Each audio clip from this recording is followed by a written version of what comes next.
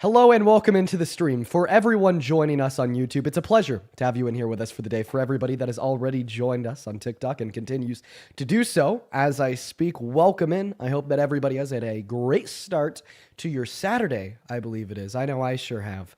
Now, if you haven't been here before, we debate Trump supporters. We try to change their minds. We've been quite successfully in doing so, if not in the moment of, definitely afterwards. I always hear these stories about people coming up here, having a conversation, leaving the live, thinking things through, and then hopping on board with right side history. Now, right now is an interesting inflection point in this country's history where we see the blinders that many Americans have had on, the rose-tinted glasses, or more so the orange-tinted glasses, are beginning to come off, and so many people are truly beginning to see Trump for who he really is, with everything that we've heard coming out about the Epstein files. Now, the breaking news today actually surrounds something pretty on par with what I just went over, which is a growing rift within the Republican Party. In fact, a civil war emerging between Donald Trump, his loyalists, and Marjorie Taylor Greene. If you know anything about MTG, forever she has been a lunatic. I'm not going to sugarcoat it. I'm going to give you guys my honesty. I remember last year we had a solar eclipse in this country, and she said when this solar eclipse occurs, Jesus is going to come down and the days of reckoning shall be upon us. Like, I mean, MTG is insane, right? But MTG wants the Epstein files release. Okay? Say what you want about MTG, and I will say plenty of things. I don't like her at all. She stands with the Epstein victims. And yesterday, Donald Trump pulled his endorsement of MTG by posting a lengthy hit piece on her on Truth Social, saying that he is no longer endorsing her, and to sum it up, that she sucks and that nobody should support her either. Now, in response to this, MTG said the reason why he's so angry with her and why he pulled his endorsement of her is because she wants the Epstein files released. And she came with receipts. On Twitter, she posted a lengthy statement that we could go over now, alongside screenshots of texts that she had sent to Trump in the White House right before he pulled his endorsement. She says, President Trump just attacked me and lied about me. I haven't called him at all, but I did see these text messages today. Apparently, this is what sent him over the edge. The Epstein files. Of course, he's coming after me hard to make an example to scare all the other Republicans before next week's vote to release the Epstein files. And it's astonishing how hard he's willing to fight to stop the Epstein files from coming out, that he's actually going to this level. Right. And of course, this is in response to Donald Trump going on Truth Social, calling her crazy, calling her insane, saying that she's a worse, saying that he's not going to take any of her calls because she's a lunatic, and pulling his endorsement. And then she attached 2 photos of text messages that she had sent to Trump before he did so. Now, I'm going to go ahead and read a couple excerpts from a text message that she sent to Donald Trump right before he pulled his endorsement. She says, quote unquote, for too many of us, releasing the Epstein files has always been for the women that were victims of Jeffrey Epstein, but also because we believe that the Democrat bad guys like the Clintons were engaged and involved with him. Epstein was the spider that wove the web of the deep state. Lean into it. Release the files. All right. Then the White House responds to her by saying, quote unquote, the Jeffrey Epstein hoax, in all caps, I'm not making that up. And then she responds to that by saying, well, I've never done anything to Trump. I just want these files released. But at that point, she was blocked. The text message was green. And that is when Donald Trump then went on his tirade to cancel MTG. But the story's not done yet. If you're watching on YouTube right now, you'll see that the title of the stream is MAGA Violence. Because in response to Donald Trump calling her a lunatic, calling her crazy, blasting her name, according to Marjorie Taylor Greene, it is the case that she has had to start contacting private security firms because of warnings for her safety as a quote-unquote hotbed of threats against her are being fueled and egged on by the most powerful man in the world, that man being President Trump. She goes on to say that aggressive rhetoric attacking her has historically led to death threats and multiple convictions of men who are radicalized by the same type of rhetoric against me right now, this time by the President of the United States of America. As a woman, I take threats from men seriously. Now, I 110%, right, understand and agree with it. Agree with what MTG is saying here. She's saying that the patriarchy is real, misogyny is real, and death threats and threats against women made by men are real. Okay, point number one, I feel like this is a very common and understood consensus and fact in the minds of many liberals. It's typically those on the right that would dispute this. Now, do I feel bad for her? Well, I'm certainly not happy that she's getting death threats for calling for the release of the Epstein files. But simultaneously, MTG has been a proponent, right, of this system, of this harm, and of this oppression herself for so many years. She's been a Trump loyalist since day one, okay? She has been so incredibly crude, so incredibly harmful to the left and to humans. But it is interesting to see that she's finally starting to see the light and is now turning against Trump. This is MAGA Violence 101. They will eat their own if it means defending the president and what he wants. A year ago, Donald Trump wanted the Epstein files released, so all the parrots started parroting. Libs of TikTok on Twitter, Eric Trump, his sons, MAGA as a whole, said, we need to expose the deep state. We need transparency. We're going to release these files. We're going to get it done. This is what America needs. Today, attacking their own, eating their own, Marjorie Taylor Greene, if it means, right, silencing the opposition to the testament of thy Lord and King Trump, that the Epstein files are a hoax, that nobody should care about, that we should all ignore. They are willing to go to whatever lengths are possible to defend the word of mouth of this tyrant. And it's not like what's going on with MTG right now is a first time that we've seen it either. Okay, if you were watching my live 2 days ago, you saw a middle-aged man come up into this space and ask me why child rape was wrong. He said, Dean, assuming that you're right, assuming he's in the files, assuming he's guilty, talking about Trump, why would that be wrong? They're taking the masks off. They're eating their own. They're cannibalizing their base, and they're purporting a threat to this country and the women and girls inside of it, making pedophilia a partisan issue. Now, of course, for the rest of the day, we're going to go ahead and hop into the debates. We're going to have some conversations with the ever-slimming minority of Americans that still support Trump as president. We are going to go ahead and now redirect our attention to the guest requests. Hop inside of the queue. If you are an American adult that is MAGA, we will get you up here. And by the way, today I've come prepared. I know what I'm going to hear. I know what we are all going to hear from these Trump supporters, okay? I wouldn't doubt it if we hear some sick shit, okay? Right? So I came prepared. I'm going to try to keep my emotions to a minimum and keep the facts to a maximum. Because what I want to do is defeat this view with reason, fact, and logic. Just like we have for the last 2 years in a row, 4 hours a day, 7 days a week, we're going to do it again today.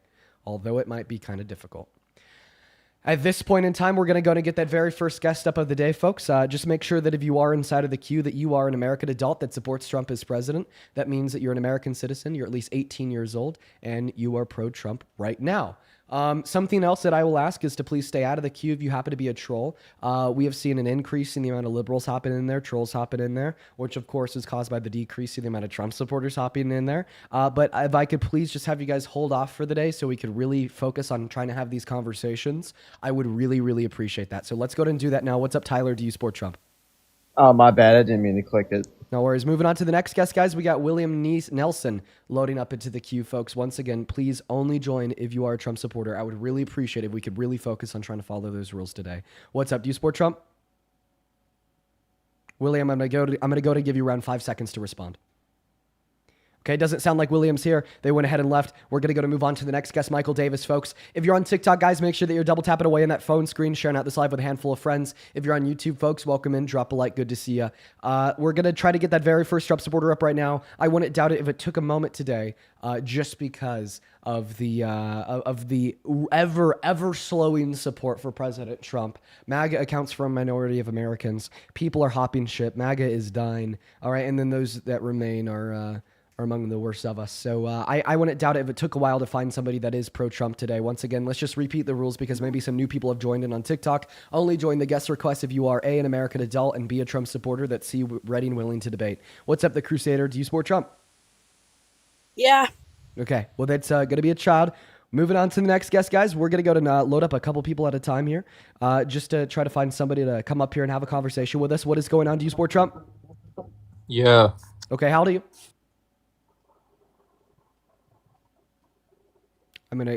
How old are you? Did you hear me? No, they did hear me and they left. What's going on, Felipe? Do you support Trump?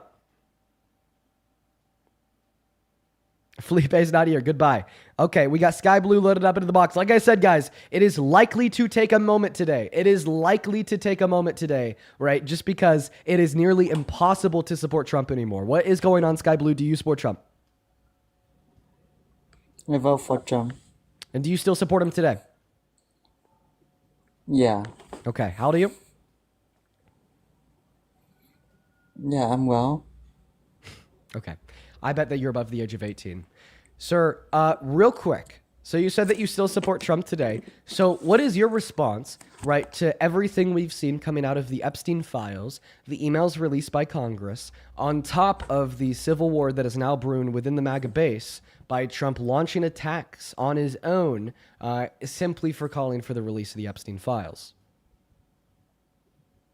But I appreciate the effort that Trump have put in bring the peace to the world, especially the war between Russia and Ukraine.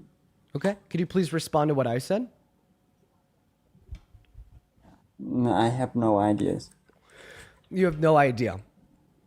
Okay, well, you can't just ignore it, Yeah. right? You can't just ignore the fact that our government released emails from Epstein's estate that said Donald Trump knew what Epstein was doing all along, quote unquote, knew what he was doing with the girls. Okay, you can't just ignore that.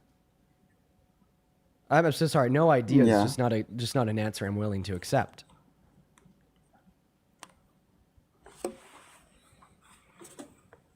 Yeah. What do you think about the Trump's effort that he tried to end the war between the Real quick, if you don't mind me asking, what time is it where you're at?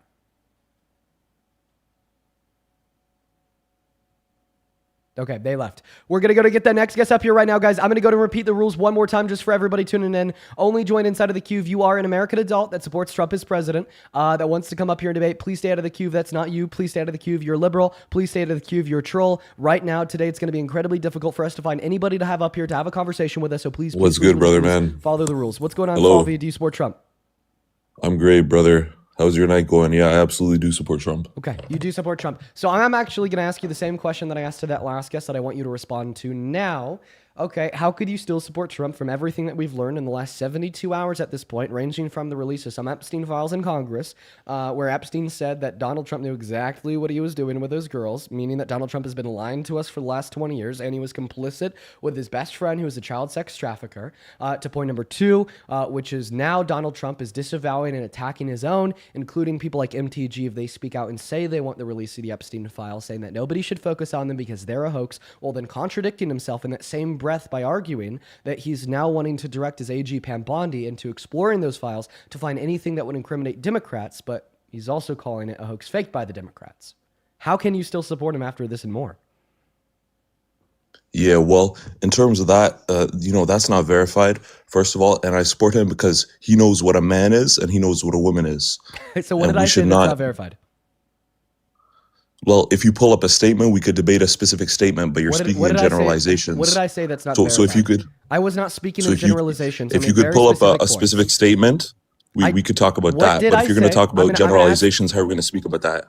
Okay, I will say this one last time. There was not a single hasty generalization that I threw your way. I talked about specifics, including specific emails with specific quotes released to us by Congress, and then specific attacks on specific individuals launched by Trump like MTG, and then specific contradictions present within Donald Trump's own testimony, arguing that it's a quote-unquote hoax, that's a specific, to the point that he's directing AG to attack quote-unquote Democrats by finding any incriminating evidence inside of the Epstein files, once again, apparently faked by them, which of course wouldn't exist if it was faked by them. him, which is a specific contradiction. Now, if you're going to tell me that there's a point that I'm making here that's not verified, feel free to say what point, and I can give you the verification. Yeah, I mean, your 1 minute soliloquy, if you bring up a specific point, you're bringing up like a bunch of points in one. If you bring up one point, we could debate over that one point. You just brought up like 10 points in one. So bring up a specific email on the screen. I'm sure you could pull one up and we could talk about that thing. But, you know, you just went on a big long soliloquy for 1 or 2 minutes. How am I supposed to respond to everything in that loaded question? It's just silly. I brought up 3 points. I brought the release up of a specific email. I brought up So the bring attack. 1 point up or we'll talk about that. One I don't know moment. why that's hard. One moment. I brought up 3 specific points. I brought the release up of one specific email. I brought the attack up of one specific person, and I brought a contradiction up of one specific point in Donald Trump's narrative surrounding the files. So let's go point by point. What's the email you're speaking of? I'm talking about an email that Jeffrey Specifically. Epstein had sent to Ghislaine Maxwell in 2011 Yeah. saying that Trump is the dog that never barked. Of course, he knew what we were doing with the girls. So Trump is a dog? Like what, you know, that could mean anything. Well, It doesn't mean that the point that I'm really honing roof, in roof, there, I'm a dog too. Like what is that supposed to mean? You know? the point that I'm honing in I'm on a there woman. isn't Jeffrey Epstein calling Donald Trump the dog that never barked, but rather saying that he quote unquote of course knew what he was doing with the girls. Yeah, I feel you, but I mean, who knows? Who knows what was going on? You know, there? Like who knows what was going on between them? Yo, let them release the Epstein files. Trump wants them released. We all know this. Let's get those files released and we'll see what the truth is. We'll see what the truth is, Ruth. You know what I'm Donald saying, Trump does brother not man? want the Epstein files released. Yeah, he does. You don't want the Epstein files released because it will vindicate him. Donald Trump is the GOAT. My evidence that Donald Trump does not want the Epstein files released is that he said so. Like I don't know what to tell you. The evidence that he doesn't want the files released is that he said so. He's calling them a Democratic hoax. He's telling all of his supporters to ignore them. He's saying that the supporters that do care are past fake supporters, and he's attacking the Republicans in Congress right now that want them released, blocking MTG and revoking his support of her, saying that he doesn't support her for re-election, following her request for him to release the Epstein files, and also having his White House go to other Democrats, sorry, not Democrats, Republicans, like what the hell's her name? She is a congresswoman from Colorado, cheated on her husband, gave a BJ in a movie theater. I always forget her name. Give the chat around 10 seconds to catch up so they could I want to her BJ name. in a movie theater. Okay, weird. This public indecency. Lauren Boebert, Boebert, there we go, and having his White House go to Lauren Boebert, another Republican who pledged to vote for the release of the Epstein files, trying to change her mind. Then, of course, also having his White House label it a quote unquote act of hostility against the administration to vote for the release of the Epstein files in Congress. Yeah. So I support Trump 100%. You know, he knows what a man is. He knows what a woman is. That's what I support him. In terms of the Epstein files, we all know that he wants them Completely released, shifting the goalposts. right? You made the claim that he wants the files released. I gave you damning evidence that he 100%. doesn't. I want you to respond. 100%. How do you respond, Because- sir, to the damning evidence that I gave you to demonstrate that Donald Trump and his White House do not want the Epstein files released? Oh, why do you have to be racist and call him white? That's kind of racist, I think. I said White House. As me as a black man, I find that very racist to talk about race. Okay, so now and this you're- type of thing so now you're gonna to shift talk it about to this rage. type of thing. So now you're going to shift it to Yeah. rage baiting because I just definitively proved you wrong. I mean, listen, sir, the strategy 100%. is something that we see all Me the as a time. black brother, You come up here. I don't get down with that stuff. You came up here, you said that he wants the files released. I gave you damning evidence that he doesn't, and now you turn your brain off and you're going to start rage baiting. Like we're not just going to like let you like escape accountability for the bullshit that you had to say, right? You can't just turn on the troll mode to circumvent responding to what I said. You know, everybody in my YouTube chat's now spamming troll. Obviously, this is a troll, but what wasn't a troll is what you had to say around 60 seconds ago. So is the strategy when you have no counter argument to start trolling? Brother man, this is the strategy, all right? I'm going to tell you. Trump is the greatest. It is. We're going to go to get that next guest up here. So that was the very first debate of the day, folks. And what we're already seeing is the Trump supporters bowing the knee and disengaging in less than 60 seconds. It took us less than 60 seconds to get that guy from Trump supporter to rage baiter to completely turn off his brain, to stop the debate, and to start the troll. Okay? Wow. That is a new personal record. Welcome in, John. Do you support Trump? Yes, I do. Okay, John, how old are you? I'm 18. Okay, John. So, why do you still support Trump after all of the terrible news that we've received in the last 72 hours and 10 months? What fake news was imploded this time? What fake news? So you're gonna assume it's fake before I tell you it, just because I said it's bad? That's the Well, the that's media the troll. always has it where it's all the negatives, but it's never the positives, man. Okay. So what positives of Trump They outweighs? thrive off of negative media, bruh. What positives of Trump outweigh the fact that Jeffrey Epstein said in an email in 2011 that Donald Trump knew exactly what he had been doing with his girls all along? They're gonna say that Donald Trump is a racist, but in all reality, you know, he was friends with Jeffrey Epstein. He was friends with Diddy. You can't say these lies about Donald Trump and expect to get away with it. I mean, he is the least racist person in the White House as of right now. Well, we definitely weren't talking about racism. But is your argument that Donald Trump isn't a racist the fact that he was friends with Diddy? Are you serious? He left. He left. He left. I thought he was trolling there for a second, right? But he left. He left. That wasn't a troll. No, he was being dead ass. If he was trolling, then he wouldn't have like dipped out once he realized how like insane what he said was. If that was a troll, he wouldn't have dipped out, right? He realized that what he said was so insane, right, that it can't be defended. Everybody makes the assumption that it's a troll, that he just fucking leaves because he wasn't trolling. What's up? Do you support Trump? Yes. All right, buddy. How old are you? 30. All right, I got a couple people to thank here. Real quick, I want you to thank them too. Can you give some love to Scott for the $20 super chat on YouTube? You want me to give love? Yeah, W. Scott, right? I guess so. I don't know. W. Scott for the $20 on Super Chat on YouTube. Folks, please show some love to Scott down below. Scott says, I think that at this point, we're going to see more MAGA who are embracing their vile nature as they have the green light from Trump and less people who really don't know how evil he is. Yes, MAGA is getting smaller and more evil by the day, Scott. You are completely right. Thank you for the $20. And then George, thank you for the $14 over on PayPal. I really appreciate you for the love, George. George says, you are a person I deem logical. Keep finding the good fight, King. You're by far the top 5 most go-to TikTokers. Thank you, George. Show some love to Scott and George down below. And then Kathy, oh my goodness gracious, thank you for the $100 donation on PayPal. Kathy, it's so good to see you, my friend. Thank you so much for the love. I want everybody tuning in to show some love to Kathy in that chat who says, keep owning these Trump supporters. It makes me happy, Kathy. I'm so happy that the streams make you happy. This is like your third day in the row hanging out with us. Thank you so much for the $100. And oh my God. Shout out to Kathy. Oh my God, we have one more. Fucking hello, Kenneth? If this was a mistake, please feel free to tell me. But thank you for the 1,000. For the $1,000 donation on PayPal. Oh my God, Kenneth. Dude, I'm gonna message you like privately just to ensure that that wasn't a mistake. If it wasn't, Kenneth, wow. Thank you. Okay, I'm going to make this clear to you, Kenneth. I'm going to make this clear to everybody listening.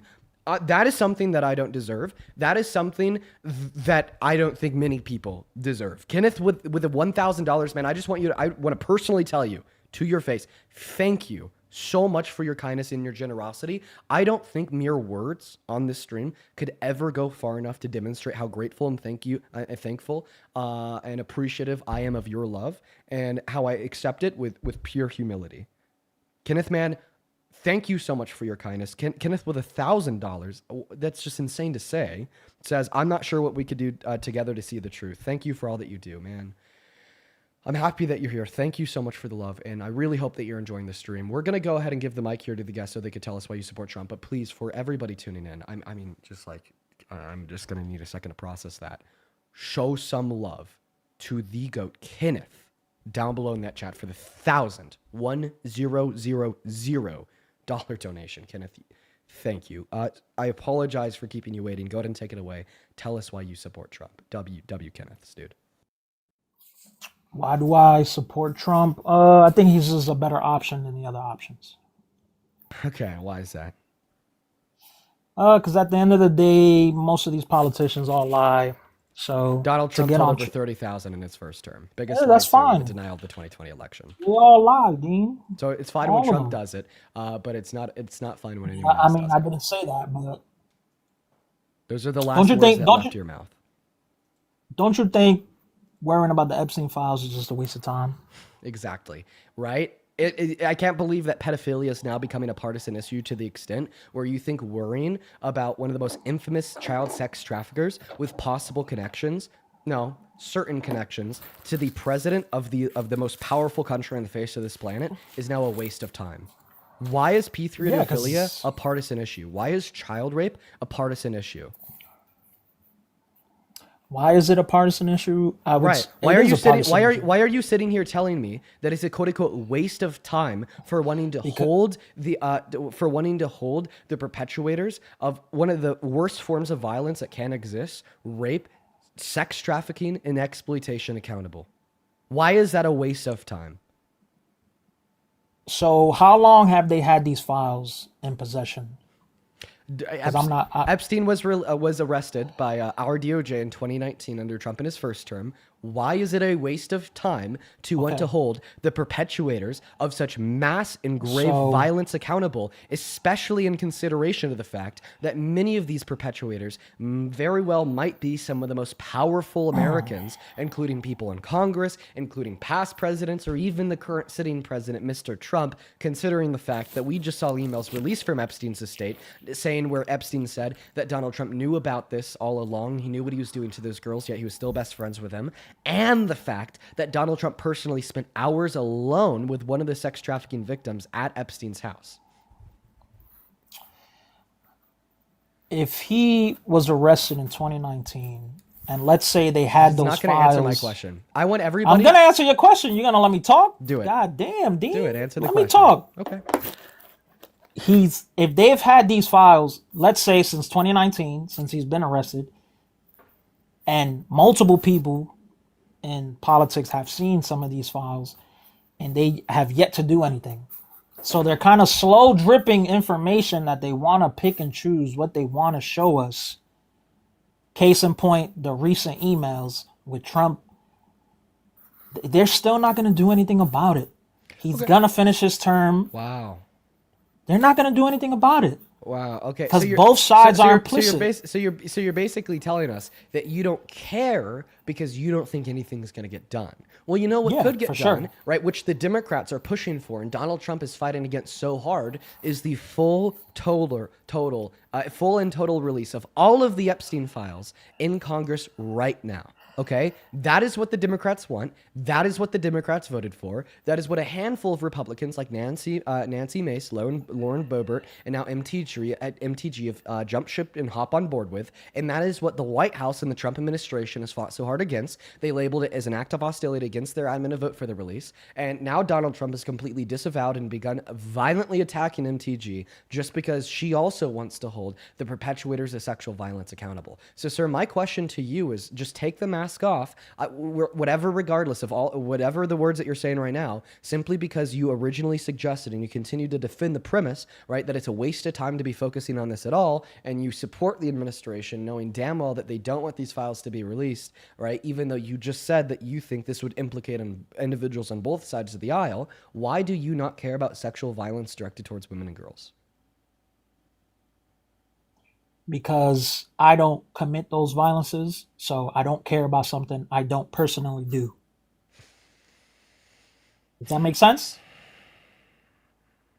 So we could sit here and all day and bitch and complain about women being hurt, but at the end of the day, women are going to continue to be hurt. Because guess what, Dean? You're not gonna put your big boy pants on. You want to know Dean, why you're gonna women let me and girls are going to finish. continue to be hurt? It's because Dean, men let like me you finish. exist. Dean, let me finish. It's please. funny that you care more about me interrupting you than you care about women and girls being raped.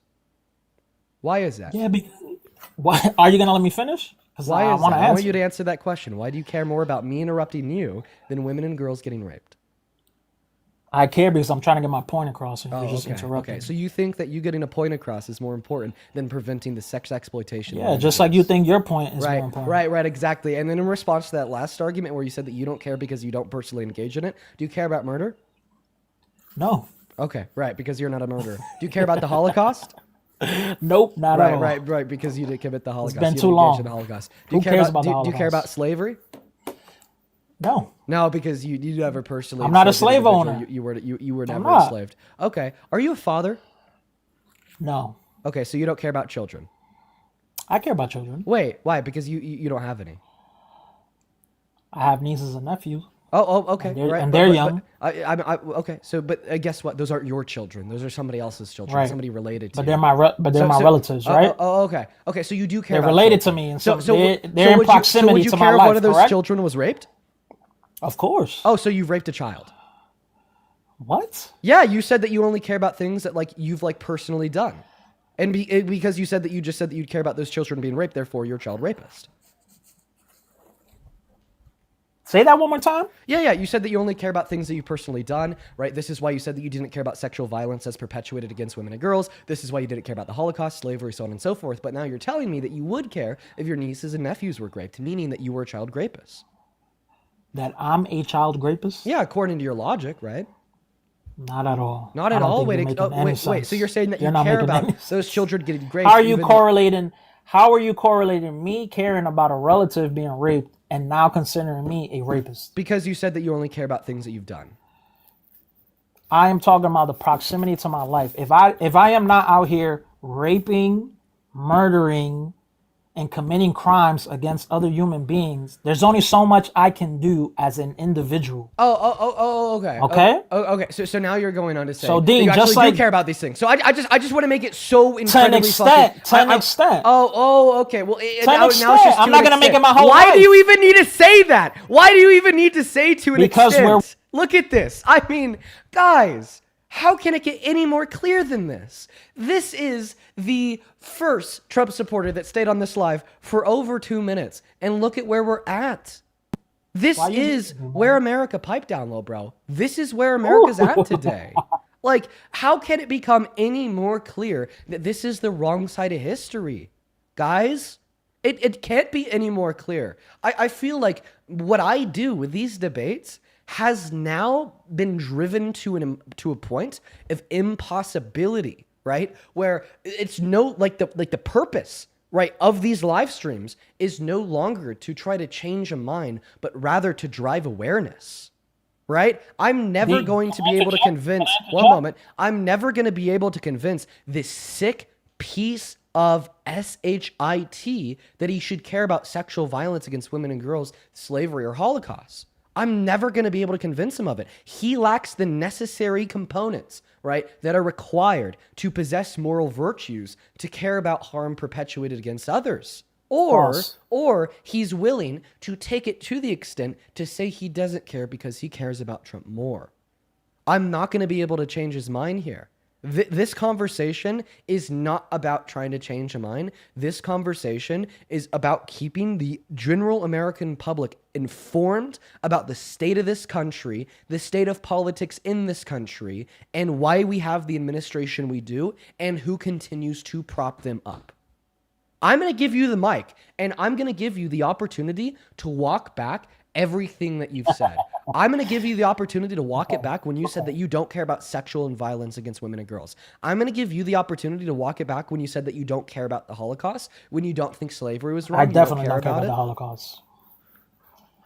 That was a Fuck the genocide Holocaust. of 12 million people. Who cares? What about wait, Gaza right why now? do- What about Gaza right now? If you don't care about the Holocaust, then What how about could you care about Gaza Gaza? right now? What about Gaza? You're saying to somebody that is pro-Palestinian and cares about the genocide in Gaza for the same reasons I cared about the genocide in so then Germany why go from the so far 1930s back? and 1940s.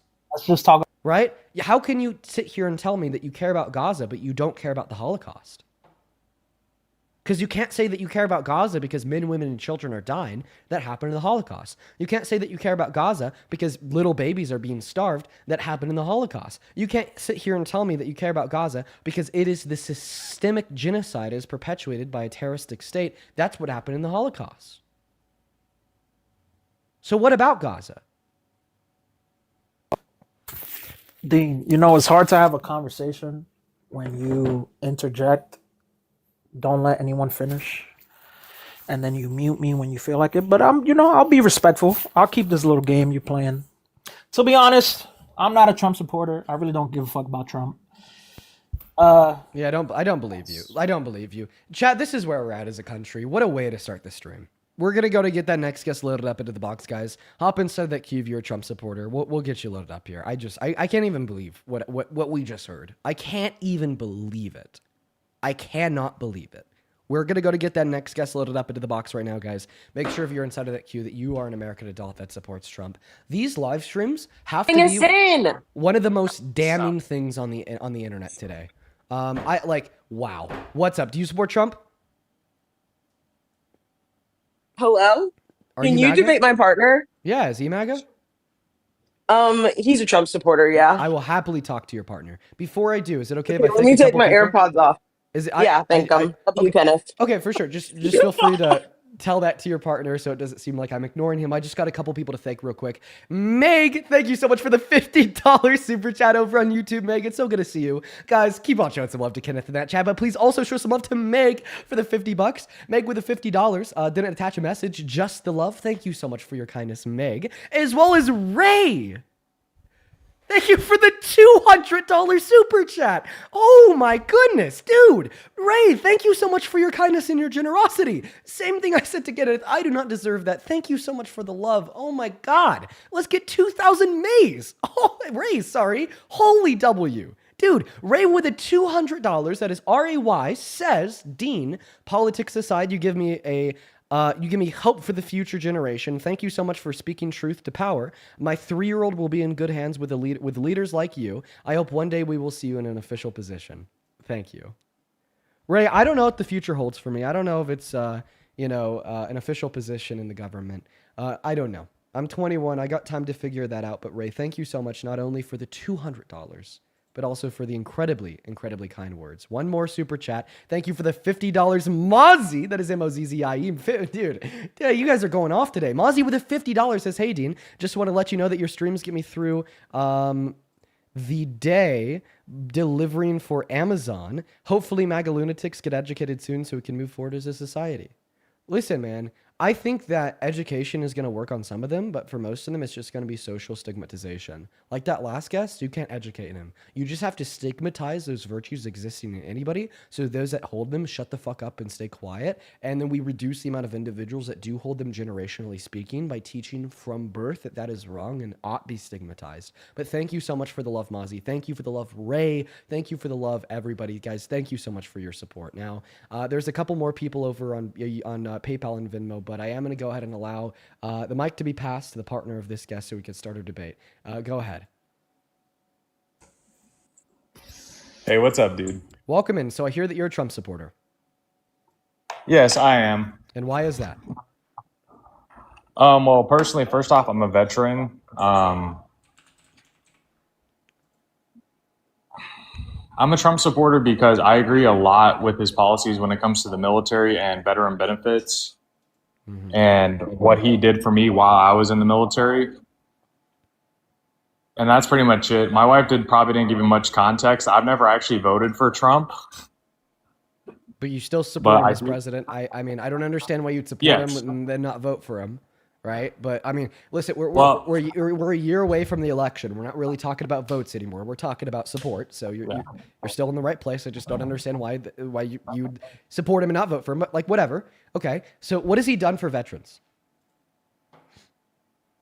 Well, as far as for veterans, even during this government shutdown, the VA disability is still coming in, as well as school benefits, which I appreciate. I know other veterans during the Biden administration where access to DEERS classes and other sources of resources of getting out and helping you get out and transition from being active duty to a normal lifestyle, I've noticed that some of those programs were a little bit more accessible and easier to find during his administration. Okay, so point number one, Biden did a lot for veterans, including the PACT Act, which was an $800 million investment into the expansion of the VA that allowed resources to be accessed by over 1 million veterans that weren't covered previously. Point number two, about VA disability continuing to be distributed during Donald Trump's government shutdown. Well, of course, we would expect this because if he didn't do it, that would be political suicide.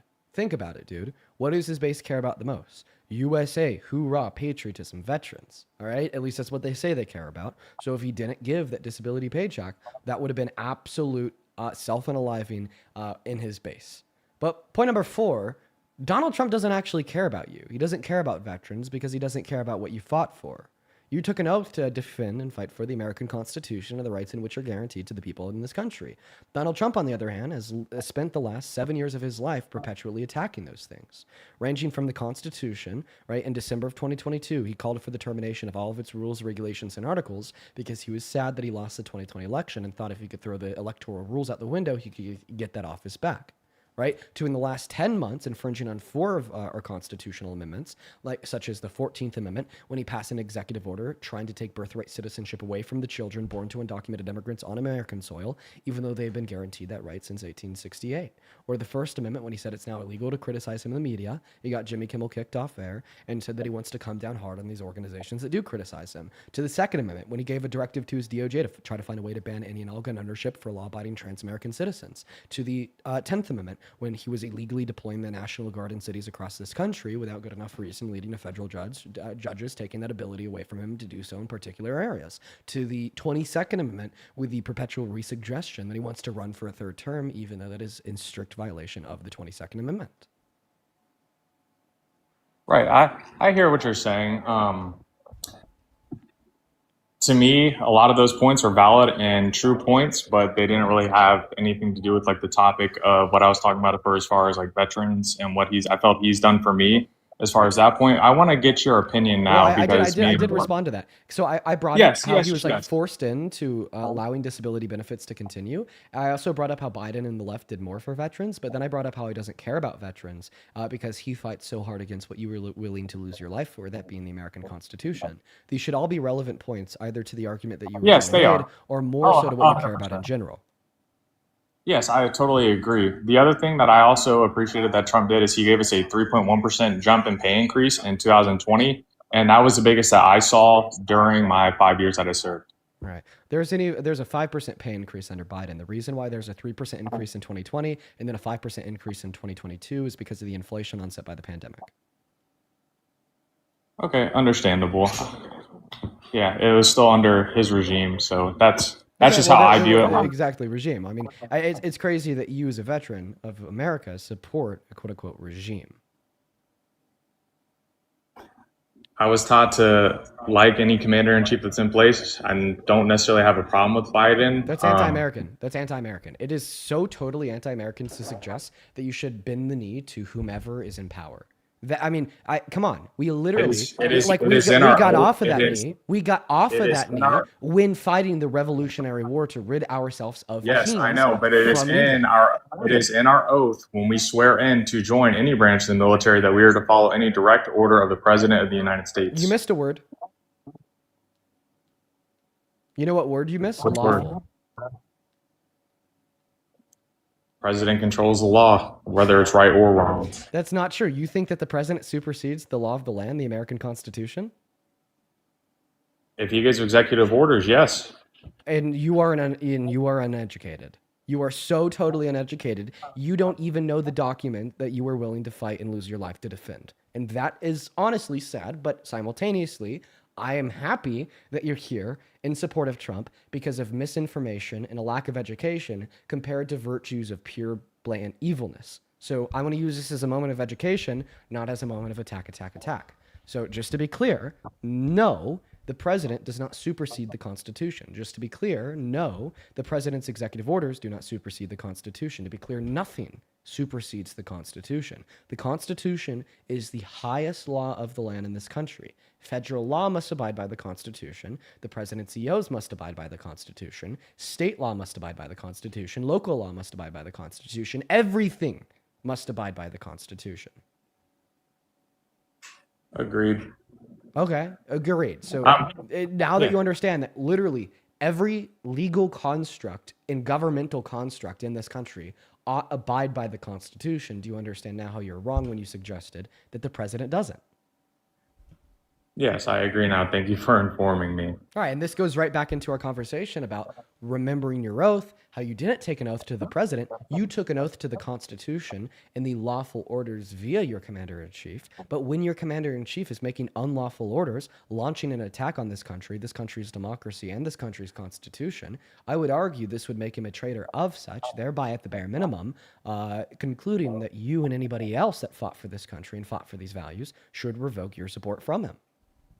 So let me ask you this, like, why do you think he has not been thrown out yet or been tried to be impeached during this term, not last term, but like this current term that he's in? He likes to build what I deem as a supposed wall of inevitability around him. He likes to suppress his opposition. He likes to intentionally spread lies, and he likes to make it seem as if he is inevitable and unstoppable. Okay? And that has led to many many Republicans in Congress bowing the knee to any order from the highest Lord, Mr. Trump. Okay? But I want to make it clear. This, guys, is now completely crumbling, like right in front of our eyes in real time. Okay? Republicans, almost by the hour, are now turning against Trump, especially in Congress, by contradicting and declaring that they're hopping off board with MAGA. They are going to commit what Donald Trump calls a direct attack on the presidency by supporting the full release of the Epstein files in Congress. Okay? MTG, Marjorie Taylor Greene, has been one of Donald Trump's largest supporters for the last 10 years. She's a lunatic. We know this. Even MTG is now finally hopped on board with the resistance and being against Trump, right? Because Donald Trump disavowed her and revoked his support from her and launched violent threats upon her simply because she told him that she wants the Epstein files released. That wall of inevitability is crumbling, and I believe that we will see an impeachment come midterms. I mean, even Caroline Leavitt herself said that today. Caroline Leavitt said, if the Democrats win the midterms, that Trump will be impeached, so you got to get out there and vote. Even the White House knows that their wall of inevitability is crumbling right in front of their eyes. All right, and then my last thing that my wife wants me to talk about with you is I have a strong opinion about like my taxes going towards Social Security. I know that it's projected, by 2034 that it's not going to be completely taken away. They're just projected it to go down to around, I think 77% was the last time I saw it. So this is just off the topic of Trump, more I guess the relevant world and the government. How do you feel that, this is my stance. I don't necessarily like paying taxes going towards a system and program that I might not necessarily be able to receive the full benefit from when I'm eligible to retire. Well, which party is opting to push the retirement age later and later and later? Like, what do you see as a potential fix? Like, do you think there's a fix for it? And I'm not going to lie. Like, you as a service member, you as a veteran, you actually receive a lot of benefits from the taxpayers. I mean, you know that.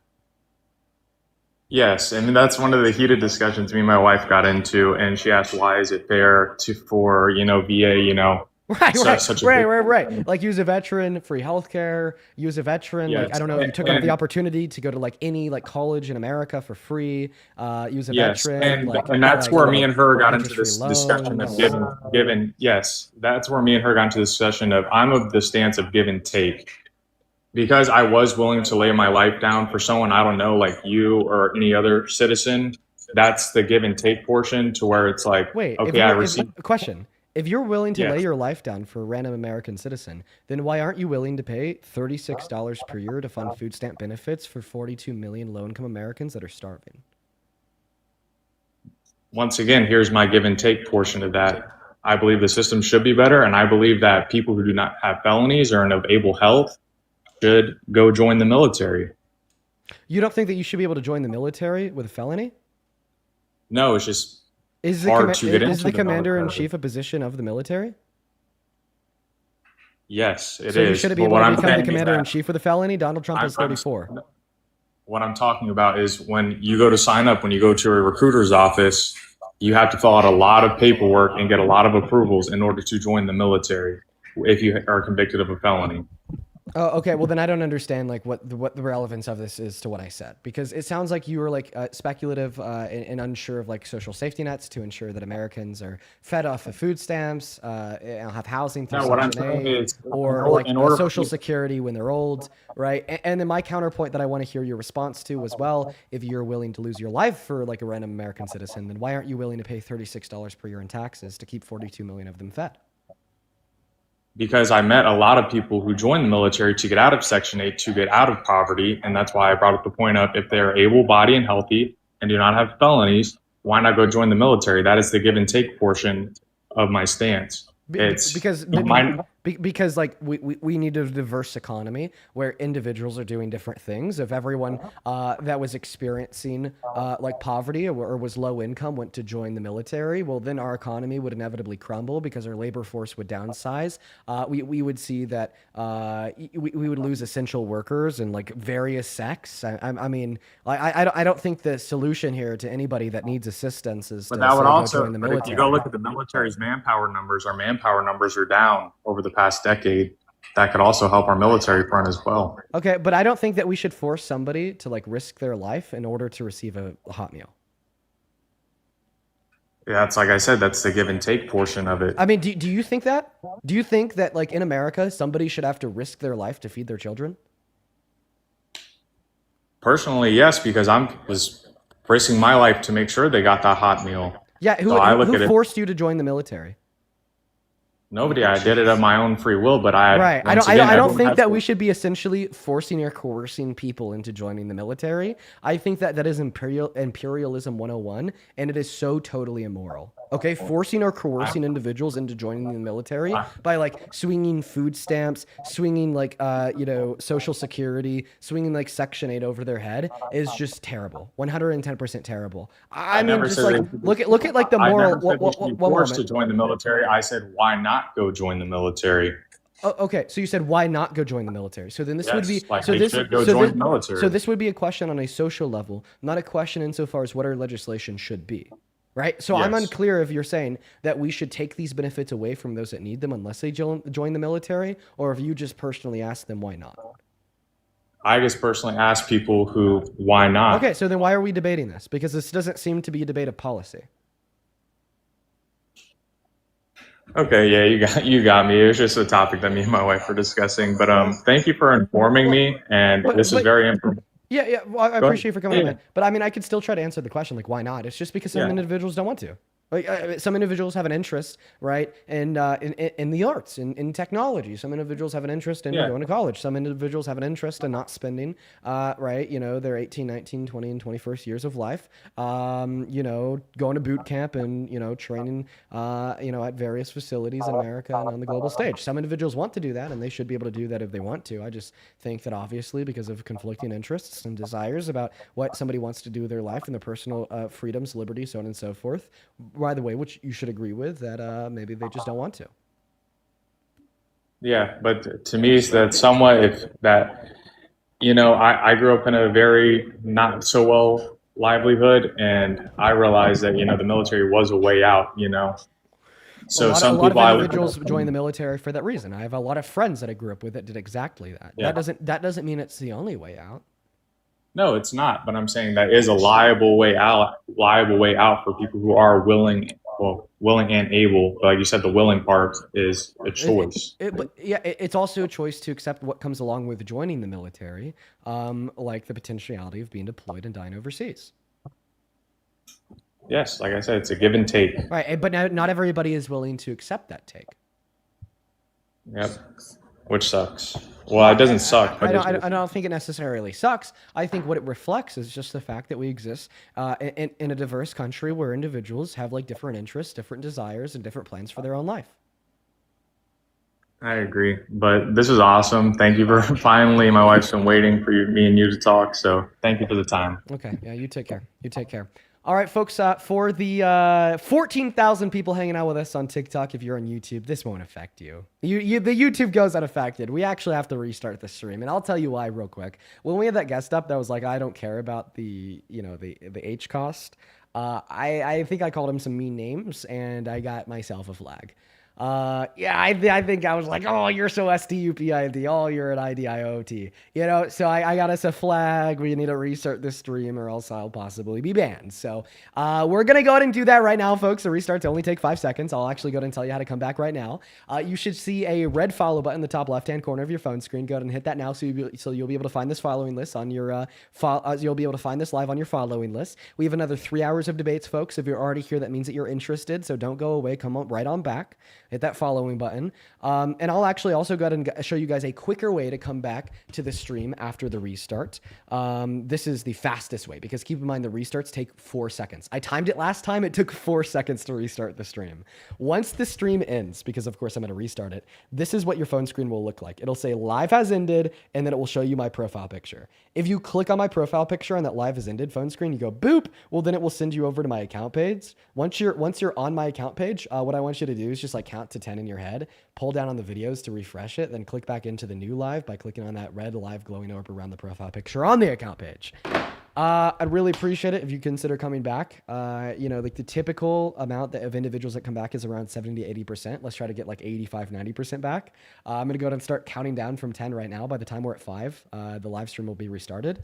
But I'm also going to go pee while the live stream is restarting. So for the first 30 seconds of the restart, it's just going to be an empty chair because I'm going to be peeing. Let's do that now. 10, 9, 8, 7, 6, 5, 4, and it's already restarted. I'm going to be right back, guys. Go and pee.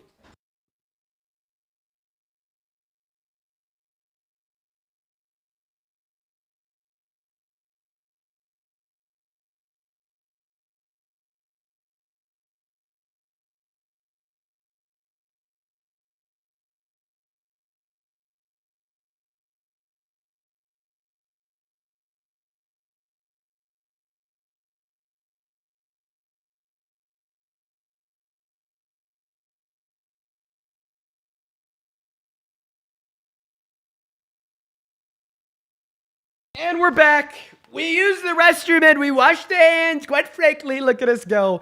All-time record, okay? All right, we're I'm not going to make a joke about that. Anyways, we're back, folks, for everybody tuning back in on TikTok. Welcome in, guys. Super duper good to see you all. Make sure that we're double tapping away on that phone screen. Shout out this live with a handful of friends. You already know it, folks. Awesome. Let's go ahead and hop back into those debates, guys. Joining that queue on TikTok. If you are an American adult that supports Trump as president, we'll get you loaded up in here. A couple people to thank here. Thank you, guys. Seriously, so much for the love. Let's go ahead and load up Venmo and PayPal. A couple people to thank. All right, here we go, guys. First person to thank. Thank you so much for the $10, Joby, over on Venmo, who says, my mother supports Trump because of his EO14330 and how it benefits her 401k. Is there an argument against this? I'm going to have to look at the EO. I'll actually do that multitasking with the next guest. Thank you, Joby. Adriana, thank you for the $2. Jordan, thank you for the $5. Mr. Nick, thank you so much for the $10 over on Venmo. He says, keep up the good work. Thank you, Nick. And Danny with the $10 as well. He says, thanks for being our voice. Listen, we all have voices. We could all use them in our own way. This is just the way that I decided to use mine, you know? Thank you for your voice, Danny. Thank you both for the $10. And then, oh my goodness, Jessica, thank you so much for the $150 donation on Venmo. What is going on today? Seriously, we've been live for like an hour and you guys have just been like so unfathomably kind today. Thank you so much for the love, Jessica. Guys, I went to see 2,000 Jessica W's down below. Thank you for your kindness and your generosity. It is completely undeserved. Thank you. I really appreciate you, Jessica. Jessica with $150 says, for fighting the good fight. Jessica, thank you for being here. I really hope that you enjoyed this stream, and thank you for the $150. And then Jonathan, thank you so much for the $25 over on Venmo. Thank you so much as well. Who says, I seriously can't believe we have so many people who are so morally corrupt. Hang in there, Dean. You're making a difference debating. I appreciate you. I appreciate you too, Jonathan. Good to see you, man. Thank you for the $25. Then Mary with the 10, saying, horribly stressful day at work at the hospital. Thank God I have you to listen to on my commute home. Mary, it's good to see you. You hang out with us every day. Good to see you. And then Steffi, thank you so much for the $25 over on Venmo. That is EFFI, who says it might be a rough one today, Dean. All the best to you. Keep up the good work. Yeah, Steffi, it's definitely turned out to be a rough one today so far. Thank you so much for your kindness. We are all caught up over on Venmo. Over on PayPal, please show some love to those donors. Harold, thank you for the $50, my man. It's so good to see you. Thank you, thank you, thank you. Wow, dude, Harold with the $50. Let's get 500 Harold W's. It says teachers and nurses have to pay for an education and training. Military and police do not. Teachers and nurses are unable to pay off their loans and need help. Those military dudes then vote against forgiving those teachers and nurses' loans. I think that you bring up a good point, Harold. I do.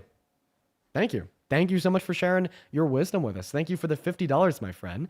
As well as Nicole for the 2, Brandy with the 2, Hardick, thank you so much for the $2 as well. A couple more people here. Bella, thank you so much for the $30 over on PayPal. Thank you, Bella.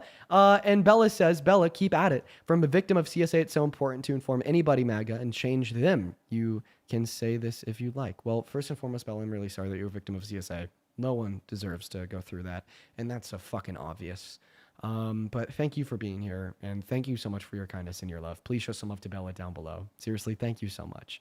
And George, thank you for another $30 over on PayPal as well. Show some even more love to George down below, who says, as Jesus commanded me to be charitable and love everybody, not like these MAGA fake Christians.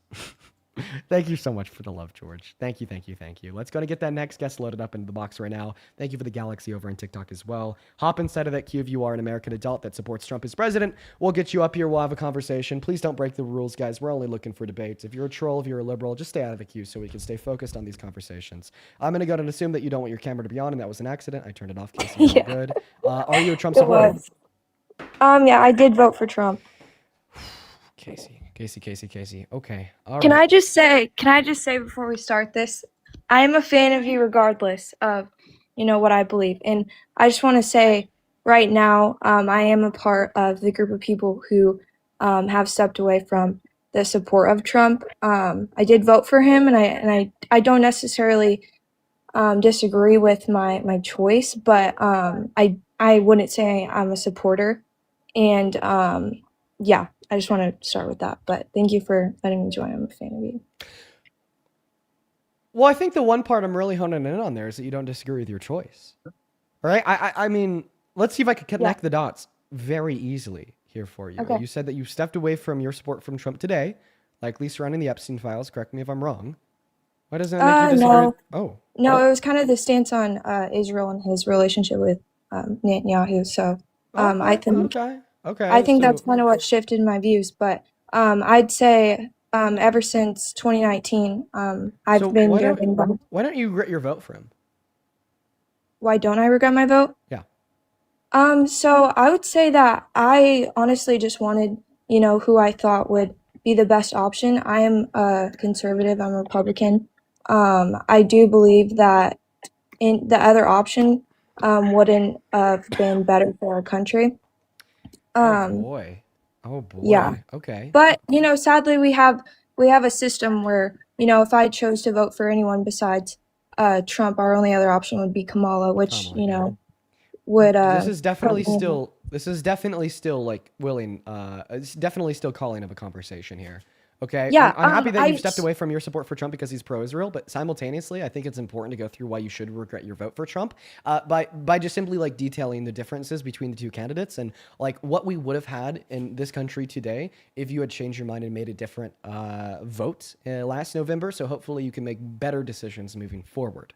Okay. Yeah. If Kamala Harris was elected as president, then we wouldn't have a sitting president that was best friends with a notorious billionaire child sex trafficker, knew about his child sex trafficking, said and did nothing. If Kamala Harris was president, then we wouldn't have had a refusal from the president to feed the mouths of 42 million starving Americans, including 16 million American children, during the longest government shutdown on record, which probably wouldn't have happened in the first place if Kamala Harris was elected, since then we wouldn't see a strong push against subsidies to keep healthcare affordable for 55 million Americans.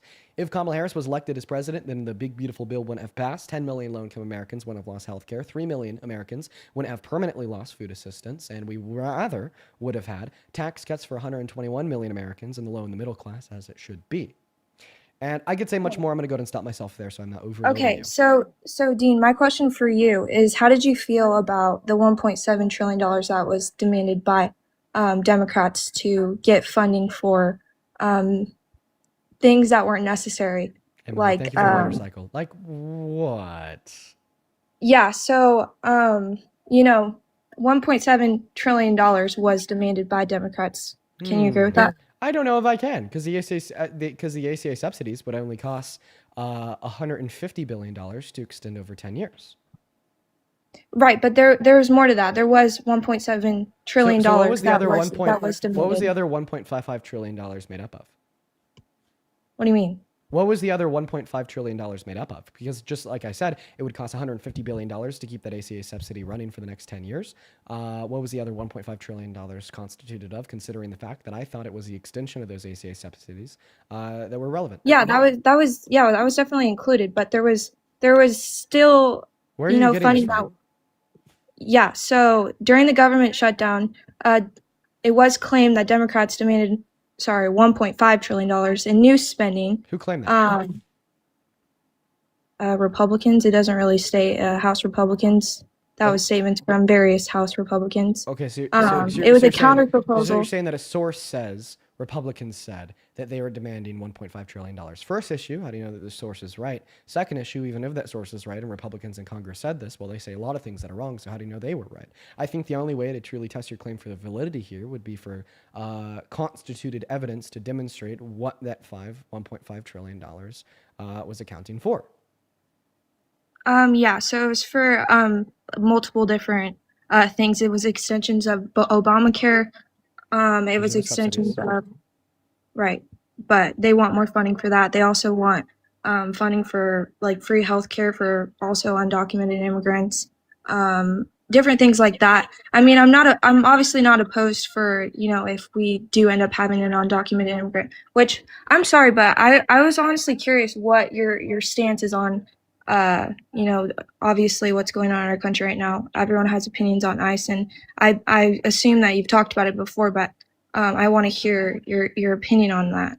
Well, before I give you my opinion on ICE, which by the way is negative, we need to address the misinformation that you just espoused. You said that the Democrats and government wanted trillions of dollars of funding to give free health care to undocumented immigrants. $1 trillion. This is pure, blatant, and obvious misinformation that you have succumbed to, which is very sad, but I'm grateful that you've joined the stream so we can have a conversation about it. Did you know that it is illegal for a single penny spent by our federal government go into funding public welfare benefits for undocumented immigrants? What about whenever they go into a hospital and they need emergency care? Well, that's EMTALA. That is a special circumstance legalized through EMTALA under Obama in 2014. Now, outside of the $16 billion that are spent every single year for uninsured individuals accessing emergency healthcare resources in American ERs, which, by the way, is not just purely constituted of undocumented immigrants, but also residents and citizens. Undocumented immigrants cannot access Medicaid, Medicare, Section 8, food stamps, so on and so forth, given that these are all federal benefits. And now this was made clear by the Personal Work Order and Responsibility Act of 1996 that specified that federal public welfare benefits could only be given to legal residents and citizens. In fact, it is because of the Personal Work Order and Responsibility Act and other pieces of federal legislation on the books that made it illegal to give these public welfare benefits to undocumented immigrants, that called for a new bill to be passed to ensure that all individuals seeking emergency healthcare resources that are uninsured could have that covered by the government through EMTALA under Obama. Right? But when you sit here and you tell me that the Democrats in Congress wanted over $1 trillion to fund healthcare for undocumented immigrants, point number one, you're not going to be talking about the annual spend through EMTALA on uninsured people in emergency rooms, because that's funding that was already pre-approved and agreed on, not something new. Not to mention that this costs $16 billion per year for everybody. So what is constituting the $1 trillion over the course of the next 10 years just for undocumented immigrants? Yeah, it's not just that. I'm not saying that $1.5 trillion is going directly to, it's a spending spree. You don't just get $1.5 trillion and just put it all into healthcare for illegal immigrants. Well, I think what my claim is that $1.5 trillion there's doesn't multiple exist things. and you've been lied to. Right, but do you not agree that they do want extensions of Obamacare subsidies, which, I mean, No, well, that's I what don't we know. already. He, That's I what don't. we already talked about. So But the don't you Obamacare don't subsidies wouldn't to you? keep the price of Medicaid for those on the ACA low cost. Earlier, I said $150 billion over the course of the next 10 years. It's actually $200 billion. Okay, so Right. yeah, But there's a big that's just difference another between thing. the number 200 billion and 1.5 trillion. Right. So I'm gonna say it one more time. I'm I'm going to not ask you talking. one more time. Where's the other Okay, 1.3 but trillion you're dollars coming you're from? you're saying everything. Okay, the funding is not just for one thing. I Okay, don't so know then where tell you're me where getting else that. it's going to. Because It's going. we've Okay, agreed that they wanted $200 right. billion to fund the subsidy through Obamacare, but you continue to re-suggest that there's another $1.3 trillion that they were demanding. So where's Right. that So 1.3 trillion 200. dollars going Okay. to? So let's just like stay on one topic. I want to talk about. This is the one Um. topic that we've been on that we are going to stay on. I want you to Right. tell me But where that we're other okay. 1.3 trillion dollars is going to go Okay. to. So You Dean. tried to tell me that some of that money Dean. was going to go to free healthcare for undocumented immigrants. I clarified to you that that is incorrect per federal policy that strictly prevents and limits a single penny being spent by the federal government on public health Okay. So health and welfare how benefits much? for undocumented Okay, immigrants. Dean. How much funding did the Democrats want I, ju- to reopen? I just told you Just 200. the ACA credit, the Just $200 200 billion. billion. Yes. That's it. That's all. Yes. Yes. For what? For what? What are we talking about? I thought we just talked. What are we talking about? An Though? ACA subsidy, right? To keep. That's it. That's all. That's all they wanted to reopen the government. That's all they needed. It would have been Yes. open from day one if they just agreed. So why? Where's your support for continuing Obamacare? What has it done for healthcare in America? What has it done that was good for us? Expanded broader access to Medicaid for the working class. Right, but it also increased premiums by 60%. There's literally not a single person in politics that can agree that Obamacare did anything besides increase the cost of premiums for Americans. There's just no benefit of Obamacare. And if you can explain how Can Obamacare you works for explain to our me how country, Obamacare increased premiums? because whenever you give your full amount of money that taxpayer money that is set for Obamacare, you send it straight to these private insurance companies, that immediately increases the premium price for the person who's holding that Oh, policy, the policy holder. Obamacare covers people through Medicaid. Right, but where does, like, what do you, there's not Medicaid. Medicaid's not a private insurance company. But Obamacare also sends money to private insurance companies. That's how that works. Where do you think it So goes? if How do you think Obamacare, Medicaid works? so if Obamacare did give money to private insurance companies, why would that make the private insurance companies charge their clientele more, considering that their profit margins would be larger? Okay, so why do you think they want I'm not even sure that that's true, but like, given that it is true, why would that increase premiums? Okay, so I just answer the question. How has Obamacare done any good for American healthcare? Well, I mean, I Just a already genuine told you. question. I already told you, and I'll repeat it. But can you bring I want By statistics insure from you. by Give ensuring the me working statistics. class. Okay, Dean, give me a statistic that shows that Obamacare was good for American healthcare. Go ahead and look it up. But yeah. There we go. Here's a statistic. As of early Okay. 2024, over 45 million people were insured through the Affordable Care Act via Marketplace, Wow. which was a Medicaid Okay. expansion. Right? So the good that this did, right, for this country was by giving, right, 45 million, right, American citizens, right, access to Medicaid, right, through this act that didn't have coverage prior. So basically, my argument that the ACA is better than no ACA is that Medicaid is better than no Medicaid, because health coverage is better than no health coverage, right? And I feel like that's what we need to address. So 40 through 60,000 people die every single year in this country because of a lack of access to health insurance. You insure them, you extend the length of their life, and you extend the quality of their life because you enable them to go to the hospital, talk to a doctor, and seek preventative care, right, for chronic illnesses and other medical health complications. Now, the ACA allowed that access to be given to over 45 million Americans, particularly those in the working class that weren't covered under Medicaid before the ACA was introduced. Right? And I mean, millions of these Americans exist. We just went over that figure. It's 45, meaning that many people reliant on the ACA to access Medicaid are watching this live right now. Okay? No, I right? agree. So go ask them if it's a Right. good thing Dean. for them to be paying, Okay. right, Right. monthly premiums of like $100 compared to $700. You know, like if these ACA subsidies are not extended, all right, the average family in Maine relying on Medicaid are expected to see a jump in their premiums annually of $16,000. Now, I understand that the ACA and Medicaid are not the best, okay? We lag so far behind other developed countries in this world insofar as the health coverage that we offer to our constituents.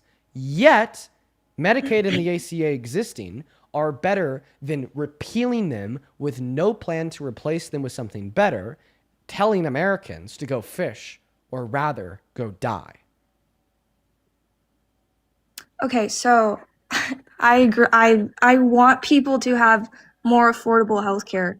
And what I'm saying is this was supposed to be an Affordable Healthcare Act, and it just didn't end up being that way. I mean, so premiums that's have a false claim no. that you have no evidence for. So, Dean, okay, are you hitting your vape right now? It's an anxiety pin. Okay, well, Dean, I want you to You said that you actually were a fan of research me, this. but not a fan of my anxiety pen.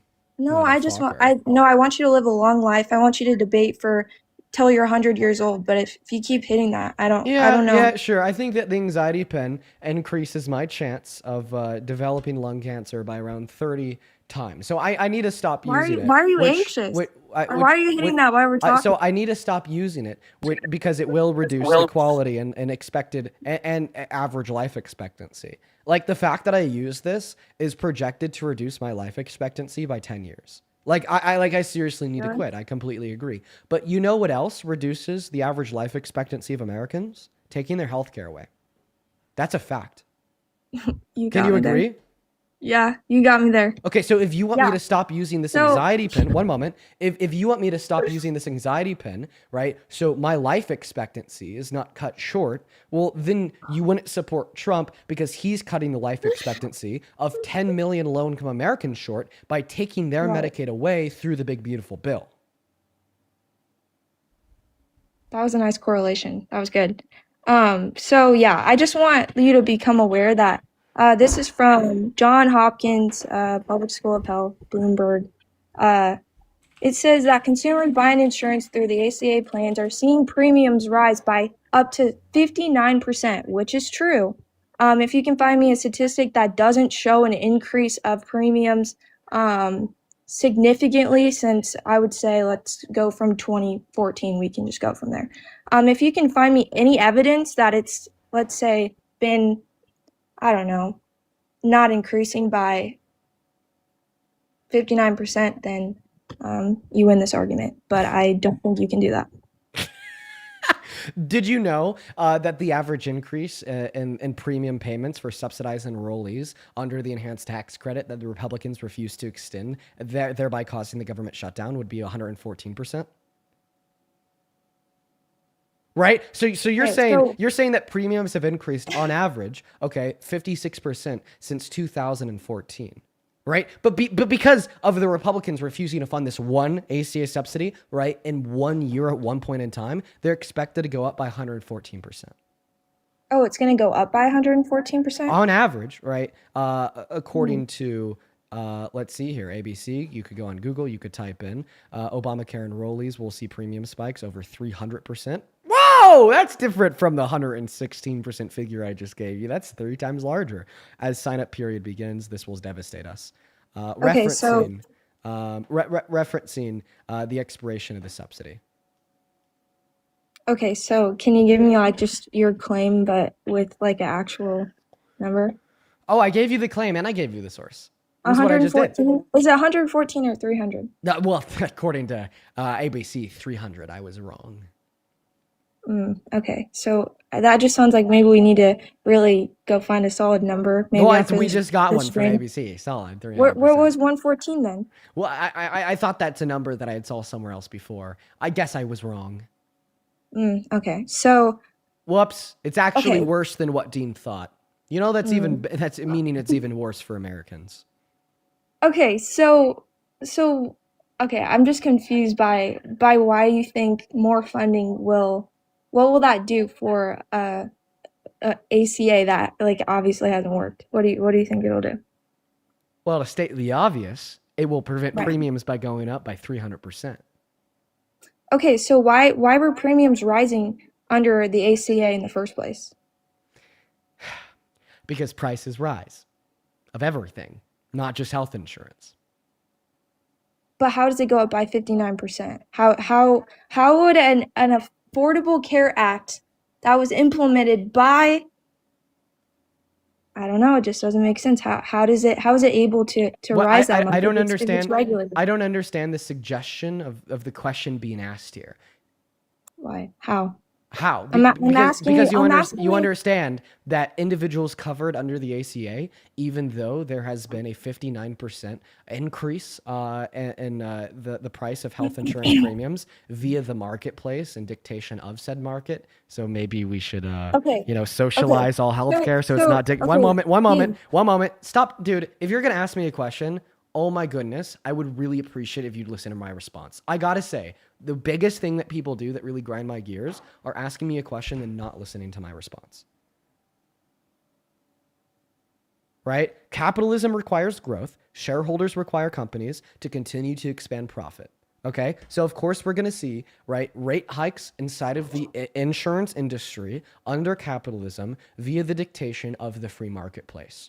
All right? What you're pointing out here is something bad. The premiums that individuals are paying for health insurance shouldn't be going up by 59% in 10 years, right? Which in all reality is a legitimate argument for why we should socialize all health insurance, right? Compared to being reliant on the dictation of the free market causing price gouging. Right? So the outcome of this position, right, isn't make a 34 count felon, predator tyrant president to take the system away, thereby causing a premium increase by 300% for the 55 million individuals that are on Medicaid through the ACA, and just completely taking the Medicaid away, point blank period, from 10 million of them over the course of the next 10 years, but rather to swing more to the left and figure out a better socialized healthcare system to ensure that individuals aren't paying an increase of 59% over 10 years. But if you think that a 59% increase in premiums over 10 or 11 years makes the ACA worse, well, then obviously a 300% increase in premiums overnight would make the ACA even more abysmal, correct? Could I get a yes or a no? No. You sound like an idiot. If you want to suggest that a 59% increase Dean, in you're premiums... gonna get okay. I don't want you to restart your live. Don't call me that. I'm sorry. I mean what I said. How can you you're say gonna that have it's to wrong restart. how can you say that it's wrong when premiums go up by 59% in 11 years, but it's not wrong when premiums go up by 300% overnight? Okay, so you genuinely are saying that overnight. No. I want you to just respond to what I said, please. Right, overnight, if the subsidy expires, yes, premiums go up by 300%. Yeah. Okay, so you said prices just automatically go up. Yeah, That's what because you that said. ACA subsidy subsidizes Right. a So portion premiums of those are going. premiums. Okay, so this is your logic. This is what This you're is trying not the logic. This is the real world Okay. outcome. Okay. Also, you said 55 million people are on ACA. It's 45 million. Yeah. But you said that prices increase. That's what you said to me. Whenever that was your response to what I said. So you think these subsidies from Democrats, $200 billion, is how would you think that would fix the prices? Because from your response to what I said, prices it just go up. doesn't fix the prices. It keeps them from going up more. How does $200 billion keep the prices from going up more? Where is that money going to go? That money is going to go into subsidizing a share of the premium for the people relying on Medicaid through the ACA. So is it going to where's the money going? Who is it where is it going? You said it's for the share? Where is the money going? Well, at the end of the day, back into the pockets of massive corporations and healthcare execs, right? which isn't optimal, which is why we should socialize medicine. But it's better than having unaffordable premiums for millions of low income and working class Americans. So why does it take $200 billion to stop these? You're saying it's not insurance companies. It is. They send the money directly to private insurance companies, whether you want to admit that or not. I just said How that does I that? just said that it goes back into the pockets of greedy corporations and healthcare execs. I mean, I don't think that we're Okay, debating so that point too much. what? Okay, so like, why do you like? I'm just so confused. You literally just are admitting that you know where the money is going to go, Right. and right. And the issue with that too is my problem Right. is I want Because people. I prefer a system where the rich get richer and the working class has access to healthcare compared to a system where the rich get richer and the working class doesn't have access to healthcare. Okay.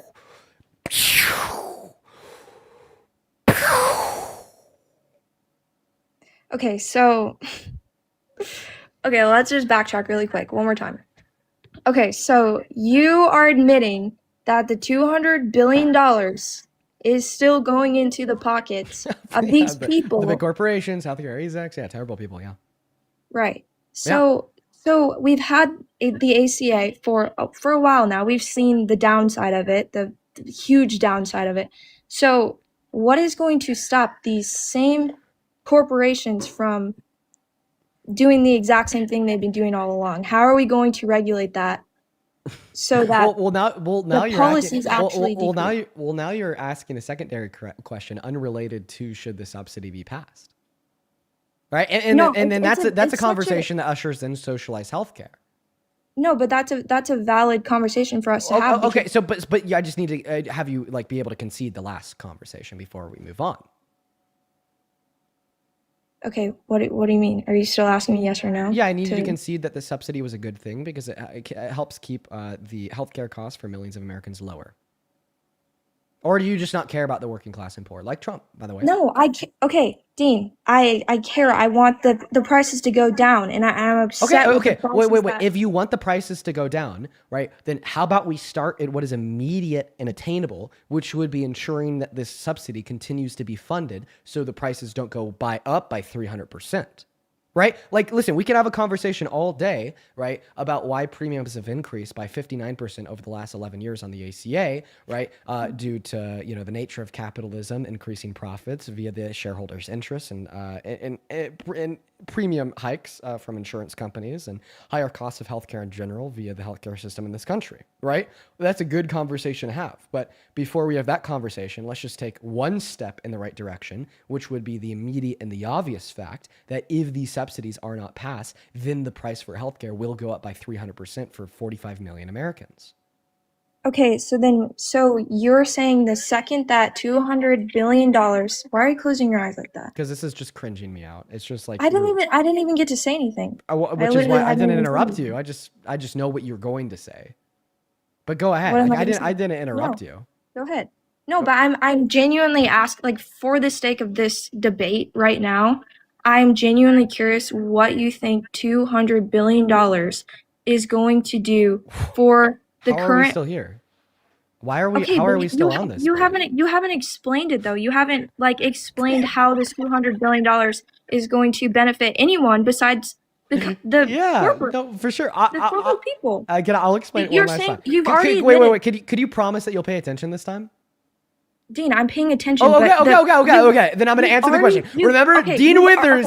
Dean Withers is about to answer the question. How would this $200 billion ACA subsidy benefit anybody outside of these large corporations? Are you ready to hear the answer to the question? Yes. Okay. Let me know when I have your full undivided attention. You've never lost my attention, Dean. Okay. I've been looking at you. I expect you to listen to every syllable of every word. Are you ready? Yes. Go ahead. The way this $200 billion 10-year subsidy will help anybody other than big healthcare corporations is by preventing a premium increase upwards of 300% for 45 million Americans in the working class. This is an obvious benefit that you need the sense of a toddler to grasp, since it only requires connecting point number 1, which is increasing healthcare costs, to point number 2, increasing healthcare costs are bad. Okay, so why don't we just spend that money and just, instead of the taxpayer money going straight to these private insurance companies? Okay, I'm going to kick you. No, instead- no. I'm going to kick you if you don't address the premium increase for working class Americans. You Why have are you precisely threatening you have precisely 25 seconds to either address that point or get fucking booted. BOOTED. Dean, where's this aggression coming from? I'm genuinely From the fact that I've repeated this silly shit that a 3-year-old Okay, could understand Dean. about a billion times, and every single time I repeat it, you don't get it, and you want to talk about something else. But every single time I brought this up, you've just pivoted to talking about the same other thing every single time. It's getting annoying, okay? Like, listen. We've had like 1,000 people leave in the last 2 minutes. You understand that, right? 1,000 people have left this Who's live been talking because now? they cannot understand, right? Like they're just not here for like this bullshit. They're not here for like this like obtuse and willful ignorance. Okay, like you have to be able to address this. Like, I understand, right? Let me try to calm it down a little bit. I understand that humans have this silly little quirk where they don't like to be wrong. So when they are wrong, they try to find some way to internally justify it. And one way that a lot of people will do this on my live is they'll find themselves repeating again. Okay? Right. You don't like the answer that I'm giving to your question. How does this subsidy benefit anybody other than big corporations? Because the answer that I'm giving to your question is true. The answer that I'm giving to your question is undebatable. The answer that I'm giving to your question can't be refuted, right? And because you can't refute the answer that I'm giving to your question, you will instead repeat the question. And you'll do that all day. Dude, if I left you up here, you do that all day. You don't even know that you're doing it. Okay? Right? Okay. We're going to go in this loop again where you're like, Dean, I don't understand. How is this subsidy, this $200 billion subsidy benefiting everybody? I will then repeat for the billionth time that it will prevent a premium increase by 300% for 45 million Americans. And then like for like 30 seconds, you'll then go on to deflect and talk about something else. But then you'll go back to saying, Dean, how does this $200 billion subsidy benefit? I'll give the same answer. Another 30 seconds, deflect to something else, re-ask the question. Dean, how does this $200 billion? Same answer, deflection, re-ask it. You could do that all day. And that is what you will do unless I kick you. So either directly respond to what I said or get booted. Okay, can I just say one thing? Don't boot me. Okay, but I just want to also bring up that the Biden administration had 13 different resolutions for ACA, and I know that it expires or at the end of 2025. I'm aware of that. But it is fair to have concerns. Okay, what are you like? I'm responding to what you're saying and you're counting. Like, why are we counting right now? Oh, because I'm responding. well, I mean, It's okay. if you're curious, I'll tell you why. The reason why I'm counting in my hands right now is because I said that you're not going to respond to what I just said, and instead you're going to deflect for around 30 seconds, and you're going to re-ask the question. So you already started the deflection. I was just counting it to see if it would amount to 30 seconds, like I suggested. Dean, but it's fair. We need to bring up different things that have come into play. No, you need to respond to what I said insofar as how the subsidy benefits Americans. But we've had continuing resolutions for the. Okay, like this is We- You're talking about I'm CRs under Dean, Biden I'm is not trying to- responding to how the subsidy benefits Americans. Yeah, I'm trying to have this conversation. At the end of the day, Do you want me to, okay, have you ever been bowling before? You know how you could get like the bumper rails up on the Right. sides to help you? Do you want like the metaphorical bumper rails? Do you want me to like repeat what I want you to address? no, but okay, since Okay, then I'm gonna kick you. no. You have a good rest of your day. Dean, Let's go to get that next what- guest loaded up into the box, guys. Make sure if you're in that queue that you're an American adult that supports Trump as president. Holy fucking shit, we just broke our brain. We're gonna go to get that next guest connected right now, guys. Only up inside of the queue if you are an American adult that supports Donald J. Trump. Keep in mind that you got to be at least 18 years old. We're gonna go to get that next guest loaded up in the box right now. Holy fucking shit, we had over like 1.2 thousand people leave because of that. By the way, we had 13,000 viewers on TikTok. Now we're down to 11.8. That was insufferable. Holy moly. All right, we're gonna go to get that next next guest loaded up into the box right now, folks. Here we go. We got Ethan connecting to the box, folks, over on YouTube Super Chat. Thank you so much, Just Wise. That is WYZE. Thank you for the $10 over on YouTube. Who says, I think MAGA requires a change in strategy. You should require these idiots. You should record these idiots repeating their questions after answers. Start debates. They are a program bot, and then show them the clip. I do that sometimes on specific like topics. Maybe I should just do that with more topics and more circumstances. What's up, Ethan? Do you support Trump? Not much anymore, if I'm being honest. Dude, awesome to hear, Ethan. Thank you so much for being reasonable. We're going to move on to the next guest now, guys. If you're in that queue, you must be a Trump supporter. If you're not, you are going to get very quickly banned. We're just looking for some debates, folks. Yo, DA Brian, thank you so much for the $20 over on PayPal. Show some love to DA for the $20 down below. Let's get 200 DAWs. DA Brian drops the $20 without a message. Only the love. Thank you so much, man. I really appreciate you for your kindness. And Miss fucking Kathy with another $100 over on PayPal. Dude, thank you so much, Kathy. Thank you. Kathy with a $100 says, thank you for being so articulate. You are one of my favorite people. Kathy, thank you so much for showing so much love. You hang out with us in here every day, and you continue to drop, like, insane, like, genuinely insane fucking donations. Just know that I really appreciate you, Kathy. I'm eternally grateful. I want to see 1,000 Kathy W's down below. Then one more here, Kovi, that is Kovi. Thank you for the $20 on PayPal as well. Who says, hey, love your streams, active duty military here. We signed the contract so people have the freedom to choose what they want to do. That's absolutely right. Thank you, Kovi. What's up, Michael? Do you support Trump? What? Do you support Trump? Yes. You have a lot of background noise, man. What can we do to mute that? Sorry, hold on 1 second.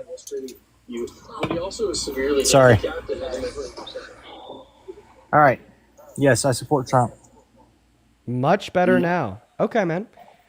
Why do you support the worst predator president of your goddamn life? Why is he a predator? Why is he a predator? He was held civilly liable for the rape of E. Jean Carroll. He boasted about sexually exploiting naked little girls and naked adult women to Howard Stern in 2005 on his radio show. And he's named in the Epstein emails. Epstein said that, of course, Donald Trump knew exactly what he was doing to those girls, meaning that Donald Trump was best friends with one of the largest billionaire child sex exploiters in modern American history, knew he was exploiting women and girls and did and said nothing, and has been lying about it to us for the last 20 years, on top of many other things as well, like telling a 10-year-old girl that he'd be dating her in 10 years, sexualizing her in the 90s, saying that he'd be dating his own daughter if she wasn't his daughter, calling her a hot piece of ass, agreeing with Howard Stern when he suggested that, and many other examples, but I think we'll start there. Okay, the Howard Stern interview, was it specifically young children that he was talking about? It was women and girls. So it was 15-year-olds through 25. Are you sure? Yep. Okay, so he never said children. He said it was backstage. He never said anything about a dressing room. He said people were getting dressed at a, was it Miss Universe or a beauty pageant? Okay. They would have their own dressing rooms. They would be getting dressed backstage. Oh. So you think it just happened to women, not to children? Yes. So he sexually exploited women. Well, I wouldn't say he sexually exploited them. Well, let's see if we could agree on what sexual exploitation is. Can we agree that sexual exploitation would include the abuse of a position of power over the position of vulnerability of one else for the furtherance of sexual gratification? Yeah, sure. So he abused his position of power by allowing himself to barge into the women's dressing room where there was no men around, to then look at the undressed naked women with no clothes on. He never said women's dressing room. Do you just want to listen to the clip? Sure. For sure. And of course, they were in a dressing room, considering the fact that they're getting dressed, they were naked, and there's no men around. That's what we call a woman's dressing room. Let's go to listen to the clip. He didn't say dressing room. That's what a dressing room is. He described the dressing room. Okay. Right? Like imagine that we're listening to Donald Trump, describe a chair. He was like, well, I sat down on this thing with 4 long legs that had contact with the floor, and on top of these 4 long legs was a square-shaped platform attached to all 4 long legs, and on the back of that square-shaped platform attached to the 4 long legs was a rectangular piece of wood at a 90-degree angle attached to the square platform and the 4 long legs. And then I was like, Donald Trump was talking about a chair. Then you were like, but he never said chair. That was a decent impression. But let's go ahead and listen to what Donald Trump said. In my country, we say hello with vagina.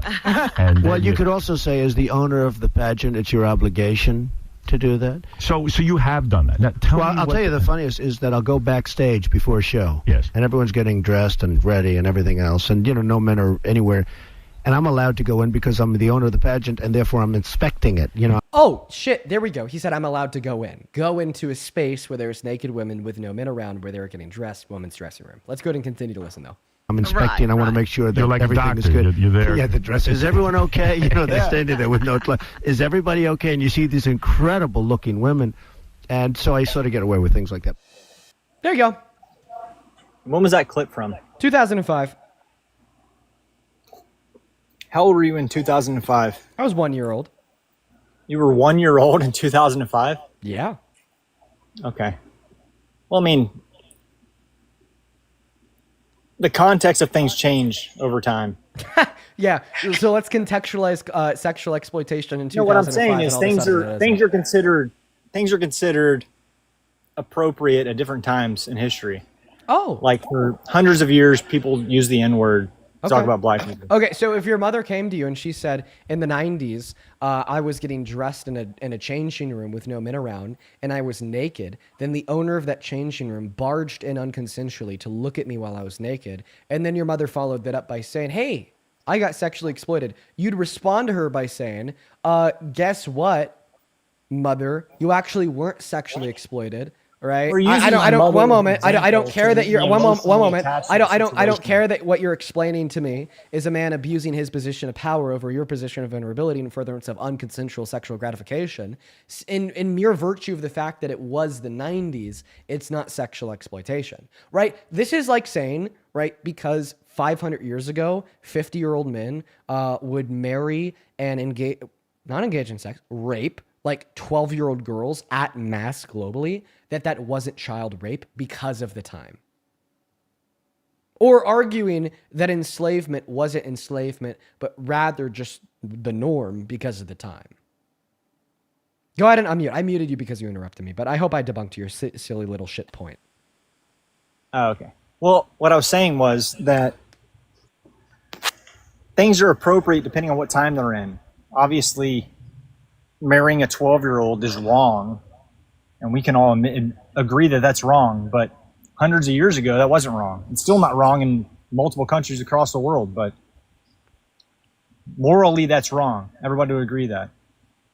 So you would argue that you think if a man were to rape a 14-year-old, 12-year-old girl 500 years ago, that was not wrong.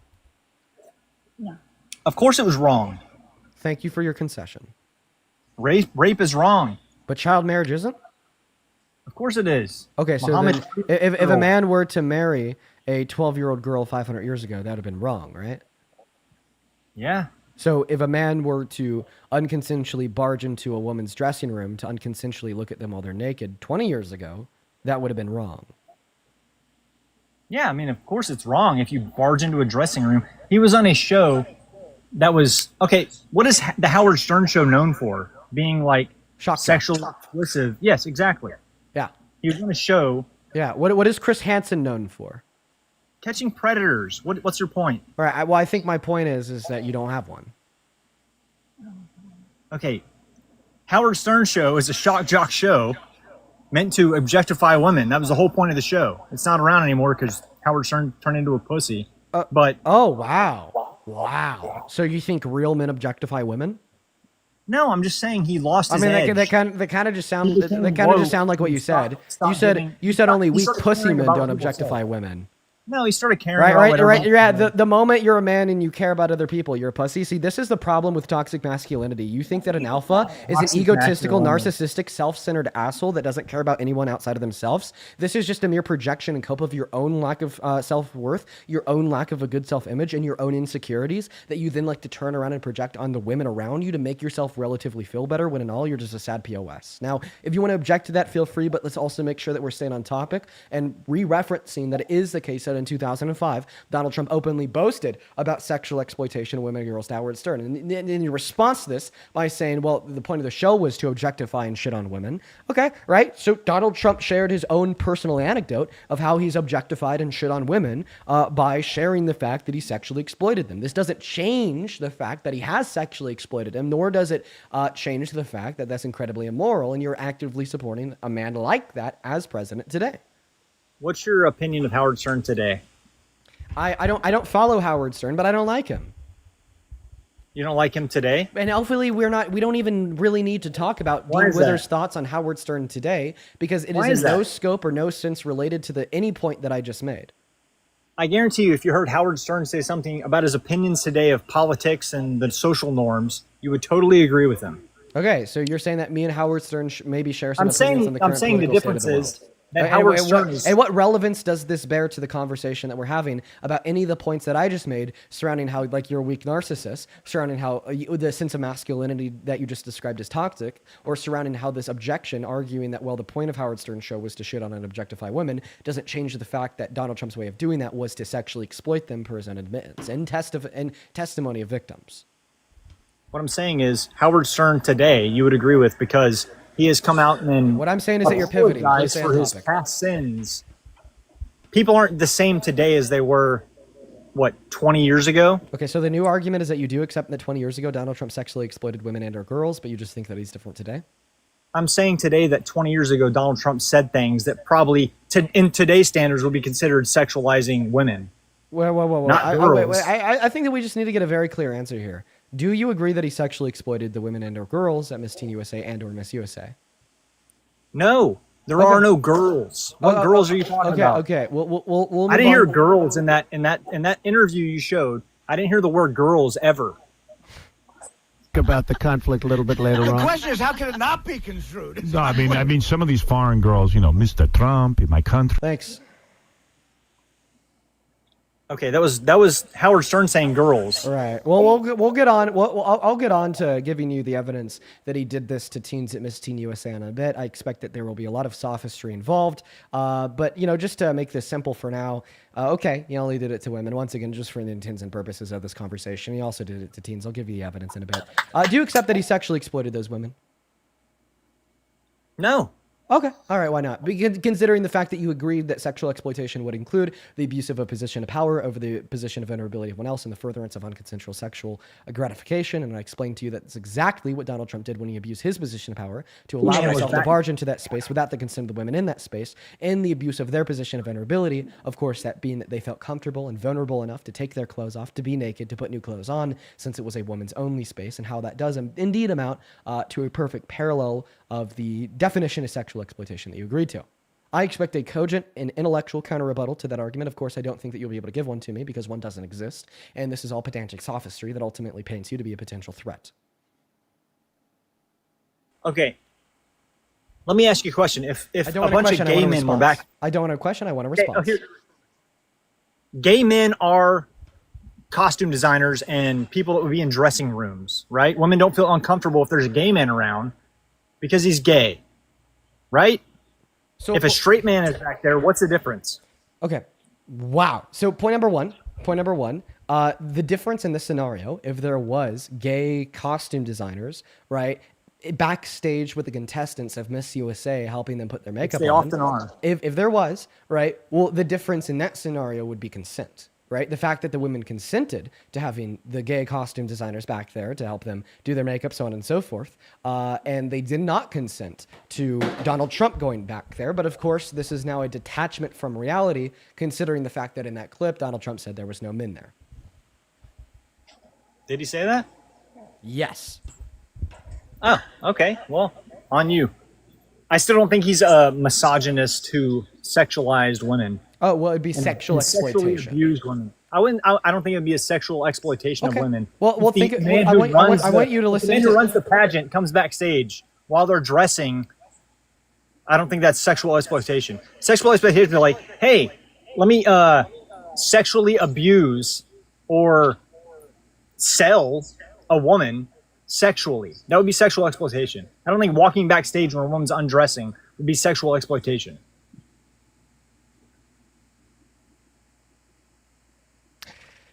You know, I have to try really hard to keep my temper with men like you. I'm getting a lot better at it. Earlier, Go ahead, man. Earlier, I defined sexual exploitation to include the abuse of position of power over the abuse of over the position of vulnerability of one else and the furtherance of unconsensual sexual conduct. Now, do you still agree with that definition? I don't know. You talk really fast. I don't know. Let me slow it down. Sexual exploitation would include the abuse of one's position of power over the position of vulnerability of one else in the furtherance of unconsensual sexual conduct. Do you agree? What sexual conduct? Sexual conduct would include many things. Like conducting in a way sexually with one else, like sex, like making out, like kissing, or even viewing one's naked body, because it would promote sexual gratification. I would say an action would be sexual conduct if it would promote generally sexual gratification. If he walked backstage and was like, "Hey, nice tits." No. Can you agree with my definition of sexual exploitation? Okay, say it again. Wow. Sexual exploitation would include the abuse of a position of power over the position of vulnerability of one else in the furtherance of unconsensual sexual conduct. If a boss tells his secretary, "Fuck me or you're going to get fired," yeah, that would be sexual exploitation. Thank you for an example of exactly what I just described. Okay. Now, can you please tell me if you agree or disagree with the definition of sexual exploitation that I just gave you? I want to go one. I want to go 1 point at a time. If sexual conduct occurred, then yeah. Do you think that viewing one naked, right, in this sense would be sexual conduct? No. Okay, so if you don't think that the viewership of somebody naked in this sense would be sexual conduct, I'm going to use your analogy against you. Okay? You said if a boss said, "Fuck me," or "You're fired" to a secretary, that would be sexual exploitation. What if the boss said, "Let me see you naked," or "You're fired"? See, now, that in accordance, now, oh, but you just said that viewing somebody naked is not sexual conduct, and that's why you reject it to be sexual exploitation in the context of Trump. But now you're actually conceding that unconsensually viewing somebody naked is sexual conduct. Therefore, what Donald Trump did to the women is sexual exploitation. If the boss specifically said, "Let me see you naked or you're fired," yeah, but that wasn't the case. Well, what is the case in that analogy is the boss abusing his position of power by saying, "Let me see you naked or you're fired." The exertion of the power and control would be over the ability to fire that secretary. Now, the way that Donald Trump is abusing his position of power and what he did to the contestants of Miss USA would be by allowing himself to go into that space. He runs the pageant. Right, exactly. He doesn't run the women's bodies. Exactly. He owns the pageant. He doesn't own their bodies. It would be very acceptable for him to be backstage, like walking around. And why is that? Because he runs the pageant. Okay, because it's his building. So that boss and that secretary in that analogy, does that boss run the business? Yeah. So if that secretary was using the restroom, would it be acceptable because he runs the business to go into that business's woman's restroom? No, because he didn't say, "He didn't see you naked or you're fired." Right. And the reason why it wouldn't be acceptable for that boss to go into the woman's restroom, even though he runs the business, is because why? Because it's a women's restroom. Okay, it's not a dressing. Well, it was a woman's changing room. Exactly. It still wouldn't be acceptable, right, for that boss to go into the woman's restroom and look at the women in that space using the restroom, because although he owns the business, he doesn't own the bodies of those women, and that is a private women's space designed for them to use a restroom. Very similarly, although Donald Trump ran and owned the pageant, he didn't run and own those women's bodies. Therefore, right, it was unacceptable and incredibly immoral for him to walk into that private woman's only space space where they were getting undressed and naked. Once again, I mean, I don't know why we need to make this too complex, as it's very simple to understand that if a woman, right, is only willing to take her clothes off and be naked in a space with no men, exerting the fact that she would feel uncomfortable with men viewing her body naked, as it would be unconsensual, that therefore what Donald Trump did was wrong. I remember learning this in fourth grade. Not even joking. I remember in fourth grade, I had a nun at the Catholic school I went to at the time walk into my classroom and speak to me and everybody else in that classroom, right, about how adults shouldn't touch you in the no-no squares, right, about how if like an older person shouldn't follow you in the bathroom to want to look at you, so on and so forth, right? Like, why am I having to explain, right, that it's wrong to view somebody naked when they don't want you to view them naked, and that no means no? Like, honestly, I think everything you've told us is scary. I think it tells us a lot about you, that you don't think no means no, right? You think that no means negotiable. Okay, so in fourth grade, you're what, 10 years old? Of course you wouldn't want an adult following you in the bathroom. If you're a 20-year-old woman who competes in pageants, I'm sure you've been in a space where men are naked before. So now it's you're not an abnormal thing. so what's the antithesis of this position? What is the conclusion? Is the conclusion of this argument that you think the women were okay with it, or you don't care that the women weren't okay with it? 20-year-old models have men. I just want to know. I just want to know. No. Is the conclusion of the argument here that you think the women were okay with it, or you don't care that they weren't okay with it? I think the women that compete in pageants probably have men see them naked often. If you're a 20-year-old model, men have seen you naked. Can I just know, right, like what the conclusion here is?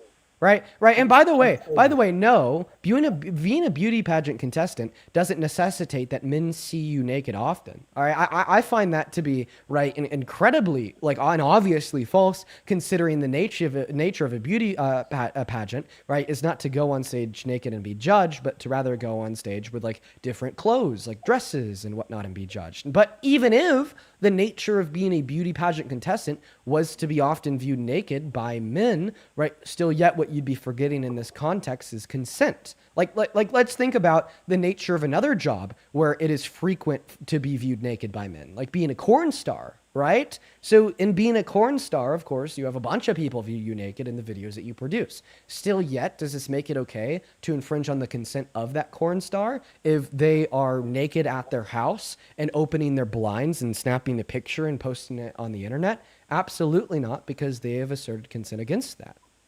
If a corn star opens her blinds naked... No, not that the corn star opened up her blinds, right? But rather that somebody opened up her blinds for her and snapped a picture of her while she was naked and changing against her own will. Well, yeah, obviously.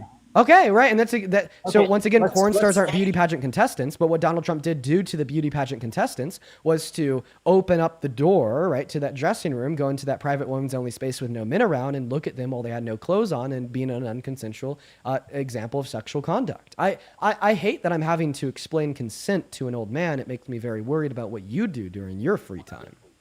Okay, first of all, you said, I don't think that beauty pageant contestants, many men see them naked.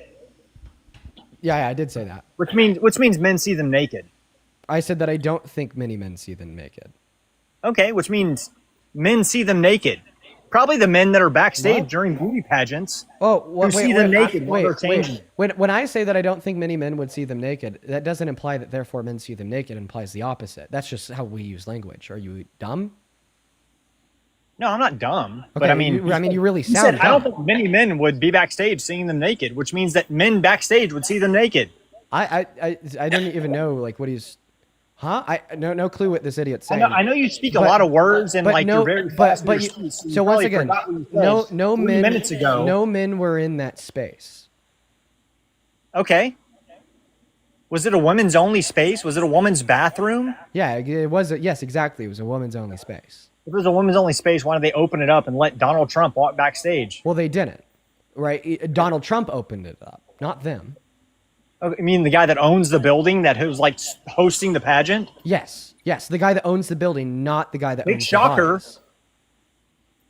Right, we've already went through this, like, the line of dialogue too, and that analogy of like the boss owning the building, owning the business, right? It would still be wrong for him to open up. No, you went through that analogy. I don't believe that. Opening up the woman's That's not a restroom. comparison of a boss saying, "Get naked, I'm gonna fire you." No. The analogy, no. The The analogy was the boss owning the building, owning the business, having a female employee, then following her into the restroom unconsensually. Using your logic, that would be okay since he owned the building and owned the business.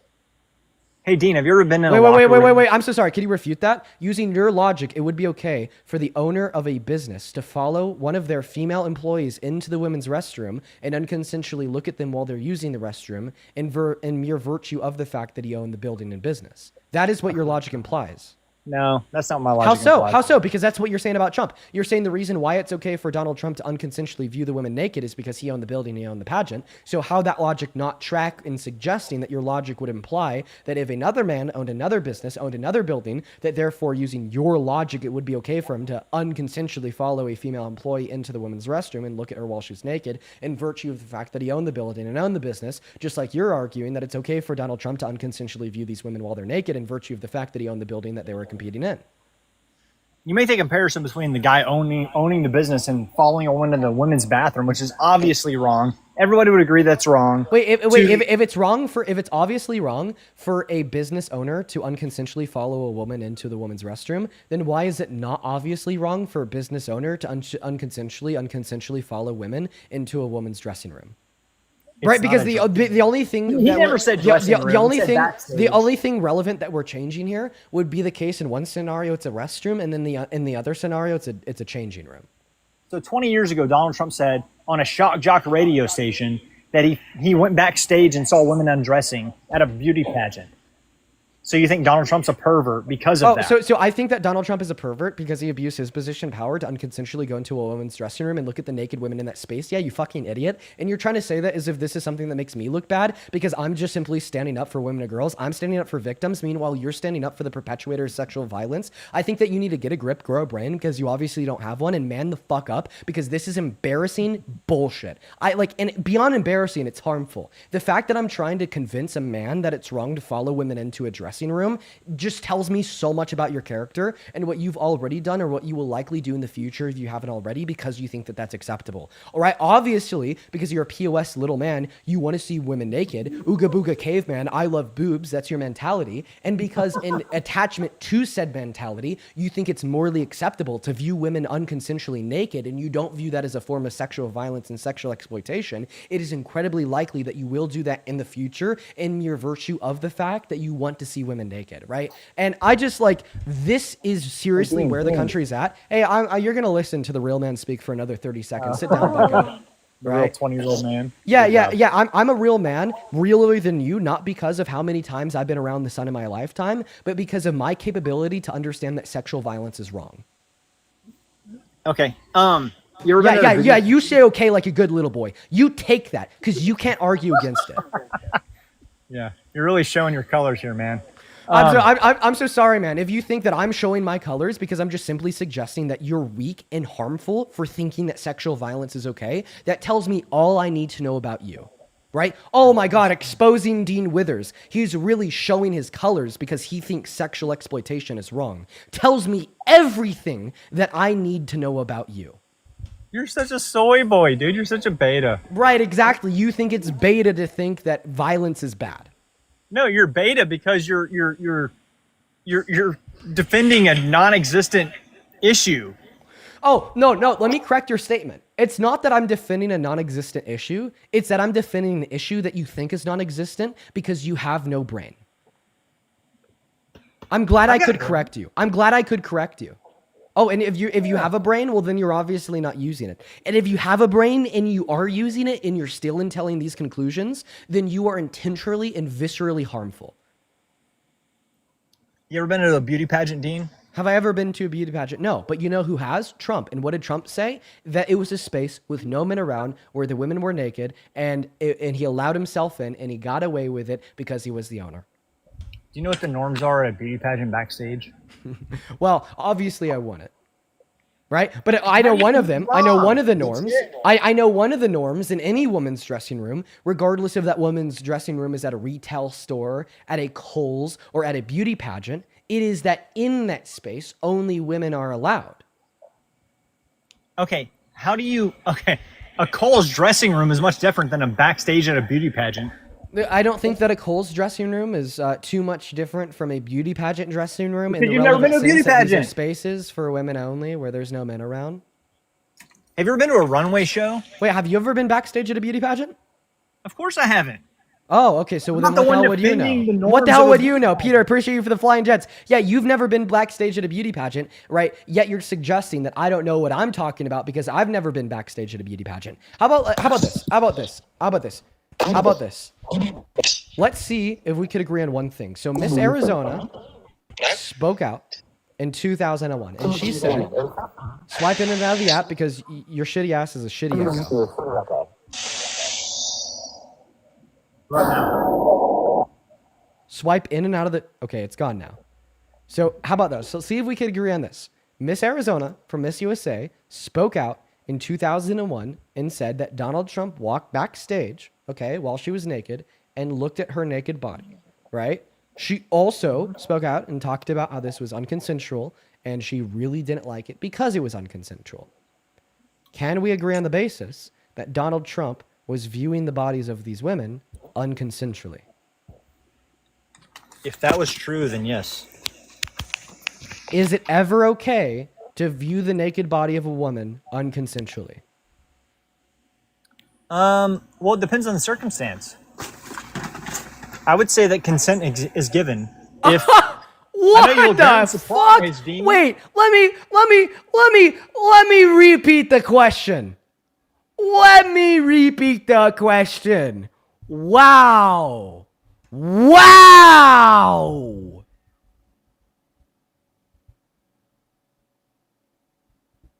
Wow. Okay.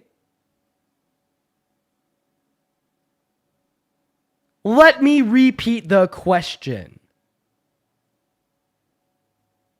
Is it ever okay to view the naked body of a woman unconsensually for sexual gratification?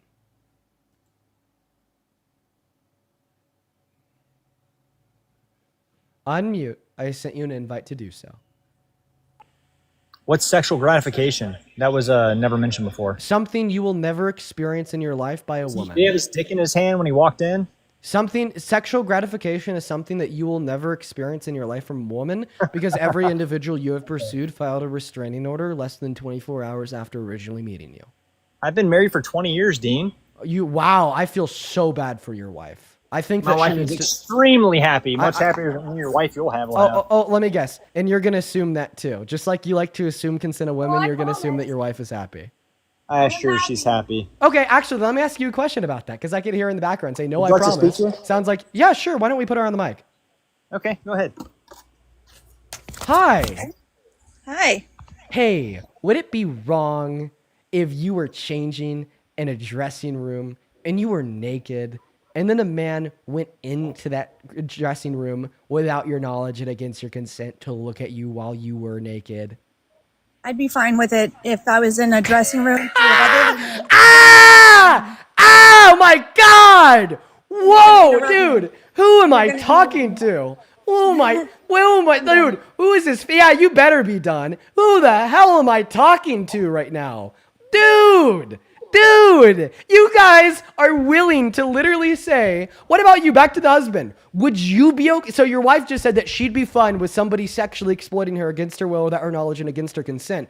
Would you be fine with an older man walking into her dressing room without your wife's consent and against your wife's will to view her while she is naked in that space?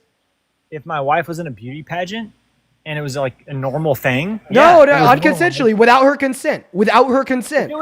Without her consent. Wait, just answer the question. She's naked. She's undressed without her consent. If a man walked into there and looked at her while she's naked without her consent, would you be fine with that? If it was in a beauty pageant, yes. Ah, dude! Okay. Brother!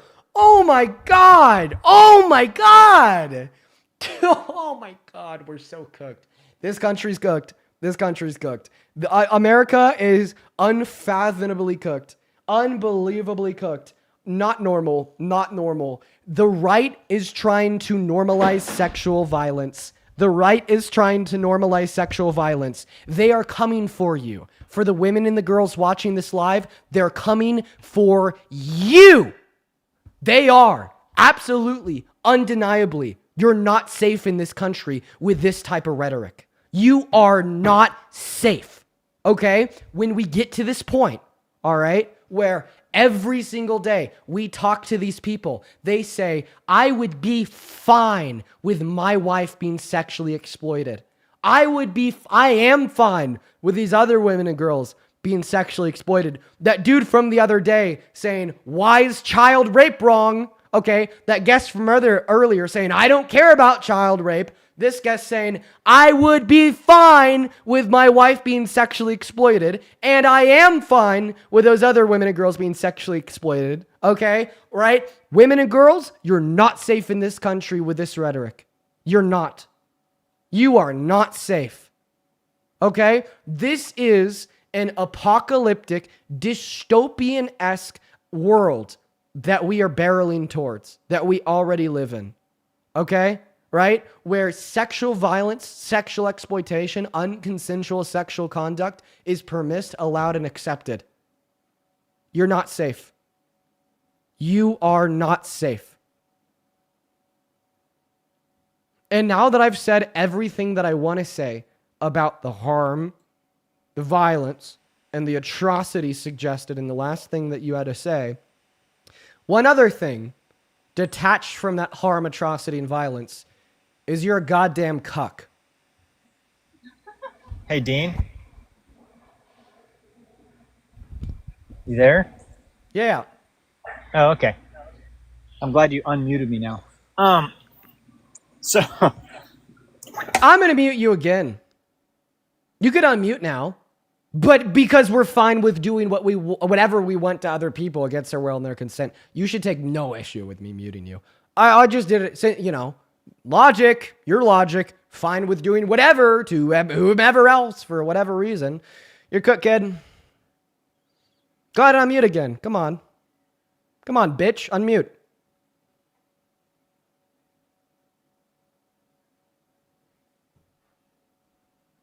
Unmute. Stop hiding, bitch. Unmute. There you go.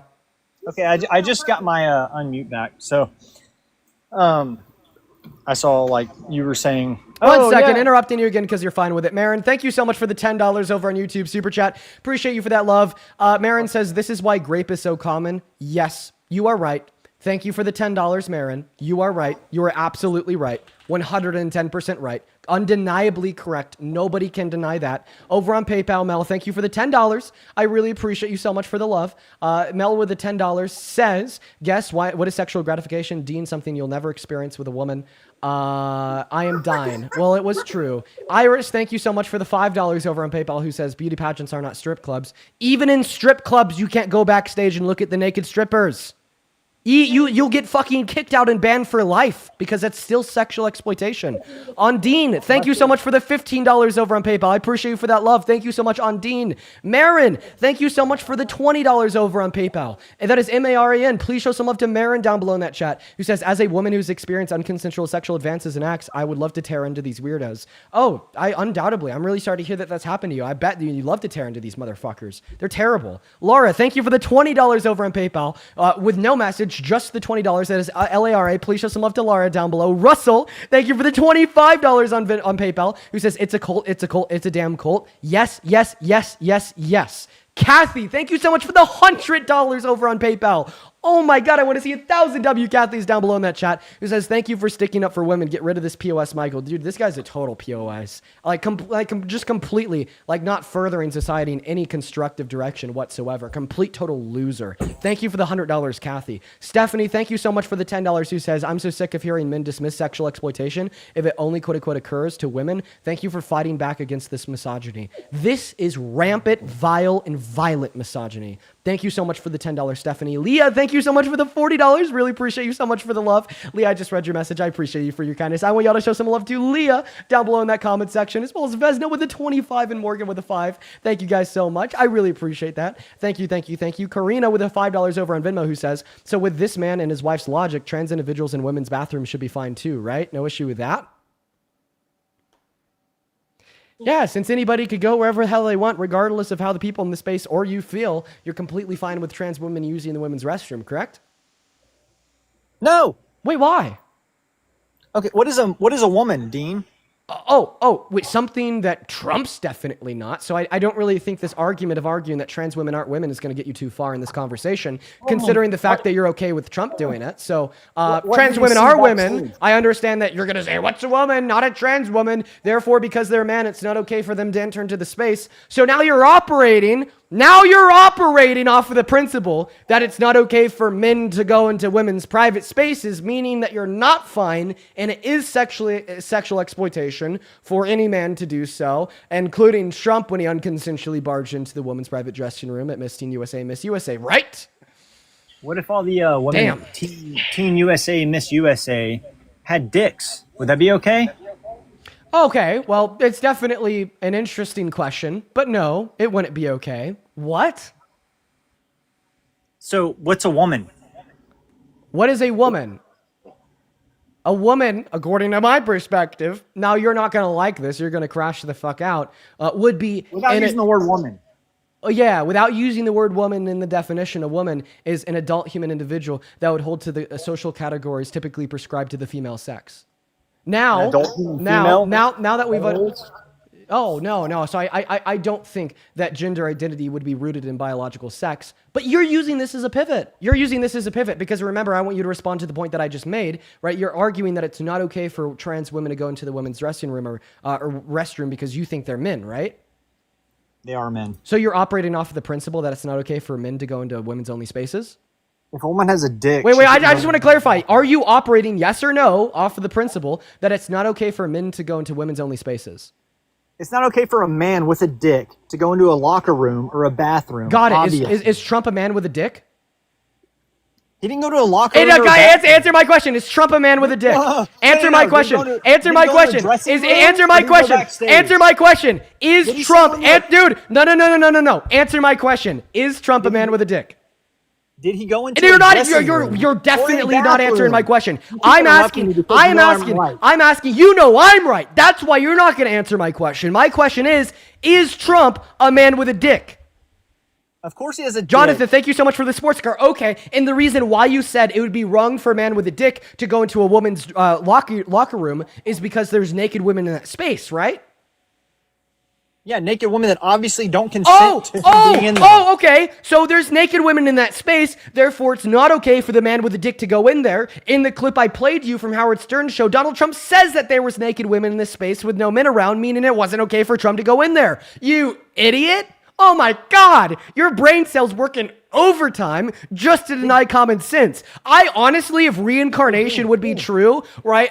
Dude, oh my God, I would do whatever I possibly could to expand this lifespan to the ultimate maximum so I could prevent even spending a second in your sad, sick, pitiful body. You absolute deplorable POS. You are wasting carbon emissions and perpetuating unnecessary climate change by breathing the oxygen in to exhale CO2 and speaking the words you are. There is no value that I could attain, right, from you as an individual, definitely in the context of this conversation. And wow, it is just incredible to see. It is incredibly pitiful, it is incredibly sorrowful, and it is incredibly harmful to every single woman and girl, because you are explicitly permitting the little cuck you are explicitly permitting sexual violence against women and girls because you think that Daddy Trump did it, therefore it's okay. Bow to the Almighty, kneel to the God of men, right? The sick, twisted 34-count felon that's passing regressive economic policy that's likely fucking you over as an average or low-income American. Kneel to the Almighty. Do it some more, sir. That really hurt my feelings, Dean. Well, honestly, I don't think it did. I don't think anything can hurt your feelings, right? Because you don't. You're right, because I'm a man. I'm a little bitch. Of course it didn't hurt my. Right, yeah, nothing could hurt your feelings. And the reason why nothing could hurt your feelings is because because in order to have your feelings hurt, you have to like introspect upon something that someone else said to you. And I just think you lack that ability, point blank, period. Nothing can hurt your feelings for the same reason you can't critically think. I am very empathetic, Dean. But women at a backstage at a beauty pageant are. Shut up. Got more people to thank. Kimberly, thank you for the $5. Appreciate you so much for the love. Vanessa, thank you for the $5 as well. Allison with the $5. Thank you so much, Allison. Sarah with the $5. Amanda with the $11. Thank you so much for the love. Amanda with the $11 says, could you please tell the weirdos that unironically using the term beta is the biggest sick to all rational women? Yeah. Lindsay, thank you so much for the $10 over on Venmo, who says, I would choose the bear over this man 1,000%. Make that 10,000%, Lindsay, and I'm right there with you. Thank you for the $10. Angie, thank you for the $5, who says, the guest is defending the equivalent of a male gym owner walking into the woman's locker room simply because he owns it. Yup. Jen, thank you so much for the $15 over on Venmo, who says, Ooga Booga, caveman, I like boobs, just made my month. Embarrass the beta again. Well, I hope you like what you just saw, Jen. Thank you for the $15. Matt, thank you. Allie, thank you for the $15, who says, many straight women don't understand consent unless you put them in the same hypothetical scenario with a gay man, then suddenly they get it. Please start asking this way when the debate what harassment / sexual exploitation is. I don't think I really even followed that. But Matt, thank you so much for the $5 as well. Karani with the $2. Sammy, thank you for the $10, who says, do you think that even after Trump is long gone, POS is like this guy will still try to defend Trump and everything he's done? Yeah, absolutely. Courtney, thank you for the $10, who says, for tirelessly explaining consent and respecting women to men, they make me want to cry. Thank you. Thank you for being here, Courtney. Thank you for the $10. Allison with the $10 as well. Claire with the $20, who says, current fourth-year medical student who will be a pediatrician in 6 months. Thank you for giving me hope to continue to fight this fight as well and advocating for creating a better life for our world, especially the children in the world that I take care of every day in our future. Thank you for the $20, Claire. Lauren with the $5 saying, keep it up. Thank you so much for the love. Daniel with the $5. Angelina with a 1. Jackson with a 5. And Eric, thank you so much for the $50 over on Venmo. Show some love to Eric down below in that chat, you guys. Thank you so much, Eric. Eric with the $50 says, to be this informed and articulate at 21 is genuinely impressive, and I respect you. Thank you so much, Eric. Then Lynn with the 10. Thank you guys so much. We're all caught up over on Venmo, but I bet we just got a whole bunch of more in. We got a couple more people to thank here. Do give me a second. Please do give me a moment here, everybody. Jen, thank you so much for the $1 over on Venmo. Dorian, thank you so much for the $20 over on Venmo, who says, please get this guy out of here. His exposure to the world has been enough. That's going to be coming soon, Dorian. Thank you for the $20. Show some love to Dorian in that chat. Sarah with the $10, who says, I was raped by a guy like this when I was 14 and he was 20. The normalization of sexual exploitation makes my experience far too common. Fuck this guy. Sarah, I'm really sorry to hear that happened to you. And you are completely spot on when you say that this guy's words and actions are normalizing sexual violence. Completely correct, Sarah. Thank you for the $10. Abby, thank you for the 5. Champs, thank you so much for the $100 over on Venmo. Champs, oh my God, dude, thank you. That is CHAMCE with $100. Says, I love that you got this beta guest to say that he'd be okay with somebody walking in on his wife changing. I suspect that he will sleep on the couch tonight instead of something else I'm not going to read. But no, I don't think he's going to be sleeping on his couch. His wife doesn't care. Thank you for the $100, Champs. And then Ali, thank you for the $20 on Venmo, who says, glorious rant, 10 out of 10. Madison, thank you so much, Ali. Good to see you. Then Madison with the $10, who says, women's spaces are supposed to be sacred. Hearing another woman defend the exploitation against other women is devastating. Thank you so much for always standing with women. I'm always going to side with common sense. I'm always going to stand with common decency and stand against like shitty tyrants like this guest. Then Catherine with the $10, who says, fellas, is it gay to critically think? Guess so. And then Phil, thank you so much for the $20 over on Venmo, who says, Colt's gonna Colt. MAGA's so fucking pathetic and embarrassing. Couldn't have said it better myself, my friend. 110%. Then also, let's see here. Leah, thank you so much for the... oh, wait, actually, I did thank you earlier, but thank you so much for the love, Leah. Who else do we have here? Madison, thank you for the $5 over on PayPal. Adine, thank you for the 5. Michael, thank you so much for the $20 on PayPal, saying that he's a I appreciate you for that love, Michael. Show some love to Michael. Dolores, thank you so much for the $20 over on PayPal, who says even Trump said nobody's allowed back there. Yeah, even Trump fucking said that. Thank you for the $20, Dolores. Then Laura with a $20, sorry, not Laura, Asher with a $20, who says, if it's okay for a random man to do at a beauty pageant to barge in on the changing room, but then by that logic, what's stopping teachers or principals or coaches, etc., from going into the locker rooms at school? Nothing according to his logic. Thank you for the $20, Asher. Darja, thank you for the $11. Thank you so much. Catherine with the $10. Thank you so much. Anna with the $20. Thank you, thank you, thank you. And Anna, I'm not even going to ask him that question because I'm scared of his response, but thank you so much for the $20. Then Hayden, I really appreciate you so much for the $5 as well. We are all caught up over on Venmo and PayPal. I seriously really appreciate everyone so much for the crazy amount of love. Now, do you guys want to see something cool? That I just wanted, so he was just waiting super patiently to be able to continue our conversation while I was thanking everybody. But I made sure to leave him up here, like while I was doing that. Once again, thank you guys seriously for the love. Like unironically, thank you guys so much. You guys have been popping I don't even know what to say. Thank you guys so much for all the love and the kindness over on Venmo and PayPal. But I just wanted to waste his time, then kick him. What's up? Do you support Trump, Ross? Dean, can you hear me? Yeah, British accent. You take care, man. We're just looking to talk to individuals in America. Scoops, I appreciate you for the $10 over on PayPal, who says, I can't find Michael's comment, but I saw him comment on a video yesterday saying deport all legal immigrants. Yeah, totally believable. Yeah, totally believable. Well, We just need to get rid of people like that. I don't think that they should have a right to vote. illegal Stephanie, immigrant, I agree. Stephanie, thank you so much for the $50 over on YouTube Super Chat. Holy shit, Stephanie.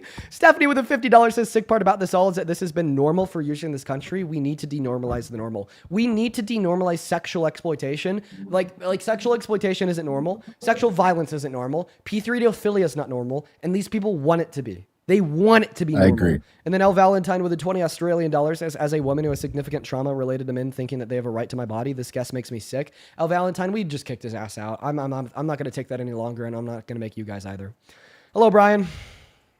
Hey, what's going on, Dean? Yeah, and folks, I just want to make it clear here too that because I do support the right still, I don't have to support those personal allegations, as I've made very clear before. I don't support sexual predatory behavior. The left has seen this historically as well with the Clinton and Lewinsky, allegations, obviously. But what's interesting is that people. What happened to Clinton after he? Well, he was impeached. I mean, come on, Dean. Would you say that was a sensible reaction? I would say that they took care of him. Was that a sense? Okay, so they should have impeached him. Yeah, okay, wait, one moment. If Congress should have impeached Bill Clinton for cheating on his wife in the Oval Office, then what should Congress do to Trump for knowing that for knowing that Epstein was abusing girls and was still best friends with him instead and did nothing, while also being held civilly liable for raping Eugene Carroll, while also sexually exploiting the women and girls in the context of the conversation that I was just having with the last guest at Miss Teen USA, Miss USA. What should Congress do to Trump if what they did if they should have done what they did do to Bill Clinton?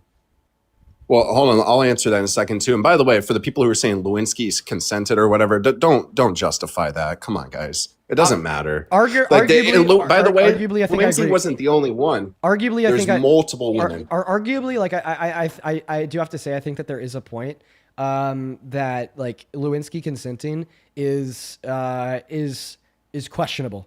And the reason why I'd say that, he was 48 and the president of the United States of America. She was 22 and a assistant to the president of the United States of America. I think that there is very obvious large power dynamics at play there that would make coercion plausible. So I just want to point that one out. I think that power dynamic being present is something that is of note, that does deserve to be discussed. Right. But I still want you guys to answer the question that I had asked. Right. Because you said, first of Congress, all, Dean, we gotta wait for the Congress Epstein. should have responded to the way that they did to Clinton. So if they should have impeached Clinton for cheating on his wife in the Oval Office with Monica Lewinsky, with the power differential present, then what should they do in response to Trump lying about the nature of his relationship with Epstein for the last 20 years, knowing that he was abusing little girls, being best friends with him, saying and doing nothing, on top of him being held civilly liable for the rape of Eugene Carroll, on top of the sexual exploitation of women and girls at Miss Teen USA, Miss USA. What should they do to him? Well, we need to wait for the Epstein files first, right? Again, just tracking, Trump's history, obviously, and his predatory behavior, I could absolutely see something coming out of it. I mean, I don't know all the full details, obviously. I mean, the Epstein files, I don't know where they are, but everyone's waiting. Obviously, they're hiding them. I think everything that I just said, which is something we already know, is already worse than what Bill Clinton did to Monica Lewinsky. And if you think he should have been impeached for that, then Trump should be impeached for this 2 times 10. I do agree to an extent, absolutely, but again, why do you only agree to an extent? But is the case? Dean, as I said before, it's not a competition.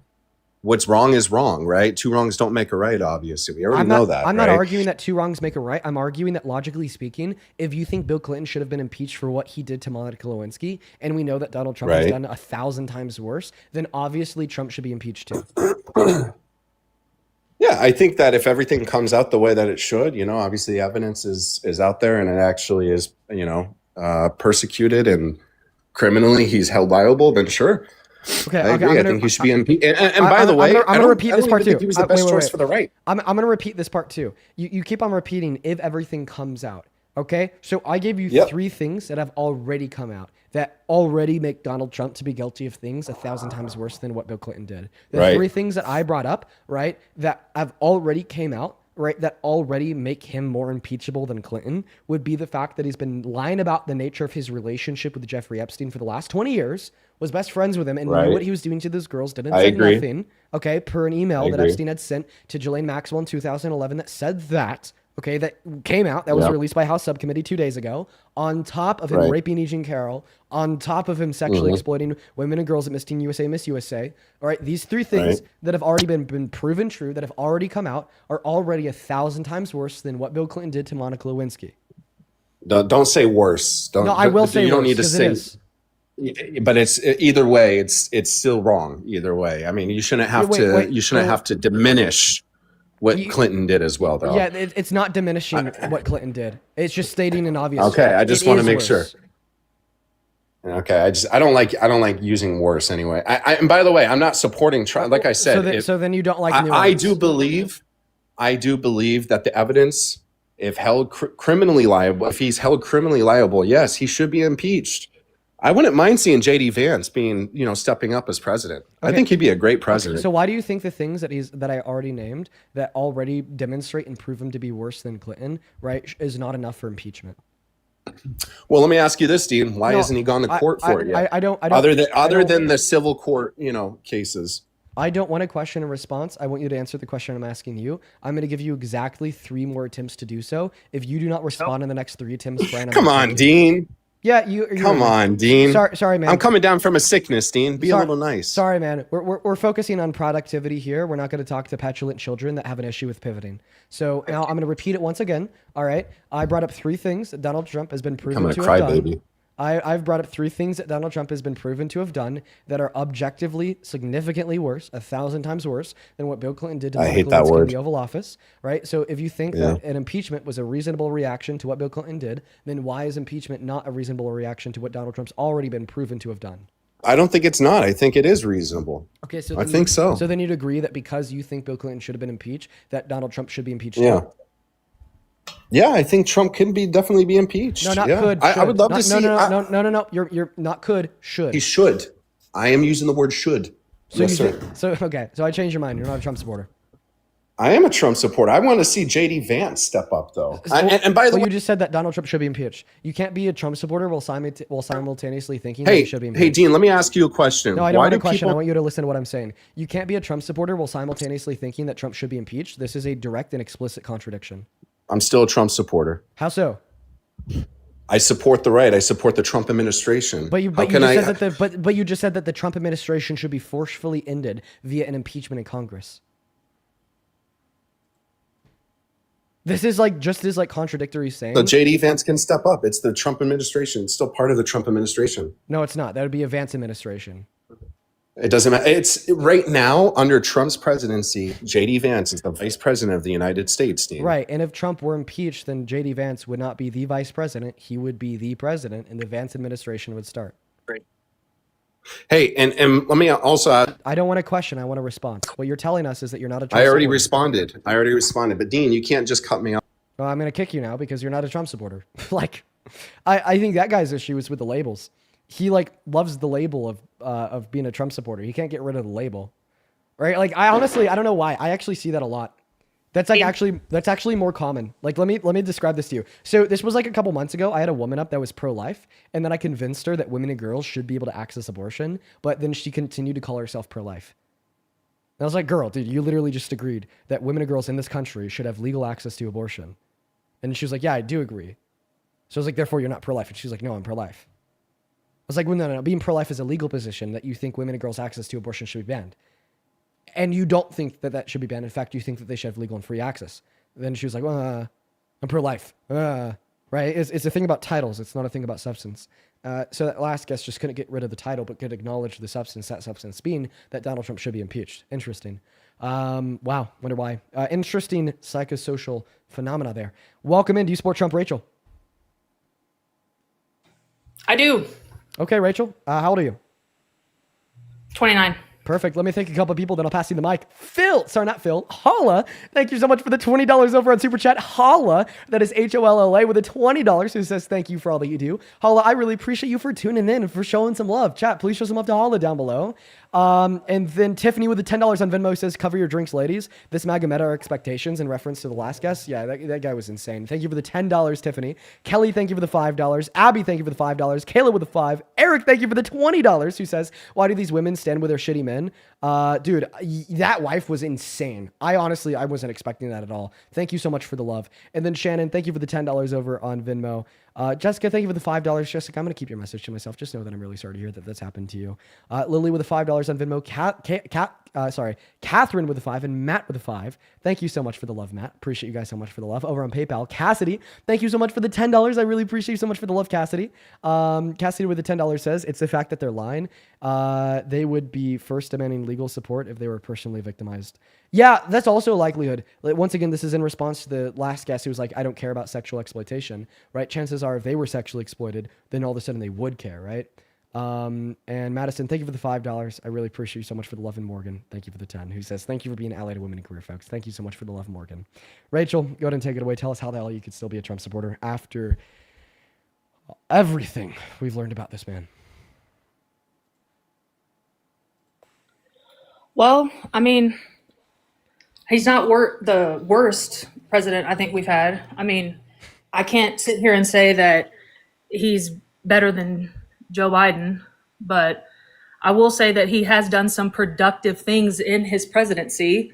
I don't agree with everything that he does. I don't think I've ever agreed with anything a president has ever done fully. As far as the, I don't even know if we can say AB on TikTok. I think if women had better education as far as like their health early on, if it was taught in school, if it was implemented in that way, we wouldn't necessarily need to have ABs, like longer term ABs is what I'm saying. If we had access to in three reliable sentences, healthcare. in 3 sentences or less, why do you support Trump as president? I think who he is as a person and his personality helps us as far as keeps us from going to WAR in this country. I don't necessarily think if we had a woman as president, we would be taken seriously. That's just my opinion. And as far as things that he has done with the tariffs, and I know with the government shutdown, I know that it doesn't seem like it was productive in the beginning, but now I guess we can see how it was. I'm pretty sure we're all going to get, well, if you make less than $100,000 a year, you're going to get a stimulus. The government's open back up again. I'm pretty sure there was reasoning for that. Woof. Okay. In response to point number 1, saying that Donald Trump's personality is pro-peace, anti-war, prevents war.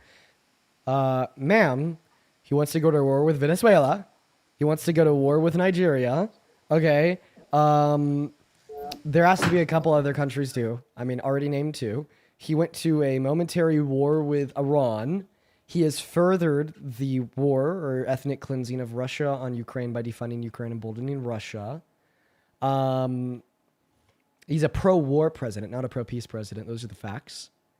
Second argument you gave is that, well, we wouldn't be taken too seriously with a woman as president. Yeah. So there is a woman president of India. They're taken just as seriously as they were when they had a man that was president. There's a woman prime minister right now of Japan. If anything, they're taken more seriously, especially by people like Trump. Okay? I'm not a big fan of that PM, but Trump is. They take him more seriously. There is a woman president of Mexico.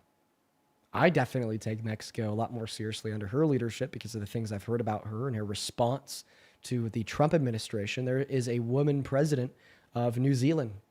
I don't think that you'd be able to point out any difference between how seriously the world took New Zealand before she was president to after. Same thing with Finland.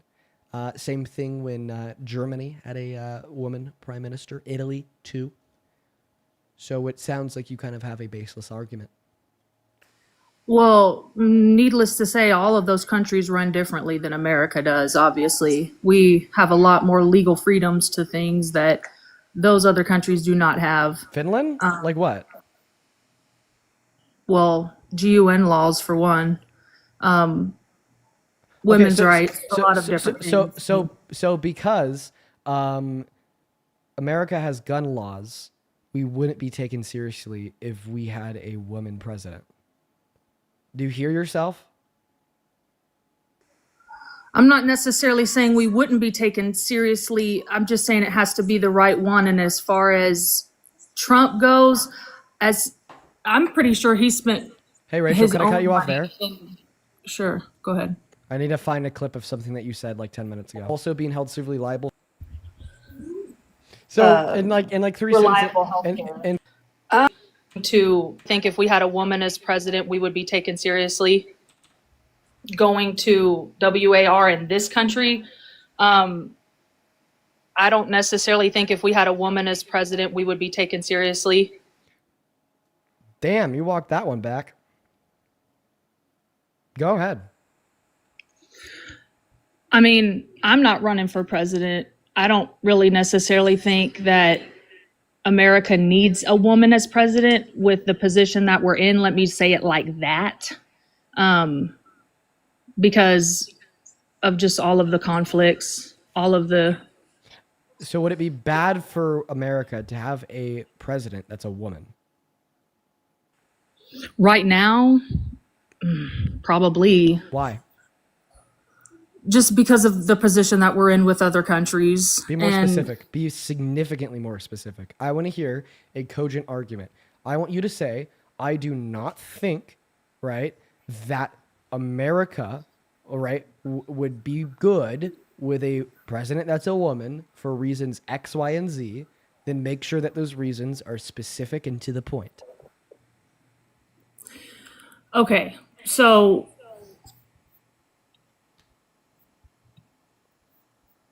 obviously we've never had a woman president before. With how other countries see us, do I think a woman can lead? Absolutely. Do I think that right now, with the position that America is in, with how much that we owe, with how like we're walking on eggshells with other countries, as far as like, you know, if those other countries, like, okay, if China and Russia decide to ally and come over here, we're done. And I mean, I know that everyone has a different opinion on that, but as far as who Trump is, I mean... Wait, let's not get onto who Trump is. Let's just stick on why you don't think America's ready for a woman president. Your first argument is that having a president that's a woman would be bad because we've never had a president that's a woman before. Okay. So do you think a valid argument in 2008 would be having a president that's black would be bad because we've never had a president that's been black before? No. Okay, so your logic is false. So, yeah, take that point, crumple it up into a ball, throw it out the window. Your second point was to say that, like, maybe... Ethnicity doesn't have anything to do with gender. So it was an argument paralleling the fact that you said, because we've never had a woman president before, then therefore having a woman as president would be bad. But regardless of the fact in 2008 that we never had a black president before, having a black president would not be bad. right? You're saying that this logic is true in the context of gender, but not true in the context of race.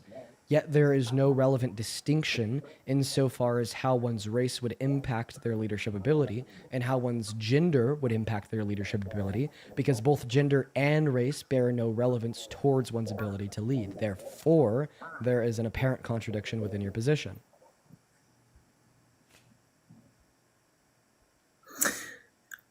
See, here's the thing, Dean.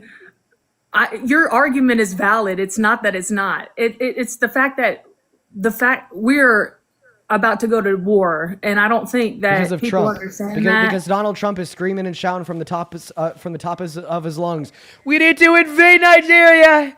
I could go to war with Venezuela with no official declaration. I know where the supreme leader of Iran is hiding, and I could kill him if I wanted to. And instead, I'm just going to drop my bombs on the country. Oh, and Russia, big fuck you, Russia. I know that I shucked on your schlong for way too long, but now actually, you can't take any Ukrainian land after me telling you the exact opposite for 3 years straight. Big fuck you. Oh, China, I'm going to impose 400% tariffs on you, China. And then I'm going to take them off, but then I'm going to put them back on. And then I'm going to take them off and put them back on. Okay? Right? Like, I don't think somebody having a goddamn vagina is going to make them worse at foreign diplomacy than Trump for the reasons that I just gave and more. And a suggestion otherwise is incoherent and absurd and very delusional too. Let me ask you this. Didn't Joe do the same thing? No. He didn't? So we weren't going through that same thing with Sleepy Joe? No. Are you sure? Yes. We weren't in war when Joe Biden was president. Are you sure about that, Dean? Yeah. Okay. What war were we in? Who were we fighting? Who were we at war with? Oh, I don't know. Maybe So what's Ukraine? Ukraine? Are you troll? Are you a troll? Right No, I'm not. Do you not remember like 4 years ago? 5 years ago? Oh my God. All right. Honestly, I did want to just come up here just to talk to you because I think you're funny. And I think you're very intelligent. But okay, do you actually mean the things that you're saying though? I do, but I also think that, it's all political showmanship and we're not really, if you think that your vote counts and it's actually, it's up to us. Wait, if you mean the things that you say, like, I'm just going to respond to them. So no, we weren't at war with Ukraine under Biden. Okay. We were actually like helping them out. We were giving them money. How was that us being at war with them? But we weren't though. We weren't. Rachel, what the hell are you saying? Anyways, but I hope you have a good night, Dean. Are you leaving now? You don't want me to leave? I want you to tell us what the hell you're saying. So you're telling us that we were at war with Ukraine. Then I was like, no, we definitely weren't at war with Ukraine. Like, we were like giving them money and helping them. Okay, Zelensky and Biden had a good relationship. We were at war. Biden gave the okay for it. Do I have to? Here, let me. What war? Do you mean to say Russia? Yes, or whatever. You know There's what? There's a big difference between Ukraine and Russia, ma'am. Over there in that area. I bet if I pulled up a map, you wouldn't be able to tell me what area. Oh, yeah, I would. Let's see if I can find it. I bet you couldn't name all the continents off the top of your head right now. Go. North America, South America, Europe, Asia, Africa, Australia, Antarctica. Okay, Dean. You're not the only smart one. I don't think that being able to name all 7 continents makes you smart. Then what does make you smart? Being a Democrat? Well, I think it'd be a good step in the right direction for you, ma'am. Oh, yeah? Yes. Let's hear this argument. One second. I'm actively working on something right now. Here we go. Where's the Benjamin? Okay. So you said that you'd be able to point to Ukraine on a map? Oh, no. Yeah, I would. You would? You would be able to point to Ukraine on a map? Just to clarify? Can we get a yes or no? Dean. Okay, let me do this. All right, I'm gonna make this a whole lot easier for you because I'm not gonna ask you to identify, right, this specific country. Get back on TikTok. Oh, there you are. What color on this map is Ukraine in?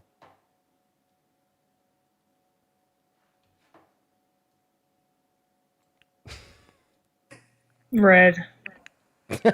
No, it's Or actually, green. it's in the green. Come on, it's in the green. It's not in the red. Oh my God, we literally broke it down to 5 colors, and you still couldn't get it.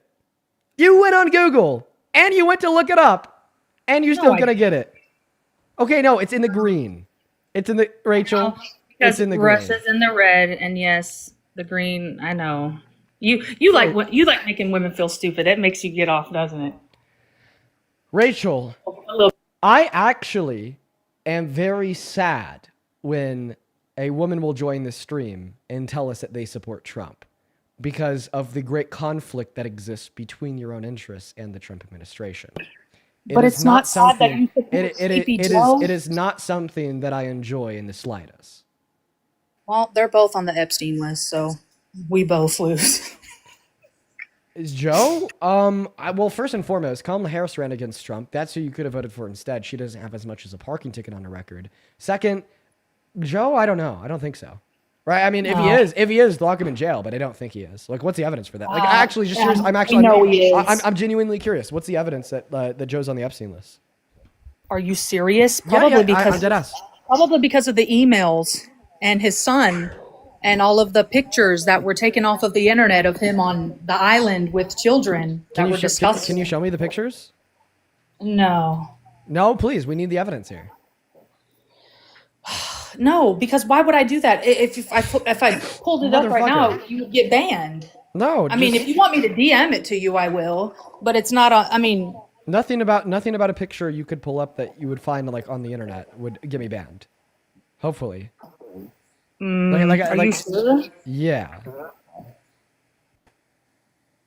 We need the evidence. Give me the evidence. I'm not going to put it on here because it's inappropriate, but I'll be more than glad to send it to you. What do I have to type in to find it?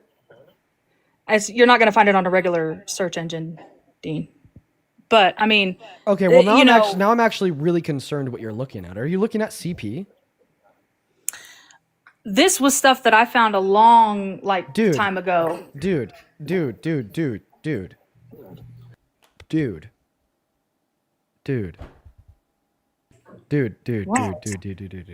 Okay. Oh my God. Are you all right, Dean? That's illegal. For that is very What illegal. what is illegal? You're telling us that you have CP on your device. What's CP? I don't even know what that is. How about CSAM is better? Child sexual exploitation abuse. No, I do not. What the fuck does CSAM stand? 1 second. I'm sorry. Child sexual. No, abuse I have material. emails. I have emails is what I have. I don't have actual, what you're talking about.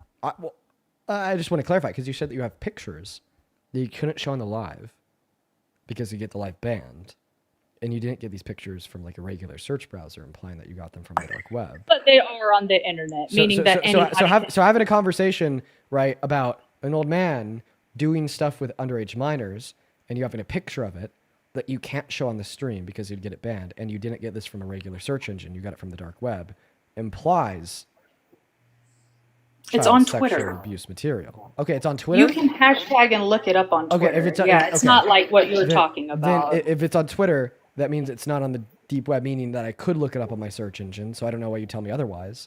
So it's not like it does. There's no naked children, right? No, Dean. God. Okay. So then, what do I need to type in to find this? I mean, you can type in different hashtags. Pizzagate. There's all different types of stuff that you can look up. I'm just trying to find your evidence here because you said that you have evidence. I mean, yeah, I'm not going to put it up on here because you have 3K people looking. Specifically, how do I find the evidence? You look it up. You search. What do I look up? What do I look up? I'm on my You search look it bar. up. I'm on my search bar right now. What do I look up? I mean, you can look up anything. I'm not gonna. And no. I feel What like the you're. dude? Way too vague. No. I can't look up anything and find this. Okay. If I fucking look up like local coffee Anybody shops. can look. If anybody can I look up anything. local coffee shops, okay, I'm obviously not gonna find a picture of Biden and children and Jeffrey Epstein. I think that you're lying. I think that you're big time, bold-faced lying right now. All right, I'm lying, Dean, but I don't think that you should support people. Yeah, dude, you literally have to create a lie for why Biden was a bad president. Doesn't that tell us everything we need to know? For the sake of. Like, that tells us everything that we need to know, right? Yes. Like, if you have to create a lie, right, to argue that Biden is just as bad as Trump, what does that tell us? He is. He is. I mean. Dude, I asked you for an argument, and then you just lied. Rachel. Well. One second. Sean, thank you for the $10 over on Venmo. My opinion's on JD Vance. He's not as bad as Trump, but he's still fucking terrible. Thank you for the $10, Sean. Please show some love to Sean down below. Tammy, thank you for the $10. He says, Rachel's a typical pick-me girl. They will never pick you. We are also in the position of this world because of Trump. What is I appreciate you that? for the $10, Tammy. I don't know. Ask Tammy. Whatever she meant. Caitlin, thank you so much for the $20 over on Venmo. I really appreciate you for that love. I want you to show some love to Caitlin down below in that comment section, who says, I watch you every day. Thank you for giving me talking points to use against my MAGA family. This should be an interesting Thanksgiving. Oh my God. Oh, I haven't even started to think about that. I have MAGA family. Oh my God. This will be an interesting Thanksgiving. Am I going to have to go to fucking war later this month? Jesus Christ. Thank you for the $20, Caitlin. I haven't even thought about that yet. Amanda, thank you so much for the $10 as well on Venmo, who says, hey, Dean, these people are fucking insane. Disgusting and insane. Yeah. Thank you for the $10. Lily, thank you so much for the $20 as well on PayPal. Guys, please show some love to Lily down below in that comment section for the 20, who says, hey, Dean, I just learned that my parents are getting a divorce, and right now your lives are the only things that are keeping me from thinking about it. Love your lives. Keep on doing what you're doing. Lily, I'm so sorry to hear that. My parents got divorced when I was at a young age, and I just know how hard that is. I'm happy that the lives can help distract you, and thank you so much for being here, and thank you for the $20. And then see Melissa, thank you for the $20 as well on PayPal. Show some love to Lily and Melissa, who says, women like this justify the patriarchy so that they can have proximity to power that will never be taken seriously by the men in power. Being a master's favorite dog is still having a leash and is still having a master. Well, Melissa, I appreciate you for the $20 and your insight there. Christine, thank you for the $15, who says, thank you, Dean, for speaking up. Thank you so much for the love, Christine. And we are all caught up. Rachel, do you have anything else to share with us before I can fucking kick you? Nope. I'm gonna hop off here. Have a good night. She's fucking British. Hello. Ah! Ah! That's how I feel, motherfucker. Ah! Or maybe she was faking that British accent. Who knows? Parker, that's how I feel, motherfucker. Okay, let's go to get that next guest loaded up in the box. If you happen to be one of the 18,000 people hanging out with us on TikTok right now, folks. If you want to support me, you can find my Venmo and my PayPal in the link tree in my bio and TikTok. And right there, you could also find it in the pinned message on that YouTube stream. I get 100% of all the proceeds donated, and you could attach your name and any message for me to read out on live. Right now, me and Parker are just very specifically looking to talk to some Trump supporters, to have some dialogue. And by the way, Parker, I have around another hour and a half left on the stream. Welcome in, Roger. Do you support Trump? I hope y'all know I don't give a fuck who's on the list. Release the fucking list. Retards.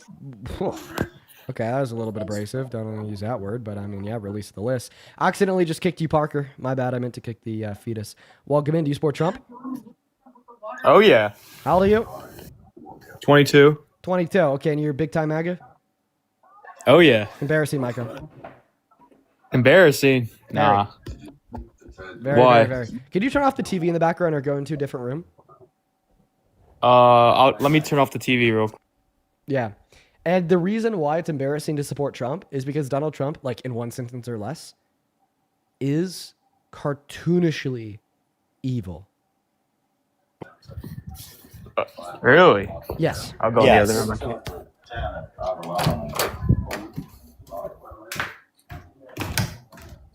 Oh. And do you know why, or have you never heard about this before? I mean, I'm sure it's just something y'all like to make up. It's something that we just make up? I mean, we're not making up anything. What do you think we're making up? I think it's more embarrassing to vote for somebody else that's a woman just because of their color of their skin. That's why. You think it's embarrassing to vote for a woman? Well, I think that Kamala Harris was definitely significantly more qualified than Donald Trump. I think it was embarrassing that you voted for the orange man. That's literally the worst person that Epstein ever knew. Also, I just want to clarify. So you said it would be embarrassing to vote for Kamala Harris because she's a woman and black. Completely strawmanning the reasons. I didn't even hear that. Completely strawmanning the reasons why I voted for Kamala Harris, rooted within the fact that she had great policy, a lot of experience, and would have made a great president. But I'd like to clarify that no, actually, I think that voting for Kamala Harris merely because she's a black woman is infinitely better than voting for Trump. Yeah, that's why like all the Shaniquas and Bonquishas voted for. So now we're like Bro. stereotyping like the names of black women to like stigmatize black women. So I just want to get this straight. You come up here, you tell me that you're a Trump supporter. I ask you why you support the known predator felon, and then you respond by saying "fuck black women," basically. Like, I just want to make sure. Are we on the same page? Not really. I'm just bringing up. They were like all what? Is that the argument? What do you say? I ask you why you're a Trump supporter, then you say, well, the Shantiquas, just trying to like stereotype the names of black women to stigmatize them. So the reasons why you support Trump as president is because you don't like black women. No, just because I don't like Kamala Harris. Okay. So what was that? What was that whole? The whole Shantiqua. What was that?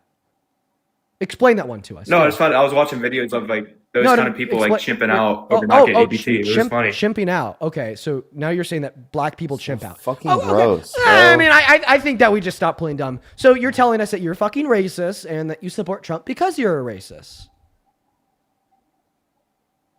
Really disgusting fuck, bro. Yeah. No, the argument is I am racist, therefore I support Trump. So far today, we've had a guest come up and say that they support Trump because they don't care about child rape. That was the first guest. The second guest come up here and said that they support Trump because they don't care about sexual exploitation. They'd be okay if their wife was sexually exploited. The third guest came up and said that that they support Trump because they're not really too smart. They were like, well, we don't need a woman president. That was Rachel last guest. And now the fourth guest of the day comes up and says that they support Trump because they're racist. Okay, well, I appreciate you for taking the mask off, right? I think that it is awesome that you can finally come up here and just admit to everybody that everything the left has been saying about the right for years now is true, okay? Because what it used to be was, hey, I'm a racist. I'm not going to come out and say it outright. So then I could turn around and deny the left when they say a lot of white men are racist and deny that systemic racism even exists. Now it's I'm going to take the mask off. I'm a racist. And when the left tells you that I'm racist, when the left tells you that systemic racism exists, when the left tells you that anti-blackness systemically limits the amount of opportunity that exists for black Americans, more specifically in this conversation, black women, they are right. Why they say they were gonna go steal in Walmart and stuff. You see all those videos? Literally, you're just racist. You're just racist. You have nothing intellectual to say. It's fact. No, you have nothing intellectual to say. You have nothing intellectual to say at all. All you've come up on the live stream and said is stigmatizing black people at all. That's all you've brought up instead of actually engaging in an argument. You voted for a convicted criminal held civilly liable of sexually abusing women who bragged about walking in the changing rooms of naked women while they're changing without their consent. What are you talking about? News.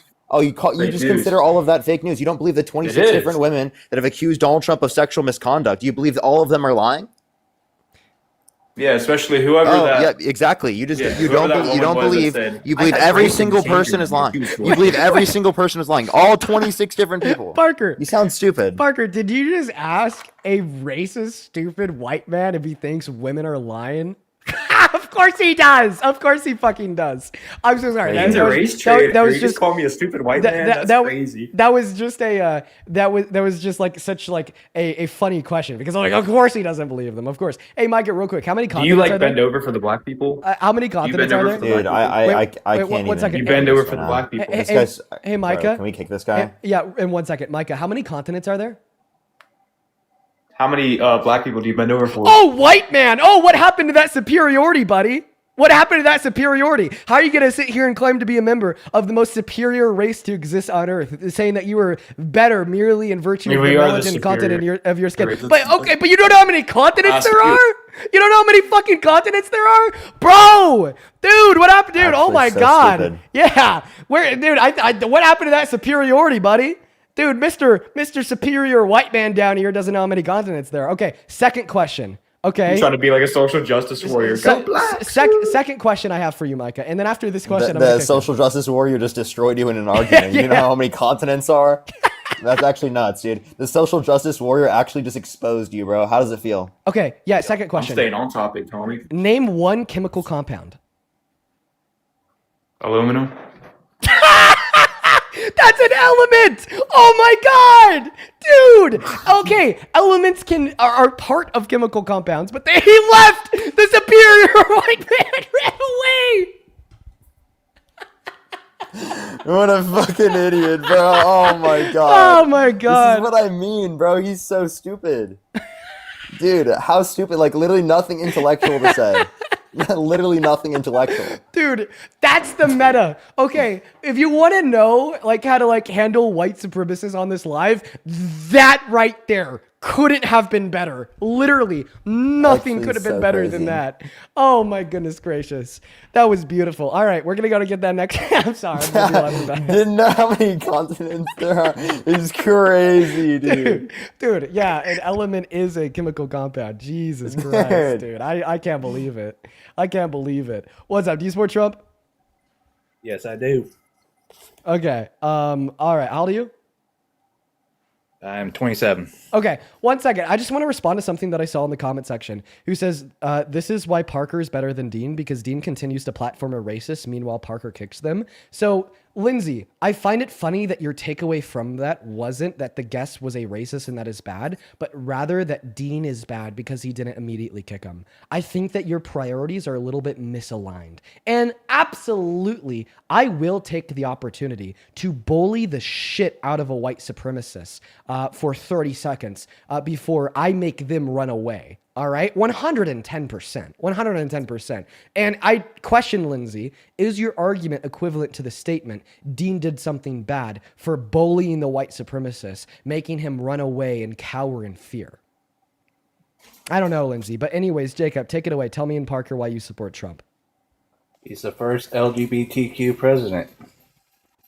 Well, I mean, wouldn't he be the second? No, he's the first. Don't go. We're going to move on to the next guest. But anyways, let's go to get that next guest loaded up in here. We're going to go to get that next guest, Robo, connected to the stream.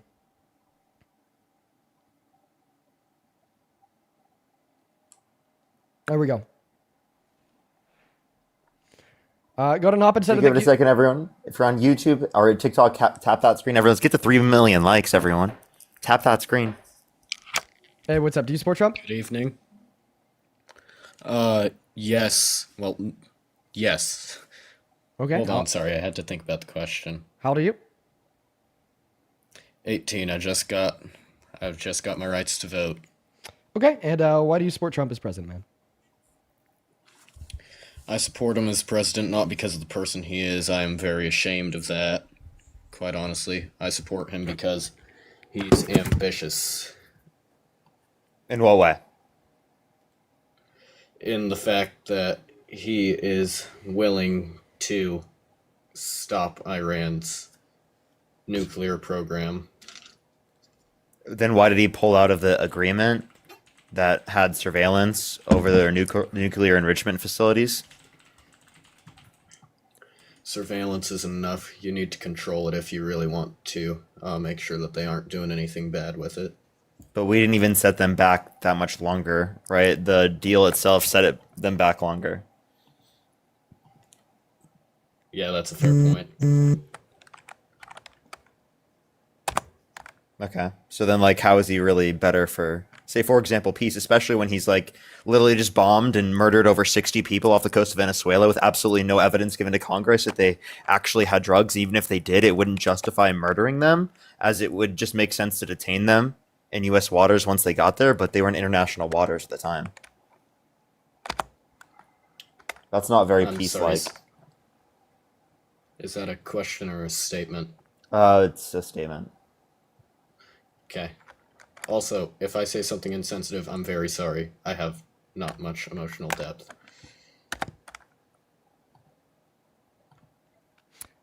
But, no. I support him because he's ambitious and he's willing to do what's needed for the good of, can't call it the people. Okay, well that's the thing. I don't think that he is For the willing to good- do. I don't think that he is willing to do what's good, what's for the good of, in the betterment of the people. Like for instance, I'll give you a really good example.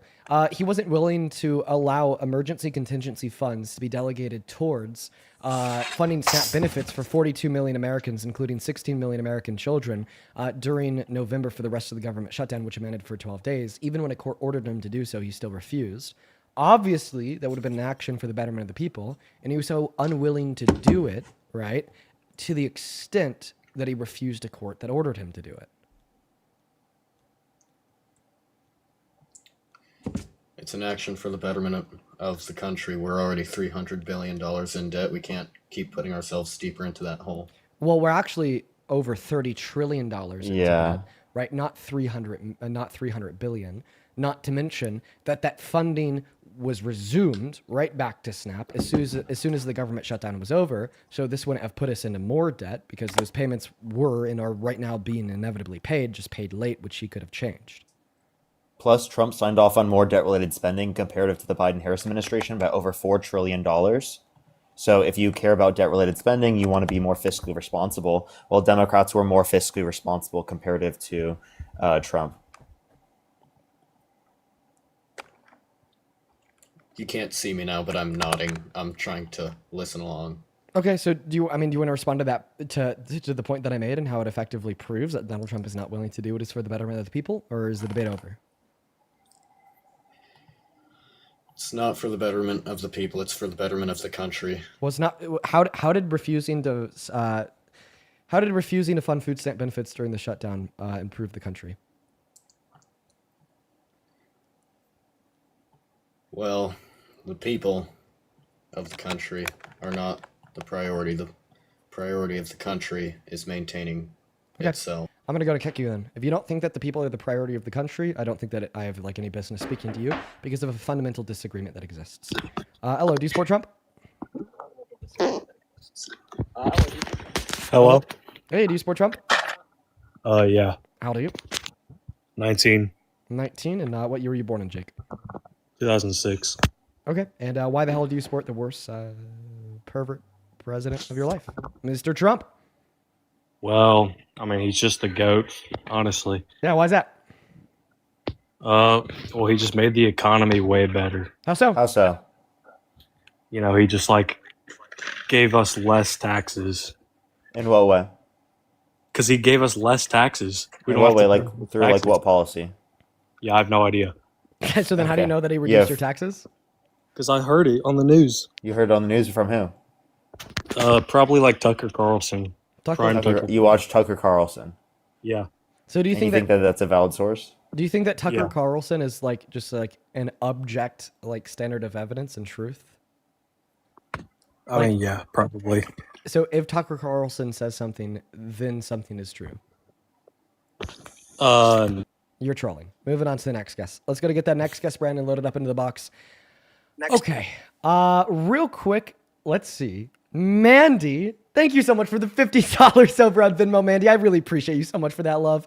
I want to see 500 Mandy W's down below in that comment section. I really, really do appreciate you. Thank you so much, Mandy. Mandy with the $50 says, as always, thank you for utilizing your platform to educate. Well, thank you so much for being here, and thank you so much for your continued support, Mandy. Please show some love to Mandy down below in that comment section right now, folks, for the $50. Huge shout out to Mandy, as well as Aris, that is A-R-I-S. Thank you for the $20 on Venmo, who says, I live in South Texas, and I just saw a Cybertruck as a 911 emergency vehicle. Ick, dude. Holy shit. Yeah, man, they really love Elon down there, apparently. Thank you for the $50, Mandy, and the $20 Eris, as well as Yesina. Thank you for the $5 who says black women are the most educated in America. What a racist guest. Do better, America. Yeah, you're so fucking racist, dude. Sarah, thank you for the $5, who says, do you think we'll ever reach a point where men don't hate women? I think that point is incredibly possible to reach. Is it far away? Likely, unfortunately, because that is going to require widespread huge generational change. And then to Marcus, thank you so much for the $20 on Venmo, who says, this racist loser is talking about AI generated videos. As a black man, thank you for sticking up for us. Made a video about this. What a loser. What a total fucking loser. I'm glad that we could embarrass the shit out of him. Lori, thank you for the $10, who says, thank you for schooling all the uneducated Trump supporters. Thank you for the $10, Lori. And Toss, thank you so much for the $5. I really appreciate that. What's going on? Do you support Trump? Brandon? I used to. I definitely used to. But you don't anymore? No, I've come to not really like what I've been. Peace, man. I'm super happy to hear that. Right now on live, me and Parker are just looking to talk to people that still do support Trump. So if you find yourself in that queue, make sure it's because you are currently a Trump supporter.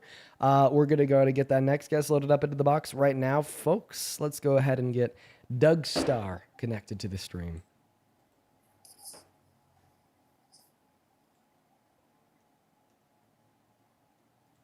Alrighty. Okay, Doug Starr's not connecting. By the way, Kathy, Oh, thank go you ahead. so much for the $50. Thank you so much, Kathy. Can we some W's for Kathy in the comment section right now? Thank you so much. I see a lot of continued conversation of people criticizing me for keeping that racist guy up to clown on him for 30 seconds before he ran away. I'm gonna like further expand on that for like 10 seconds, just using like logic. Okay, folks, it is the case, right, that when we can make it evidently clear, right, that racists like that are among the most uneducated and stupid people alive, right? And stigmatize said racism with said means, that less people will then be racist. Now, am I saying that because I kept him up here for 30 seconds to demonstrate his stupidity, that racism is over? No. But am I saying that that was a public demonstration to over 20,000 people live, that the guy who is claiming black people are lesser than is also the guy that doesn't have a third grade education, therefore making the connection between those two sentiments before This he kid had left? 17,000 people in his live. Yeah, I do. Before he left, will look, promote really accept the it. social Come on. stigma surrounding racism, right? Absolutely. And guys, it's also kind of important to do so. Like, I'm not gonna lie, right? Like, who is like the biggest person on the right now in media? Nick Fuentes. Nick Fuentes is a proud self-admitted racist. Okay, these movements are growing. All right, and I think it's important to be able to point out that these movements are predicated on a basis devoid of reason, devoid of fact, and devoid of logic, by simply making a very easy and short point that these people are stupid. Drew, do you support Trump? Yeah, I support Trump. Okay, how old are you? 40. Okay, and wow, why do you support Trump? Because he's finally bringing this country back safe again, and you know, Biden had open borders for 4 years, and I'm from Texas, so we had a major problem down in Texas. Oh, Can I ask a question? What is an open border? Letting people in the country without proper documentation and just coming through the border. So didn't that happen under Trump's first term? So would you say Trump's first term there was an open border? Well, he was also dealing with the previous open border from Obama. Okay, You but know, like, because the Democrats like to have these So he people didn't come close in. the border, right? What do you mean he didn't close the border? Yes, he did close the border. Okay, so if the border was closed under his administration, it's not just no one comes into our It's country not a switch undocumented. that just It's goes going on to and be. off. Wait, like hold up. The point that I'm making is that the standard for an open border is ridiculous because we obviously had restrictions under the Biden-Harris administration. And when you say open border, what people hear is that there was no restrictions. And the reality of the matter was that there was restrictions. Now, to say that there wasn't restrictions is obviously false. What do you, Parker? You're lost, my boy. You're I'm lost. not lost. Everything I just said was totally reasonable. How did I name Look, one thing I just said that lived was in a incorrect? state where there was tons of illegal immigration at the border. Okay, so, Okay, so you can see you're these just saying that people. there was more You can see these undocumented people immigration. crossing the river, my boy, crossing the river with people with babies on their backs, and it has nothing to do against those people. It's just that previous administration didn't have a border patrol and didn't have. That's not true. But the Border Patrol was working under the Biden-Harris administration. You think they just stopped working? Listen, no. Parker, Parker, they had Border Patrol agents down there. Yes, they did. They just didn't have very many of them. Okay, so under that administration, What? there wasn't very many patrol officers. Only a few. You only see a few U.S. Custom Border Patrol vehicles down there. Trump gets in office and changes that, and puts a big increase in employment and all that to secure the border. It's not, this guy had to turn the switch on. Turn on. The Democrats were letting people come into the country illegally. I mean, Okay, it's not. at the end of the Biden-Harris administration, there was a lower daily average border crossings than the end of the Trump's first administration. So then you're arguing at the end of Trump's first administration that there had to have been an open border. I don't Otherwise, necessarily even believe that. You're saying that there was less border crossings at the end of the Biden administration? yeah, Then on when? average, on a daily basis, comparative to the end of the Trump administration on a daily basis. I don't. Where'd you get that from? Because I don't believe that.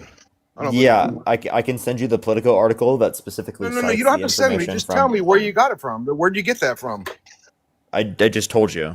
It's a Politico article that reports on it from Just the tell me. government Just pull it up and statistics. tell me where you saw that at the end of the Biden Did administration. I not just tell you? No, you said it was a political article. I get it, but where? Politico.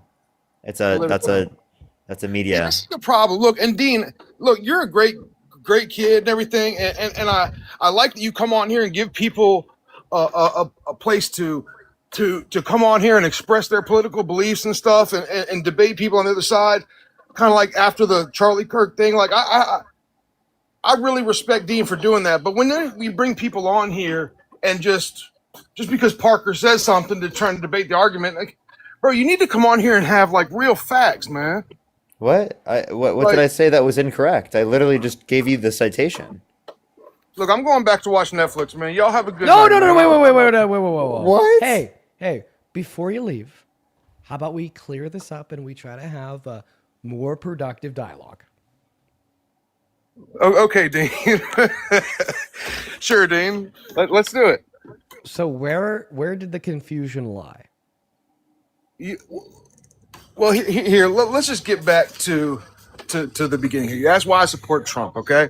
Let's get back to your, the crux of the whole thing. Why I support Trump. Trump, in my opinion, okay, is doing a better job than the previous administration. What I don't like is how in the political arena right now, it's you like this guy, and I hate you, and I hate you. Like, I don't think it has to be like that. I really don't like Trump as a person. I think he says stupid But shit. listen. I But think the reason he's doing a better job, though. I think the reason why so many people, right, have big pent-up feelings, right, surrounding Trump and the people that support him is because Donald Trump is cartoonishly evil, okay?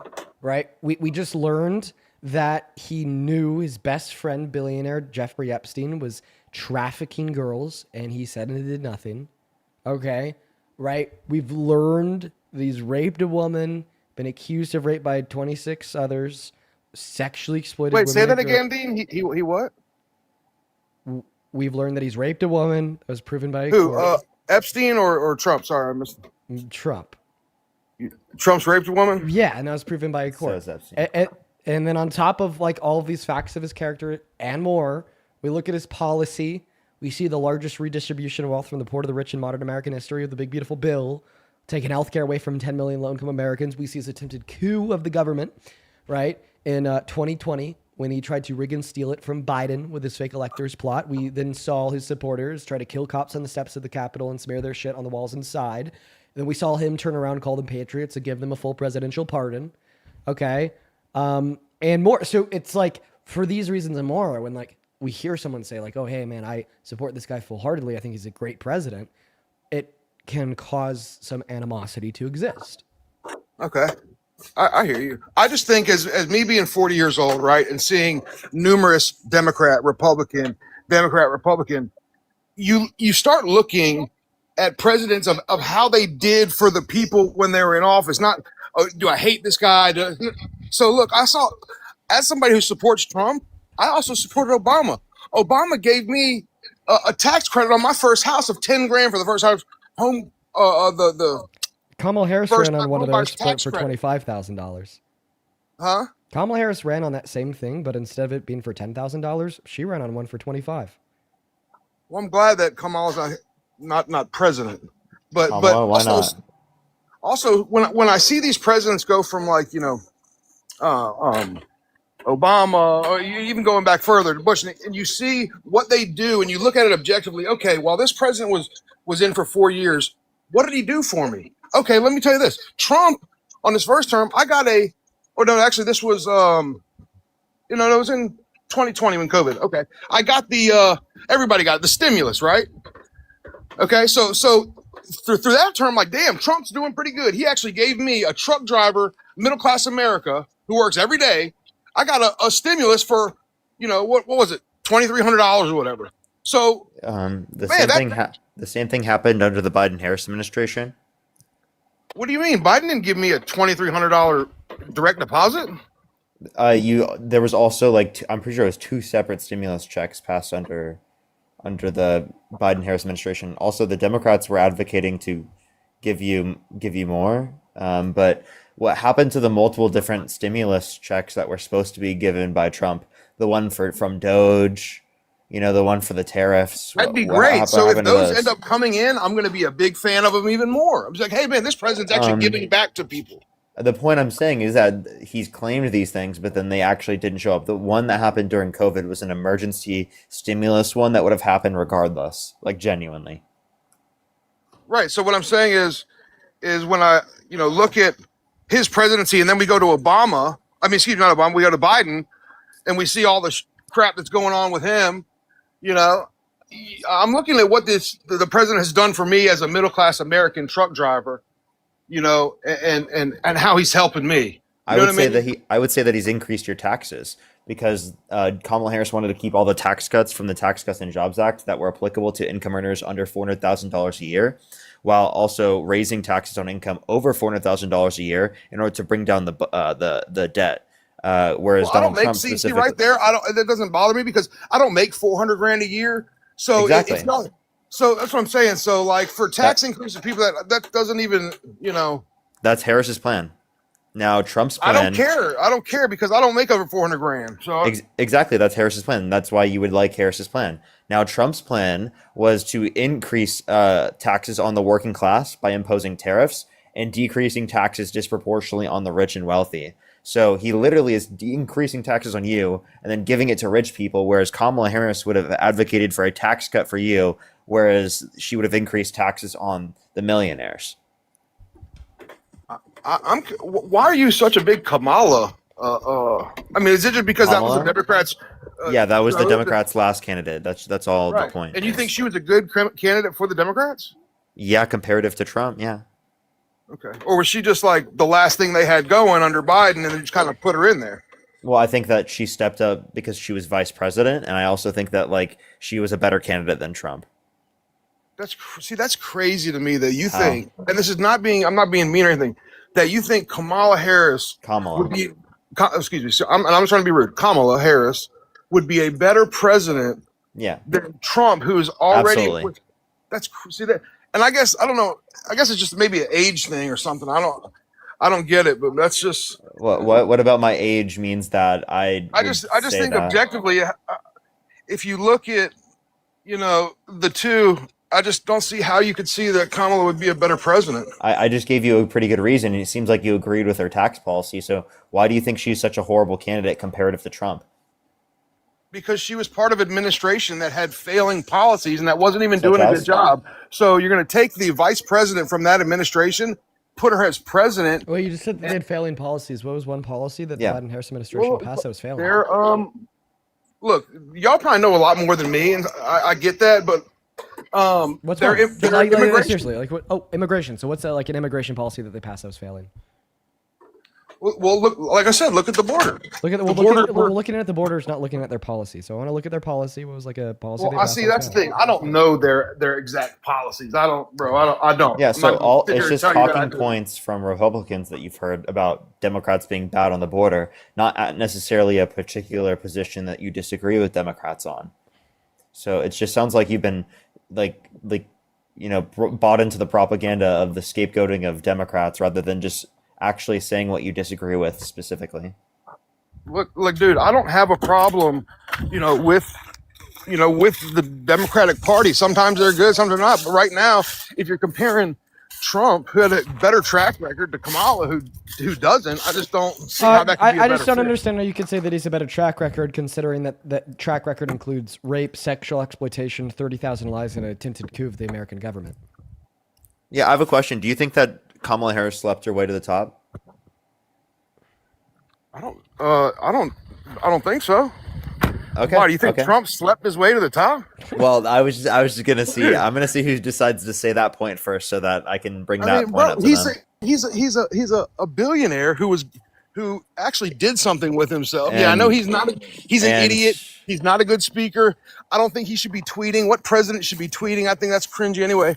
But dude, he had a track record of success. You can't take that. I mean, the track record that we were talking about in this context, right? Again, I was going to just bring up the point about the quote unquote sleeping his way to the top. That was that was literally something that came out, You remember that information about the big beautiful bill? Look at it. The big beautiful bill. Look at this unearthed tweet of Trump's. This is real, by the way. Yeah, Donald Trump, I don't understand. Look, like I said, I support him, but you should not be tweeting, Donald. You should not be tweeting, okay? Okay.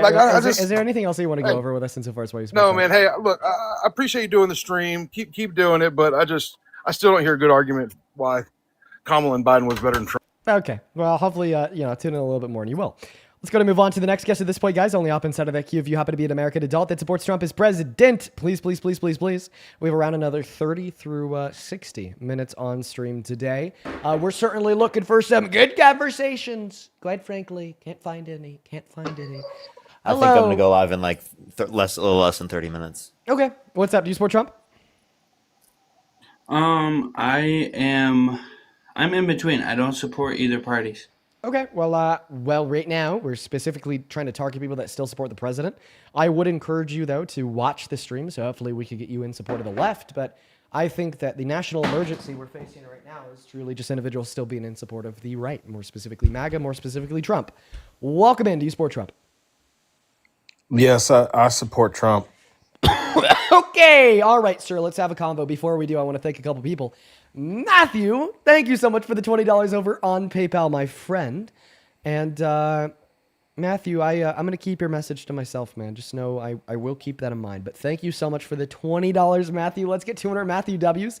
And on our Eva W's, who says, Dean, I love watching your debates. Thank you so much for what you do. You're amazing. Keep up the great work. Thank you so much, Eva. Show some love to Eva down below. And Sticks. Dude, Sticks and Stone Circle. We'll call you Sticks. Thank you so much for the $100 over on PayPal. Sticks, that is so incredibly kind of you. Thank you so much for your generosity.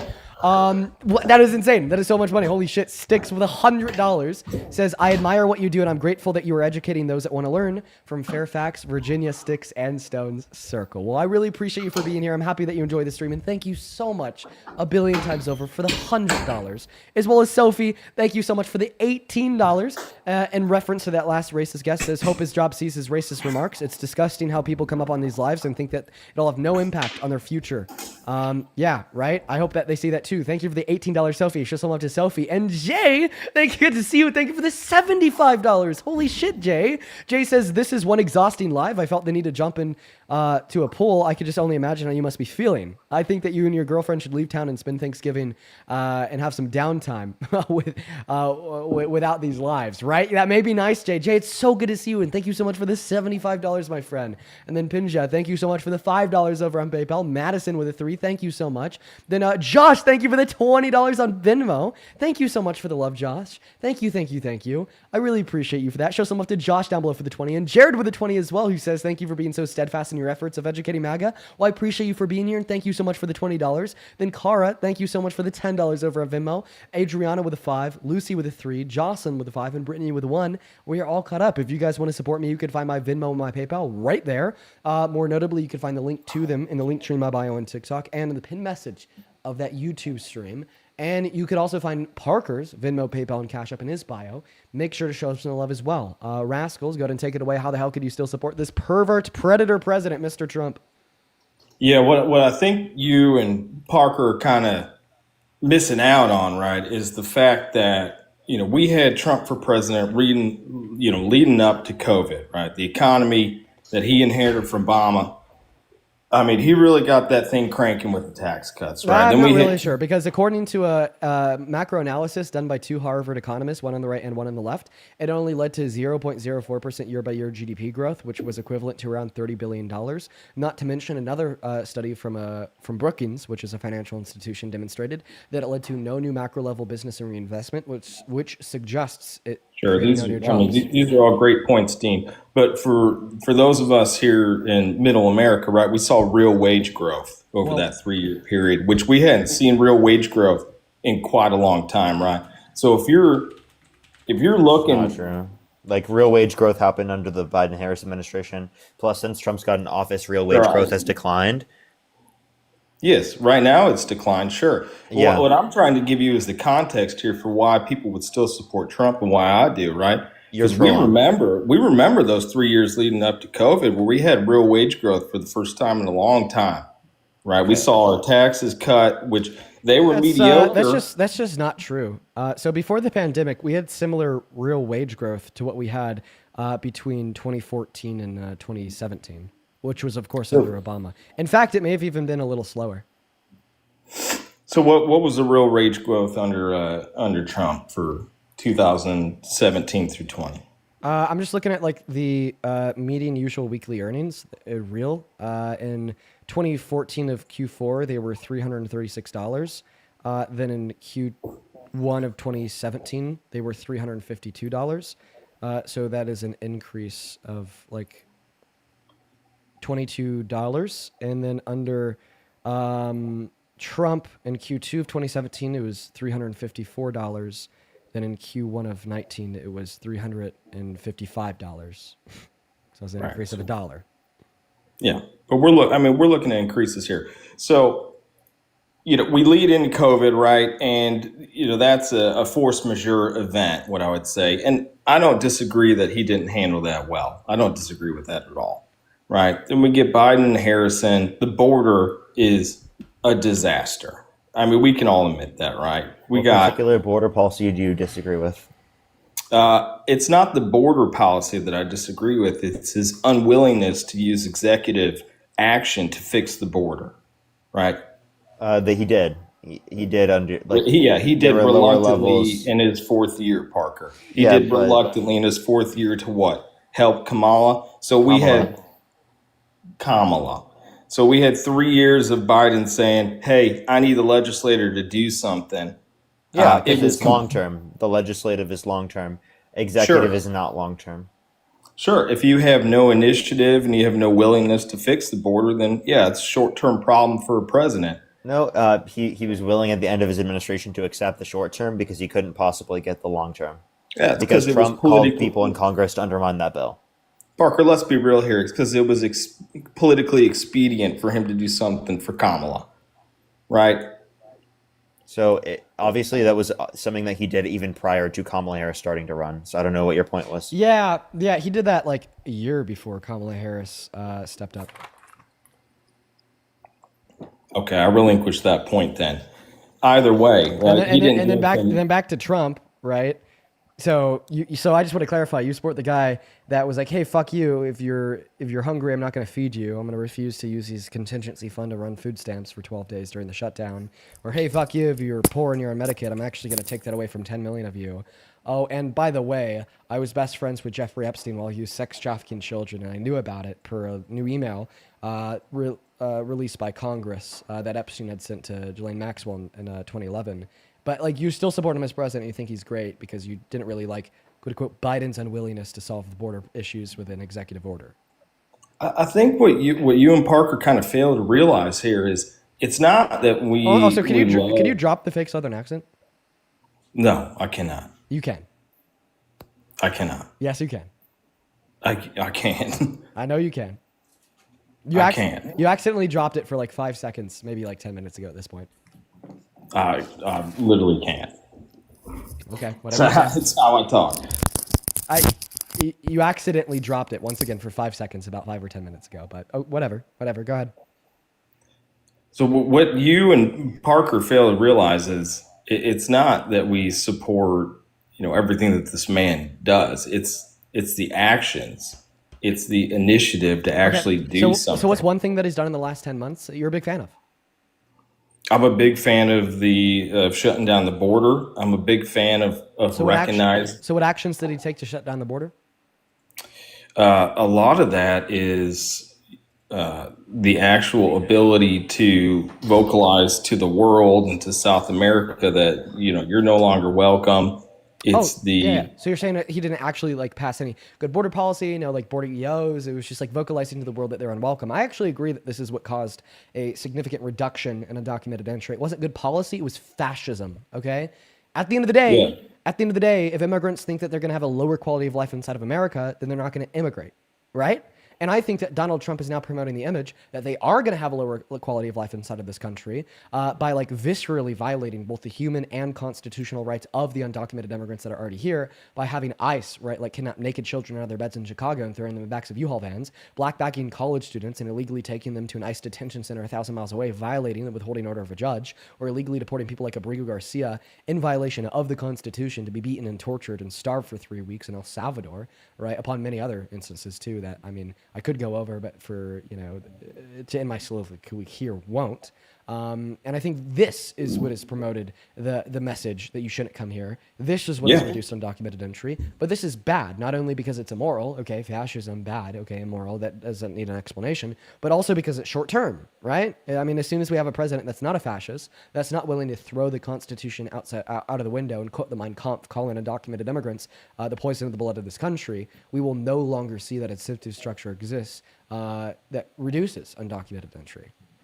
Yeah, well, all that is exactly correct. But what I'm pointing to is that there is a deliberate action here, right? And if we're comparing two parties or two candidates, I want somebody who's going to do something, right? Okay, so you actually support those things? Like you support him like breaking the Constitution to try to take birthright citizenship away from the children born to undocumented immigrants on the soil? I have full faith in the third equal branch of the government, which is the Supreme Court, right? He's limited in certain aspects, that he's even limited politically in the Senate. That's just not what I asked you. Like, do you support that or not? Of course I don't support that. Okay, so do you support him like trying to take the other constitutional rights away from undocumented immigrants, like due process, when he had deported Venezuelan immigrants from northern Texas to El Salvador with no due process, leading a federal judge to tell him that he has to turn the planes around, leading the Trump administration to say no, middle finger, fuck you, leading that federal judge to then say, well, I have enough evidence and probable cause to hold you in contempt? I think there is a gray area here where I'm split, right? Because I don't disagree with you that those actions are probably not legal, but where I do disagree with you is that the fact that there is action.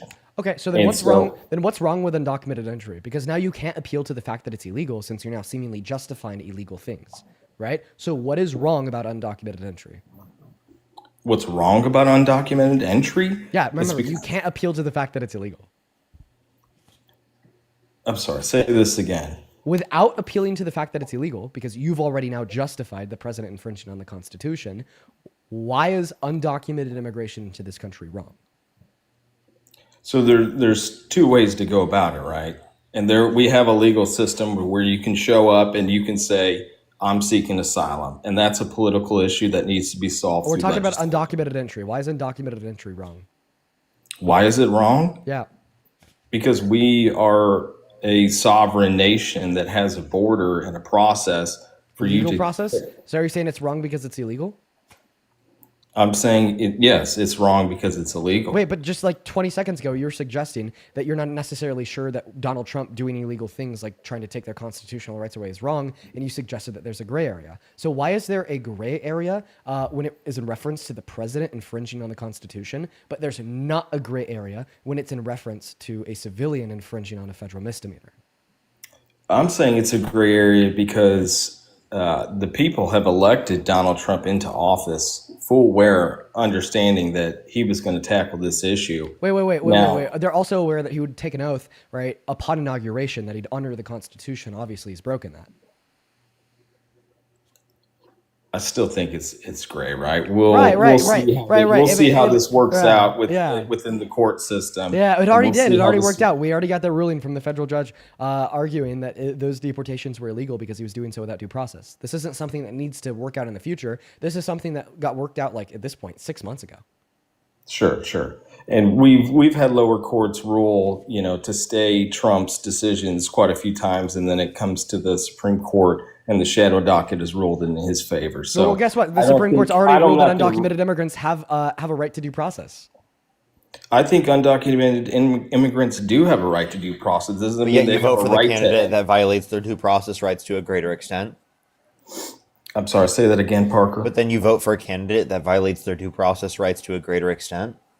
Yes, and this is where it comes to the gray area, right? Because as a former Obama supporter and now a Trump supporter, the amount of inaction from our political leaders has just been tremendous, right? I'd rather have no action than a break of our Constitution. I'd rather What's I'd rather Trump's have, healthcare plan? See, this is where Wait. What's Trump's healthcare plan? Oh, he doesn't have a healthcare plan. Yep, real action right there. When's he going to end the Russia-Ukraine war in 24 hours?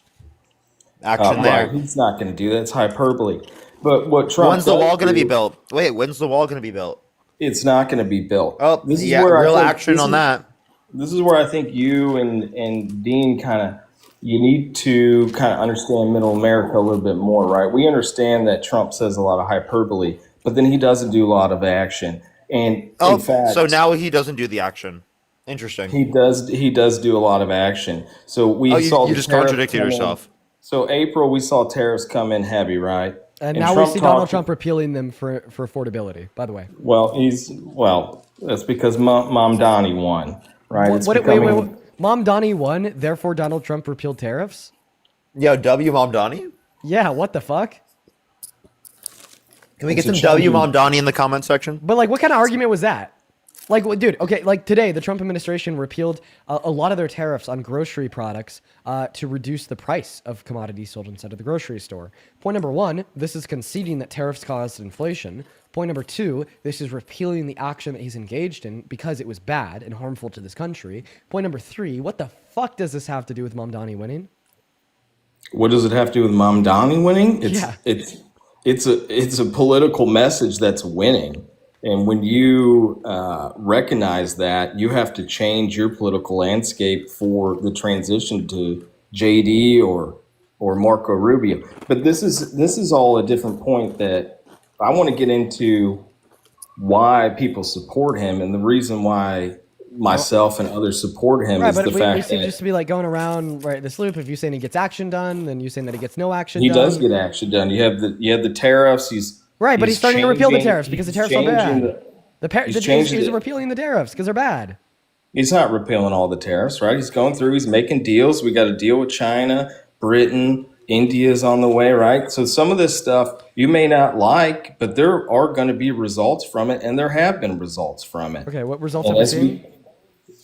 You're seeing results being announced over the last You couple want to know the months. results? You want to know the results? The loss in jobs, the increase in unemployment, the increase in upward pressure on prices, the lower increase in real GDP.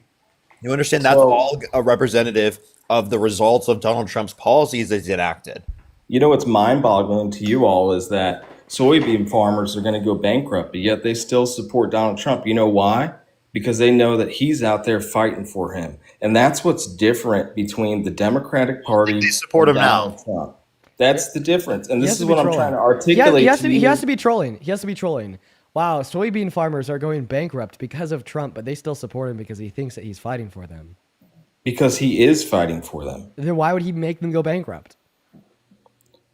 It's all part of how he's going to open the markets. Fighting for their bankruptcy. Dude, No, yeah, he's fighting for the He's bankruptcy. fighting for them to go bankrupt. Yo, what's the song? Thank you for the $10 on Super Chat. Who says, Dean, I love DC, you mindfuck MAGA. I appreciate you for the $10. So what's the song? Cora, thank you for the 10 Canadian dollars over on Super Chat. I'm not going to read that one off, but I hope that you get help.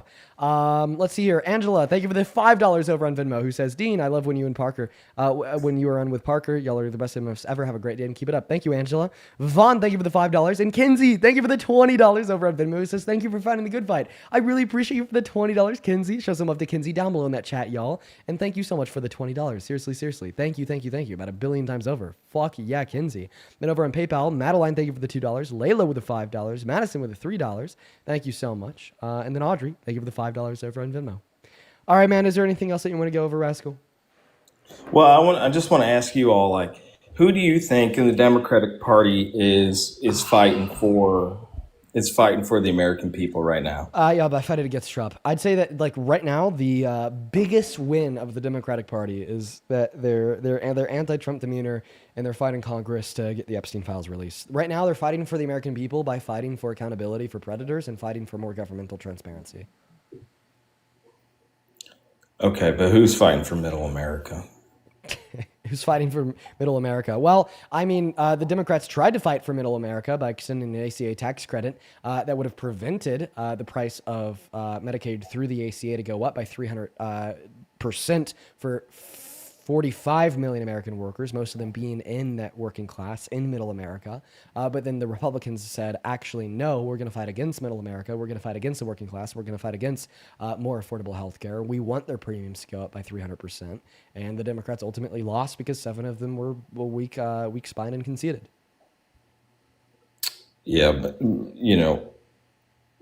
there was a lot of people who were going to not be able to have food on their table or fly. So right, yeah, because Donald Trump refused to abide by a court order from a judge in Rhode Island and fund SNAP benefits with use of contingency funds. they would have been partially paid out. I'm not asking, what Democrats are fighting for. I'm saying who. You want the specific So names I of the would, Democrats? and I'll be vulnerable with you here, Dean. Like, I'm a Trump supporter now, but he is fallible. Bernie, And if the Democrats AOC, put anybody, Crockett, if the Kana, Democrats would, Aldani, Plattner, Tallarico. but who's going to be elevated Okay. to run? I don't think that any of these questions are relevant towards the debate about why you support Trump as president, so I'm going to go kick you at this point. You take care. All right, folks, this next guest will maybe be one of the last guests of the night. We might do only 1 or 2 after this, but this might be it. If you're watching it now and you want to support me, you can find my Venmo, my PayPal right there. You could also find it in the link tree in my bio. If you do support, I get 100% of the proceeds over on those platforms, and you get a notification on my phone like this. Ariel, thank you so much for the $15 on Venmo, who says simultaneously enraged and inspired listening to these conversations. Well, I appreciate you so much for the love, Ariel, and I hope that we could get more of that inspiration part and less of that enraged part, but it is very easy to get enraged when talking to these people. And Harold, thank you so much for the $50 over on PayPal. Oh my God, thank you so much for the love, Harold. As well as Harold, I just read your message. I hope that the radiation goes well, dude. Thank you for the $50. Show some love to Harold. Thank you. And then Kiara, thank you so much for the $15 over on PayPal, who says only action Trump is good at is, I'm not going to read that. I'm not going to read that, Kiara. Good one, though. Thank you for the $15. All right, what is going on? Do you support Trump? I don't really know who I support. I just had a question for Parker, but it is a political question. And it's a really dumb political question, but Parker is a lot more easier. He can dumb things down better than you can, but I watch both of you and I absolutely love both your streams, but he can dumb things down a lot more. So, what's a tariff? What's a tariff? I've been watching you guys for a while and that's the only thing I can't figure out. And every single time that I look a video up to dumb it down, I get 16 different answers. So it's a tax on an imported good. And that tax is paid by the importing business, and it's passed mostly down to the consumer. But to be more specific, if you even need it more dumbed down than that, right? So we buy goods, we sell goods, right? That's the economy. But sometimes we buy and we sell goods with people and companies outside of America. And when a company outside of America wants to sell goods to a person or a company inside of America, a tariff makes that importer pay a tax on the good they're buying. Okay, well, thank you for explaining that to me. I think I get it now. Thank you for me. Yeah. Let's go get the next guest loaded up in here. We got Major Savage connecting. Here we go. Hello, brother. Age. I am 24th. Don't believe you for a second, my friend. Say thank you to two people real quick. Sailor, thank you so much for the $100 on Cash App. Give some W's for Sailor in the comment section right now for the $100 on Cash App. Thank you so much. As well as Pamela, thank you for the $50. Thank you so much. I really appreciate Pamela. Thank you. Give some W's for both of them in the comment section right now. Thank you so much. What's up, Dean? What's up, Parker? What's up, man? You support Trump? No, I don't anymore. I used to support him, but then I came across you guys and, I don't know, kind of opened up my eyes a little bit. Hey, man. You're why I do what I do. Appreciate you for changing your mind, man. Huge shout out to you. Yes. Huge shout out to you. Why I do what I do. Why we do what we do, honestly. Let's go. Let's fucking go, dude. Hell to the yes. What's up, Peyton? Do you support Trump? Yes, I do. Can you hear me? Yeah, Peyton. Why do you support a pervert president? Can I talk about something that I feel like is very important? For the American tell us why you support the predator president. You got the mic. For the American people, I feel as though America is in a slow burn. And the reason why I say that is I feel as though the freedom that we have in America is somewhat, I guess, deteriorating in the country. So you want less freedom? What freedoms do you think we should take away? I wouldn't necessarily say that our freedom is deteriorating the country, but I just feel as though that isn't it. I feel like we don't have America does not have an identity, if that makes sense, and that identity is slow burning us. And I don't know where necessarily it could be in the next century. What do you is what I'm saying. We don't have an identity. I'm sorry. That just doesn't make any sense. I just feel like what's the identity of America? Like what is the definition of America? Like you don't have to look it up. You don't have to look it up on the internet or anything. It's what do you think that America is identified as? Like what is America? Like this is the problem is people come to America and they don't know what America is. What is America? Please identify and tell me. It's literally a country, right, designated within a certain area during a period of time. That's what it is, and then people live there. Are you asking what is American culture? What is this? Is that what you're asking? Yes. What is the culture? America is more than what it is today. What does this America have to do with why you support Trump? I will tell you this. We better get there. Wait, actually, how about this? Do you think that America has culture right now? I feel like it's a very mixed culture that is hurting America. Okay, so it does have so it has culture. You think mixed culture hurts America? What mixed culture hurts America? I think I know what's coming.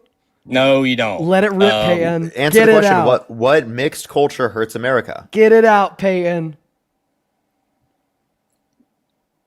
We just don't have an identity. Is all I'm saying. We just don't have an identity. Answer the question. Answer the question. What mixed culture hurts America?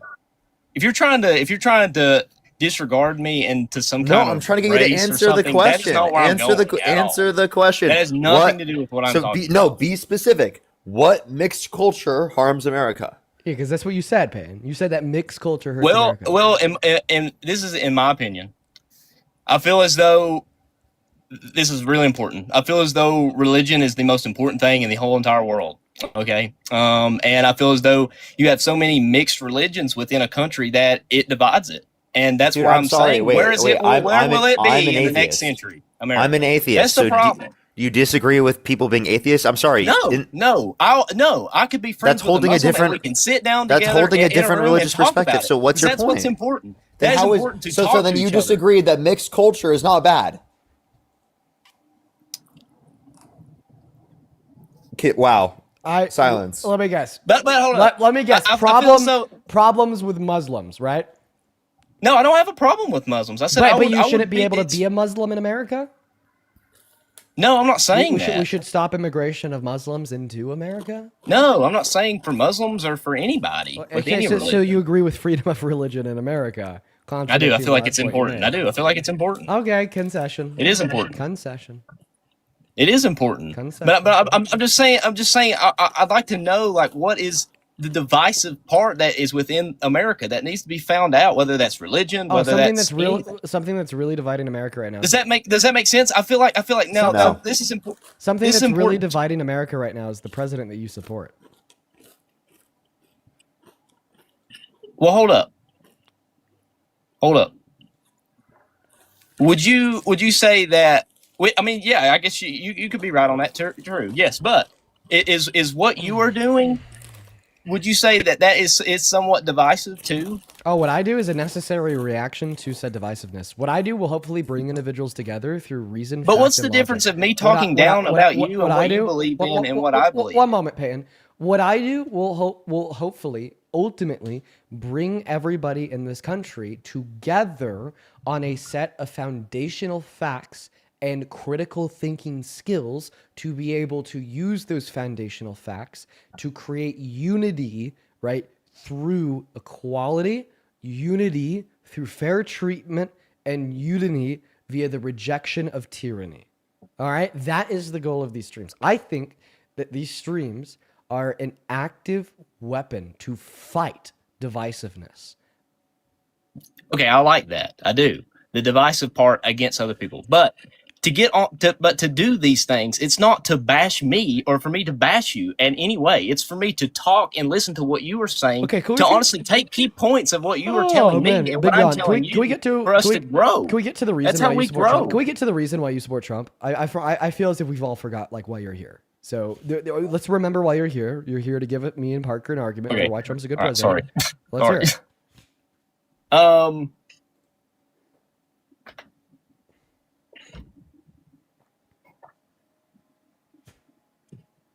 Do you need a moment to think? I'll give you a moment to think. I got a couple of people to thank. Holy cow. Dude, Michael, thank you so much for the $100 on PayPal. Fucking hell, dude. I want to see 1,000 Michael W's down below in that comment section. Thank you so much for the $100, my friend. Holy cow. That is so incredibly kind of you. Michael with a $100 says, Parker can dumb things down, but Dean wins the $100 for the sleeper build. I appreciate you for the $100, man. I've been working on the sleeper build. We're coming along all right. Appreciate you so much, bro. Over on Venmo, I got a couple of people to thank here. Sarah, thank you so much for the $30 over on Venmo. Thank you so much for the love, Sarah. That is SARA. Sarah with the $30 says, hoping you can come up with a talking point document for dealing with a conservative family during the holidays. Dude, I might just need to come up with one of those. I feel like that'd be very beneficial. Thank you for the $30, Sarah. Then Felipe, thank you so much for the $10. And Austin with the $10 who says, POTUS is throatus. Don't laugh at that. That's terrible. Thank you so much for the love. And of course, Harold, thank you for another $10 on PayPal. And Carson with the $10. Now, Mike, back to you, Mr. Guest. Why the hell do you support Trump as president? I'd just like to say that I appreciate you for having me on here and being good to me. You know, like I feel like a lot of people don't get an opportunity to voice their opinions on stuff or feel comfortable being able to do that. So I appreciate that. But I feel like the bigger thing for the country and as for the world is I better start being real bad to you if you don't tell us why you support Trump. Well, that wouldn't be good. That's not I know. That wouldn't be good because it would be bad. I'm going to be real bad to you if you don't get to the point, my friend. But anyways, yeah, I appreciate you for your time. I just wanted to just talk about it. Oh, he's leaving. All right, I'm gonna go start my own live. All right, have a good night, everyone. Have a good night. I will see y'all. Oh my god. Alrighty, have fun. Bye bye.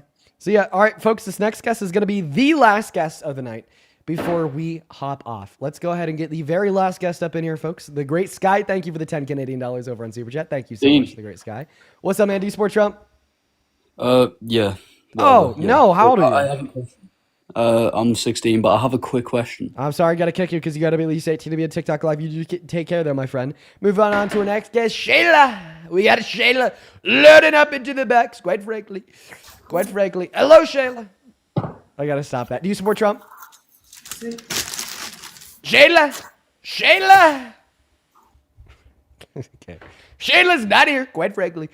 Moving on to the next guest. Okay, we got Aquarius Babe 2. Wait, sorry, 42 connecting to the stream. Here we go. All right.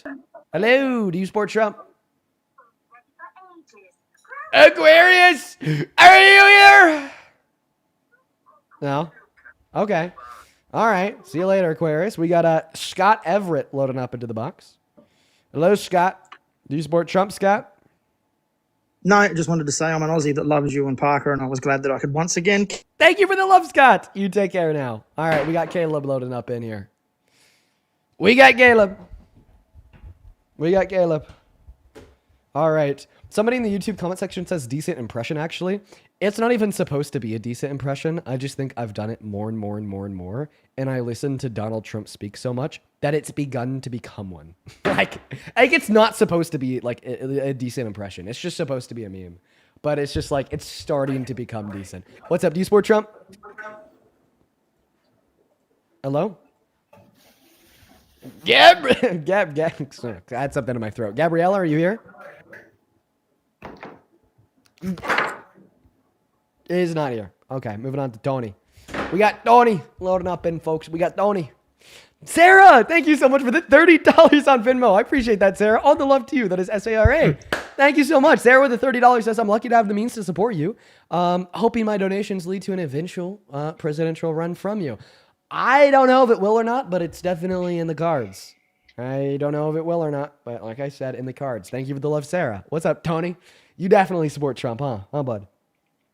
Can you hear me this? This is my first time ever doing shit like this. Yeah, I can hear you, MAGA. Nice to meet you, Dean, correct? Yeah. Are you a Trump supporter? More so, I'd like to call myself. It's more so just me not liking policies for Democrats, so that's a separate issue. Oh, yeah, because of course it is a separate issue since we're in here to talk about why you support Trump. So are you a Trump supporter? I'd say probably about 75% of what he does, but I do not agree with some ways of handling it. But then again, what politician is ever perfect? Okay, knowing everything that you do now, if you were teleported back to last November, who'd you vote for? Probably still Trump. Okay, yeah, so you're definitely in the right place. So why would you still support Trump, even though it just came out that he's known, right, about what Epstein was doing to the girls? It also said in the emails that Epstein hated Trump's guts. So my question is, the narrative for the past year and a half is the fact that Trump was friends with Epstein, but now it's coming to the point that I thought you were done. No, you cut me off in the middle of my sentence. Oh, okay. Go ahead. Thank you so much. I appreciate that. Yeah, so it came out in a 2011 email that Epstein told Ghislaine Maxwell that Donald Trump knew exactly what Epstein was doing to those girls. The narrative from Trump for the last 20 years is that he's had no clue, meaning that our current sitting president has been lying about the nature of his relationship with billionaire Jeffrey Epstein, and we're just now figuring out that he knew that he was sex exploiting girls. I mean, this alone is a larger scandal than what Bill Clinton did with Monica Lewinsky, and that scandal got Bill Clinton impeached. But then when you compile this with the fact that Donald Trump's an adjudicated rapist and has boasted about sexually exploiting little girls and or naked women at Howard Stern at Miss Teen USA and or Miss USA, I mean, I think it becomes clear that if impeachment was a fair response to what Bill did with Lewinsky, if you don't mind me, response to everything that Donald Trump has done that I just listed. If you don't mind me interjecting in this part real quick. Yeah.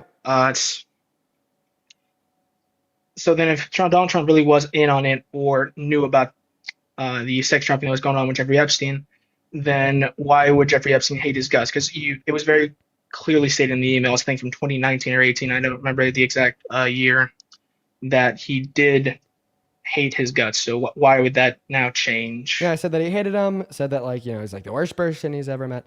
I don't know, man. I think that something can happen between 2011 and 2019 to change Jeffrey Epstein's mind on Trump. Right? But now also considering the fact that, we've seen Donald Trump, supposedly, have a Thanksgiving meal with Epstein in 2017. That one was disproven. It was shown on a Coast Guard post that he was not in. And I know what post you're talking about. Could you please speak and respond once I'm done? Oh, yeah, sure. Thank you so much. Right? Supposedly, I don't know for sure. You said it's disproven. I'll take you for your word.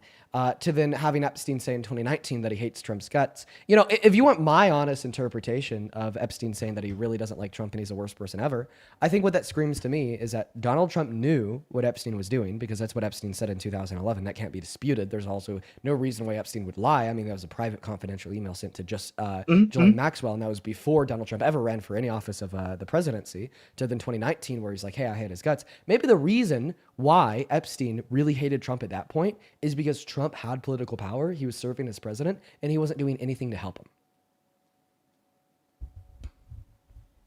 Could you explain that a bit? Can you explain that a little bit more? You mean not willing to help? What do you mean by that? If you don't mind Yeah, giving me yeah, extra context on that. he wasn't willing to like step in and like say that the DOJ should investigate him. He wasn't willing to like give him a pardon, yada yada yada. Now, of course, this is all speculation, and I think that this is speculation that is drawing away from the premise of the question that I asked you, or more so the suggestion that I made based upon the preponderance of facts. That suggestion being that Donald Trump is guilty of something 100 times worse than what got Bill Clinton impeached. That being that he's been lying about the nature of his relationship with Epstein forever now. He's continued to suggest that he never knew what Epstein was doing, right? But then Epstein said he knew what he was doing in an email to Ghislaine Maxwell in 2011. That on its own, right, is a political scandal larger than what Bill Clinton did to Monica Lewinsky. But when you compare that and comprise it with the fact that he's an adjudicated rapist, right, and boasted about sexually exploiting teen girls and or women to Howard Stern in 2005 by unconsensually looking at their naked bodies by barging into their dressing rooms at Miss Teen USA. I see a bigger problem with that from the Democrat Party, but rather than Trump. But that's a separate issue. Oh, of course. So somehow, when I'm bringing up the fact that your president, your favorite president, boasted about sexual exploitation, I never. Who said that? Don't put words in my mouth. You said favorite president. Well, I mean, so yeah, favorite president, Mr. Trump, right? So somehow, when I bring don't put words in my mouth. You said not. I didn't. I never said he was my favorite president. So come on, man. I'm being fucking facetious. Take a joke, okay? In the matter of a fact, what I'm trying to get at here is that you're telling us that you support Trump as president. I'm bringing up various things that he has done that are a billion times worse than what got Bill Clinton impeached, and then your response to that is to say, "But the Democrats."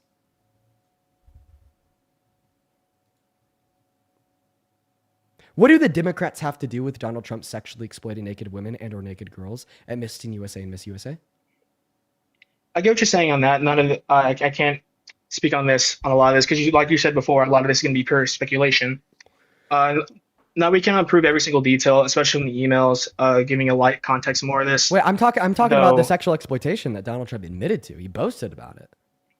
Yeah, do you mind giving me the context says that are like an expose to this True Social, if you don't mind me asking? No, I'll just play a clip. He boasted about Howard Stern in 2005. If you're a frequent viewer of the lives, I bet you've heard this about a billion times, but now you're going to hear it for a billionth and one. Here we go. I mean, some of these foreign girls, Mr. Trump, in my country, we say hello with vagina. And well, you could also say, as the owner of the pageant, it's your obligation to do that. So you have done that. Now, I'll tell you the funniest is that I'll go backstage before a show. Yes. And everyone's getting dressed and ready and everything else. And, no men are anywhere. And I'm allowed to go in because I'm the owner of the pageant, and therefore I'm inspecting it. I'm inspecting. Right, I want to make sure that you're like everything a is doctor. good. You're there. Yeah, the dress. Is everyone okay? They're standing there with no. Is everybody okay? And you see these incredible-looking women, and so I sort of get away with things like that.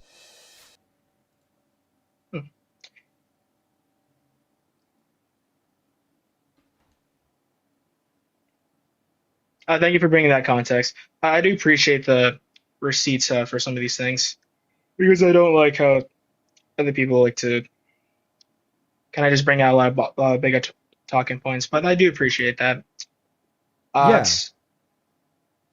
guess, like I just said, we cannot prove a lot of things without just a lot of it being pure speculation. Well, that's not. And I wish because we just listened to him admit to it. I didn't mean to that case specifically. I meant more so to the involvement of being directly connected to Jeffrey Epstein. That's a separate thing. Okay, but I do in this case, because we can prove it, like, how do we respond? Right? Like, do we want somebody that has not only sexually exploited women and girls, but boasts about it like it's a good thing around our country? Like, if we care so little, right, about the sanctity and the right to autonomy and against transgression of unconsensual sexual actions directed towards them of women and girls, to the extent that he'll do it and boast about it, then how could he possibly care about a country? My biggest contention to that is probably just because I know you're probably sick of talking about this one before, because I understand that a lot of people on the right do talk about this a lot, is him kicking out of Mar-a-Lago. But yeah, I know you're probably tired of hearing about that as well. Well, I mean, we could talk about how he kicked Epstein out of Mar-a-Lago and how I don't really think it tells us too much. I mean, he said the reason why he did it is because Epstein was poaching his underage masseuses, right? But I just don't think that it has any bearing nor relevance, right, towards the line of dialogue that we were just engaging in surrounding his sexual exploitation of women and girls. My consensus is I get this a lot from one of my other friends. He's a veteran from Marine Corps. If you take everything that Trump says seriously, you're going to go mentally insane. Agreed. And again, I wish I could give more context or understand more about that, but I'm not going to sit here and pretend like I know everything intimately about every instance. I can respond to that. I agree that if you take everything Donald Trump says seriously and truthful, you will go insane because he lies so much. He lies a lot, right? But when do people lie? They lie when it is in furtherance of their own goals or goals that they care about. I don't think Obviously- lies. I think a bit obviously- more of exaggeration. If you don't mind me explaining, respond to that one thing you just said. I say less about lies, more so about exaggerations. Because I'm not gonna sit here and pretend like, oh, when he said I'm gonna have the Russian-Ukrainian war solved in a day. Anyone with a more than IQ of 5 knew that was horseshit, and that was gonna take a lot of time. Okay, so we also know that he wasn't exaggerating what he said he did to Howard Stern because the victim said that he did it to him too, right? Donald Trump said, I sexually exploited him. Then we had 4 underage teens that competed at Miss Teen USA say that this happened to them. And then we had Miss Arizona in 2001 say that he did this to her there too, right? So we know that it wasn't like a lie. We know that it wasn't like exaggerated. We know that he did indeed unconsensually walk into the women's dressing room and look at them when they had no clothes on, right? Because not only did he admit to it, but also the victims in which he did it to spoke out. Okay.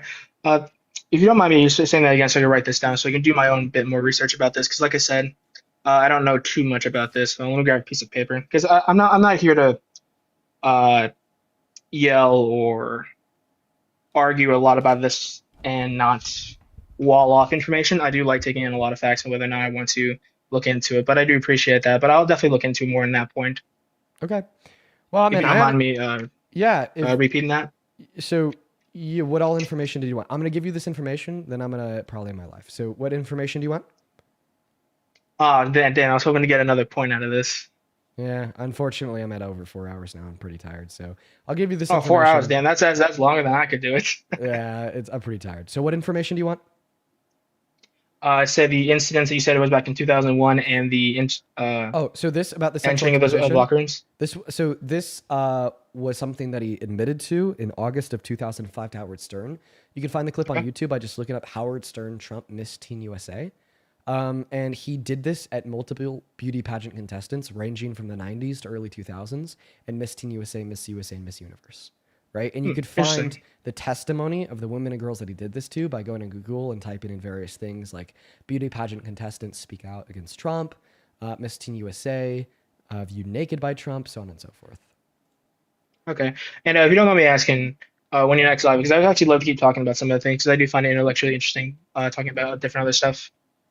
Okay. Well, unfortunately, I'm going to go and move on now so I could get ready to end the stream. But you do take care, and I hope that you do your research into those things.